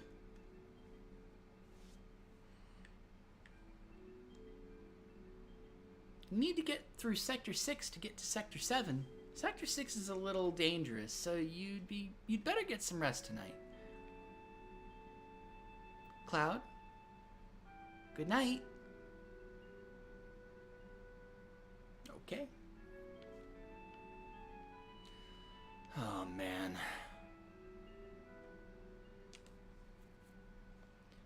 Seem pretty tired. Now, important, this is the grayed out text. I know who this is.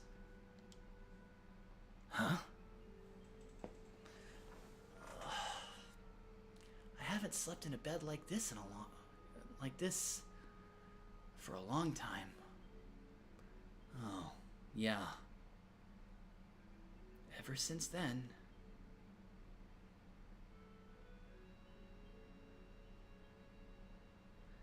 My, how you've grown. I'll bet the girls never leave you alone. Not really. I'm worried about you. There are a lot of temptations in the city. I'd feel a lot better if you just settled down with a nice girlfriend. I'm alright. You should have an older girlfriend. One that'll take care of you. So, fun bit of trivia, for those of you who do not know. Cloud is 21, Aerith is 22. So, Cloud's mom here is definitely trying to play matchmaker. Now, she doesn't know, because this is a flashback of something that takes place long before Cloud met Aerith. But this is supposed to be the game saying, hey, you should get together with her. I think that would be best for you. I'm not interested.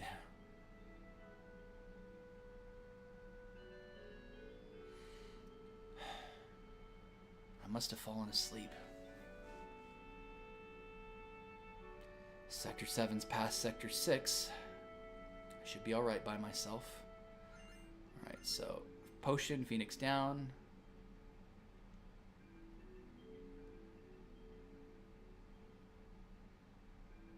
I gotta... Where is the crack? Because there's a creaky part somewhere in the floor. I think I went past it. I think you gotta hug the railing. If you hug the railing, you won't alert Aerith. And... Fuck, really? Cloud, I thought the Turks came back. Get some rest. Alright.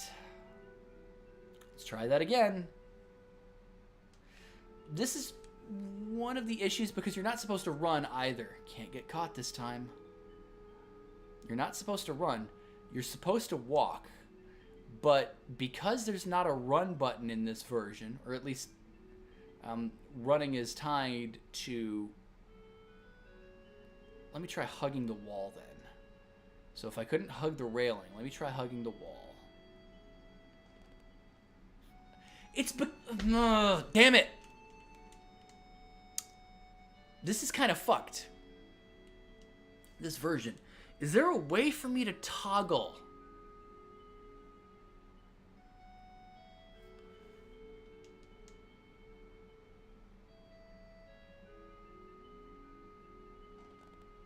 Yeah, exactly. Like, I'm just nudging it, and he still starts running in place. I'm not stepping on the creaky part. What I'm doing is pushing just a little too hard on the control stick, but this is like stupidly pressure sensitive. This is one of those things that seems like it's more difficult in the port when you don't have access to a walk button. Can't disable auto run in the options? I don't think so. I don't think you can. Son of a bitch! Because the UI of the game is different from the UI of the emulation, if that makes any sense. I mean, maybe you can, but I don't know how to access the emulation.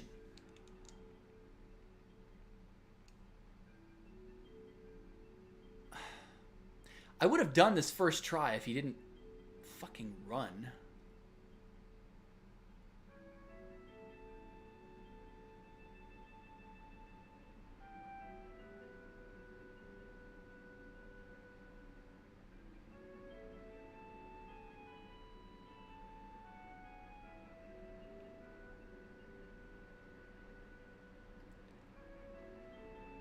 But yeah, there's not like an auto run option in the options menu.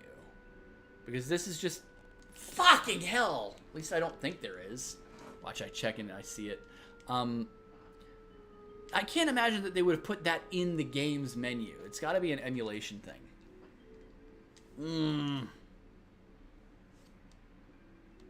Can't get caught this time. Yeah, I know. You've said that half a dozen times already, Cloud.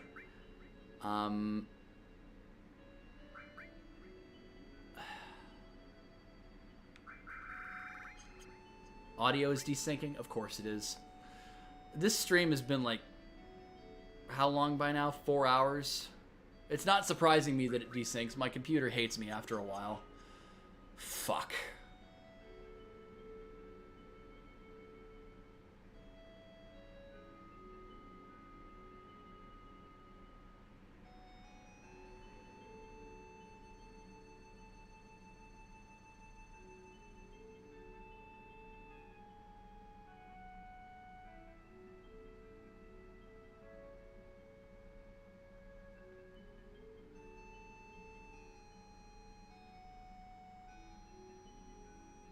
As much as I love this music, I really, really wish...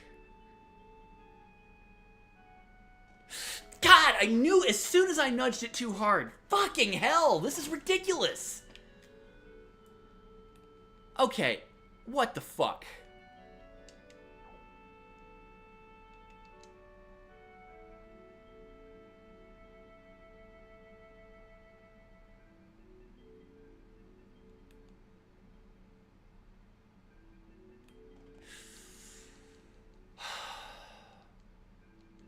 It's starting to piss me off a little bit.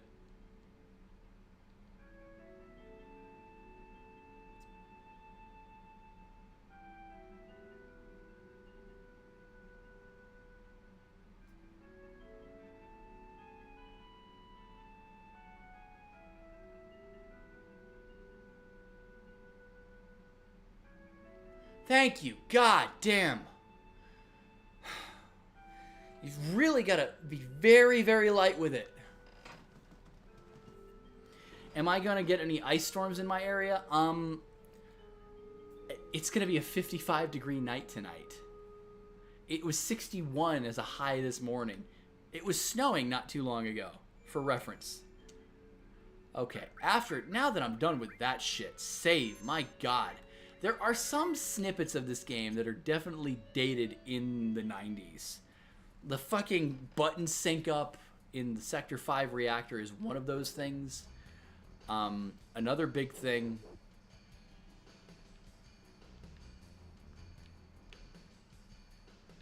Dog?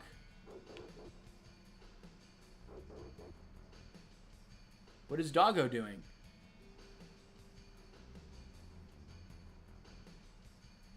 Doggo's probably not doing anything but growling at me because I'm mean. It's 50 degrees here right now. Yeah, I don't think that we're scheduled to get an ice storm. Really interesting that you don't have any weapons. You just have that armor and the grenade. I guess technically speaking, a grenade is weapon-ish. But yeah, that was a really shit puzzle. And of course, somehow, you're up bright and early. I couldn't ask you to go. I knew it would be dangerous. Are you done? You have to go through the slum in Sector 6 to get to Tifa's 7th heaven. I'll take you there. Come on.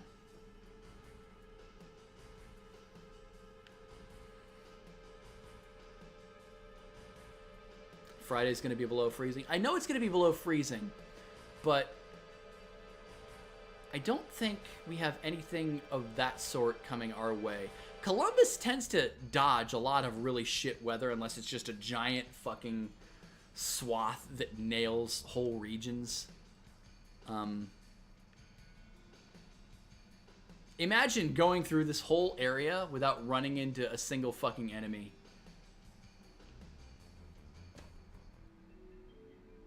Isn't that section in the remake padded out to be like 40 minutes long? At least a half hour. You got to go through this nonsense of like, you know, get on the metal hand and like get Aerith to certain places. And that part is one screen in the original game, padded to hell and back in the remake. Again, I'm fine with story changes, as long as they have substance. When you pad things out to be like ridiculously longer, but you don't add like whole new segments or a whole lot of whole new segments. I mean, the pre-Sector 5 stuff is interesting. The fact that they introduce a soldier. But again, I was thinking totally that when they said, oh, Midgar is going to be a whole game, I thought they were going to expand it more than they did. I thought we were going to go to another Mako reactor. I thought that was a possibility. I don't know. Complete opposite in LA. The weather here just does what it wants, like a 100-sided dice toss. I mean, hey, Dr. Mario, you're in LA. Did you, do you have like tourists that come in for the fucking Super Bowl? As someone from Michigan, I don't give a shit about the Buckeyes, Madeline. Just for the sake of transparency, I don't fucking care about sports teams. I really don't. Favorite FF game? 14. If you're gonna say that doesn't count, probably 7. I really love 8 as well. 8 is a guilty pleasure. 8 is a very dumb game. Very, very dumb game. I like 10. But 10 doesn't get me as much as 7 and 8 do. And I've never played 9. But I would say favorite FF is 14. If you're going to say that doesn't count, I'm sorry to tell you that you're part of the problem. That game is a very like, there's people who just say, oh, the MMOs don't count. I mean, I've never played 11, so I don't know. But 14, it's a fucking story. And it's an RPG first and an MMO second. That's all I can say to people. And yes, it's required to progress through the game. You've got to queue up with other players, but they're not the crux of the experience, at least not for the main story quests. Trapped downtown during the riots afterwards. Oh, I wasn't aware there were riots. Last time we had a Super Bowl was 2010. Wish Saints won it again. Ugh. Thanks. Guess this is goodbye. Gonna be alright going home? Oh no! Whatever will I do? Isn't that what you want me to say? So, I'm sure... Hang on a second. I have to look at this. I have to look. Tifa FF7 date. Date mechanics. Let me look at Aerith's response, because both of these are fine. I'm fine with picking either of these. Okay, see her home. There's no change, so I'm fine with that. You want to see her home, because I don't want her to gain points. I don't want to be a prick about it, but I don't want her to gain points. So take her home is the chivalrous option, which she doesn't want to hear. She wants to go on to Sector 7, so that's the option that would gain affection with her. Just take her home. Isn't that a little out of the way? Yeah, I guess so. 8 is horrible in terms of the junction system. I mean, it's so easy to break, though. It's so easy to break. 14, 200% counts. Anyone who says otherwise is literally slow. Yeah. Can we take a break? Sure, I'm just about to end the stream now that I'm about to hit Wall Market. I said I wanted to get here. I didn't say that I was going to do the dating thing yet. I can't believe it's still here.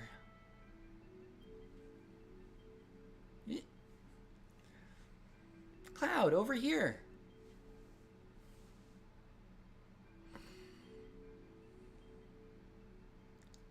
I think 8 is horrible for reasons besides just the junction system.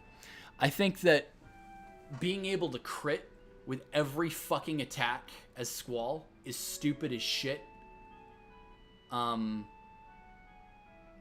Crits are supposed to be a bonus. They're supposed to be something you like, that you that's a nice surprise. It's supposed to be a hype moment, especially if you use a crit to kill an enemy. But those weird times when you're a little off sync with Squall and you don't get a crit, you're like, fuck. Why? You hate it. I think that's stupid. I think the limit break system in 8 is fucking stupid. I think the fact that you can just spam limits using aura or just keep your characters at low health is stupid.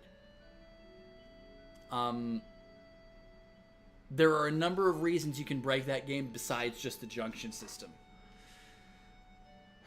Trying to balance game mechanics and politeness, it's hard for me to go for bad endings in games. It's like that sometimes because you don't want to look like an asshole even though it's a game.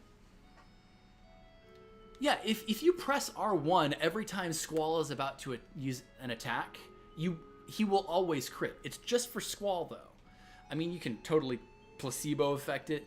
You know how when you would press and hold B after the second shake of the Pokeball, and that would guarantee, that was just a fucking myth that people just placeboed themselves into believing. And anytime you didn't do it, you were just one frame off from doing it perfectly. It's bullshit. You can't do it with anybody else in 8. It's just with Squall. The draw system is also dumb as fuck. You're encouraged to hoard magic. You don't use magic. Fucking magic is a part of every Final Fantasy. So the only reason you would use magic is to draw and then draw cast it. You wouldn't actually use from your reserves because magic for some reason is a finite energy resource. Oh my god, the whole game is a mess. I love Final Fantasy VIII in spite of itself. I don't love the game for a number of reasons. And the fact that the game is so easy to break is funny. Like getting Lionheart on disc 1 is fucking hilarious. There's no part of you that can possibly justify the fact that you can get weapon upgrades when the game clearly intended you to be able to do them after you got the Weapons Monthly magazines. But it's like, oh, well, if you have the resource, you could just make it. It's like, but you don't know what those resources come together to make. Nor should the junk shop person who you use to remodel the weapons. They shouldn't know what the fucking legendary... I mean, not saying the Lionheart is legendary, but it's the best weapon in the fucking game. No, I haven't played Legends Arceus. I don't own Legends Arceus, and I'm not going to be buying any... I bought this game today. I was kind of debating whether I wanted to buy it on this or try and finagle to get the PS3. I do not want to buy any games at present. Now that I got this new job that I'm going to be... Well, my new old job, which is going to help me dig myself out of a hole that just underemployment has led to for the past 2.5 months. I need to keep a hamper on my expenditures. So, no, I'm not going to buy Legends Arceus. Not for a while, at least. What rank were you? Rank? You know, in Soldier. Oh, I was... first class. Interesting little whiteout there. Yes, those mean something. You don't know what they mean yet. Just the same as him. The same as who? My first boyfriend. Were you serious? No, but I liked him for a while. This answer always confused me, because in the remake, doesn't Aerith say the first guy I ever loved? Which has a lot more connotations than, oh, we weren't serious, but I liked him for a while. I'm a bit confused.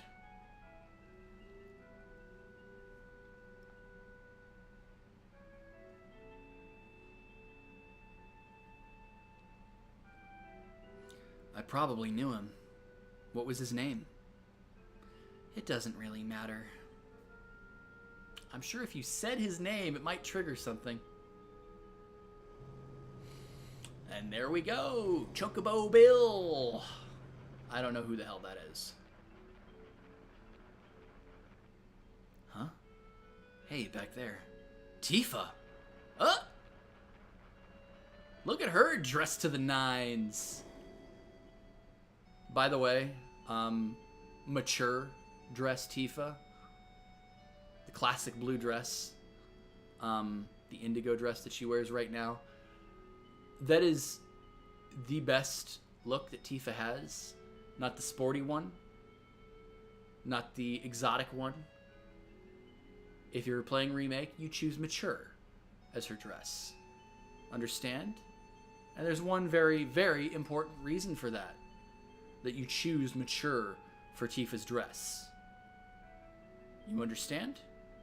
One important reason why you choose that dress, and not because it's faithful to this game. I don't give a fuck. There's one reason you choose that dress. Leggy. What can I say? I like legs. Whatever. It's not even the nostalgia factor. That's the dress that she wears in the original game. I don't care. You choose it because legs. That's why you choose it. Understand? That girl in the cart was Tifa? Where was she going? She looked kind of odd. Is it the legs? Yeah. I'm sure I'm desynced to shit by now, and Mushu just, you know. I answer that question, though. Mature is solid. Exotic is nice. Sporty is weird. I mean, exotic looks fine. It just has no legs to speak of. Sporty is very weird. It's this weird sexed up Chun-Li look. I don't care for it. But you choose mature because of the legs. Abso-fucking-lutely. You do.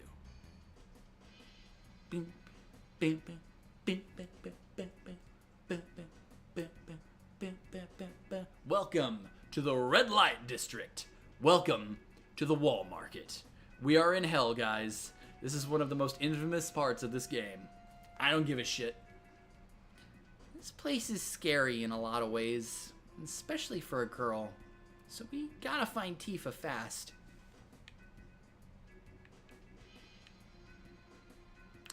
You know what I do when I think of this music? You know what I want to do when I think of this music? I hear this music in my head. What do I want to do? What do I want to do? What does this music make you want to do, guys? As I wait for chat to catch up to me.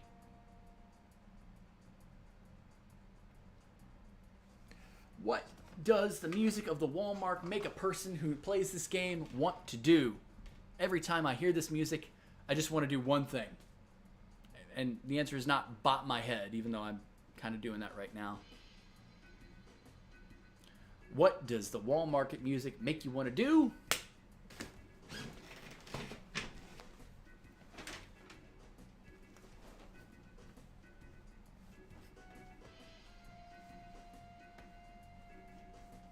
Do the most mechanical fucking squats ever.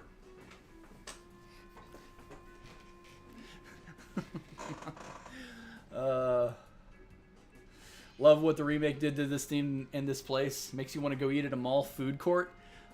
Is anybody going to answer before I start doing it on camera? Party? Sneak around? Nobody's getting it. Nobody's getting it. The correct answer. Question one, smexiness? Nope.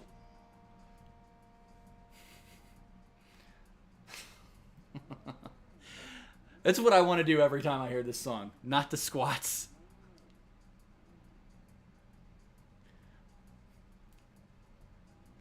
I don't know how far behind you guys are in chat. Probably fucking far, considering, oh, squat time. But it is not squat time. This has been a fucking... God, I wish that desync didn't happen as often as it seems to on my longer streams. Smoke reefer. Oh, whatever. You do you. I don't do it, but whatever. You do you. Yeah, this stream has been going for 4.5 hours.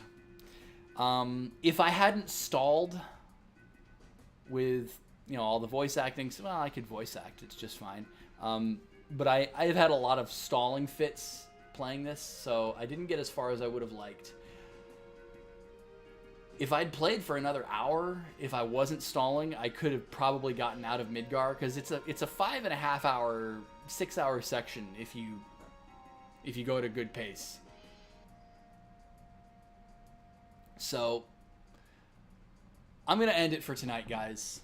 I'm going to be back on tomorrow, not with Final Fantasy VII. Maybe with Final Fantasy VII, we'll see. I might switch over to Final Fantasy VII, because the plan for tomorrow is a stream of Metroid Dread mode. Yes. It says I've dropped 145 frames. Yeah, I don't know. I'm going to stream Dread mode. I make no promises about how long I'm going to stream before I switch to something else or if I just stop the stream.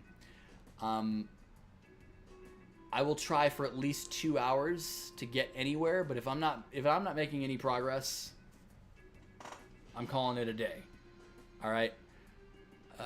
Dread mode is a meme. It is meant to be a meme. It's not meant to be something that you take seriously unless you're just a super duper hardcore gamer, right? But what does this song make me want to do? I just did it. I was doing squats. I said this is what I want to make, and I start doing squats on camera. That's what it makes me want to do every time I hear this song.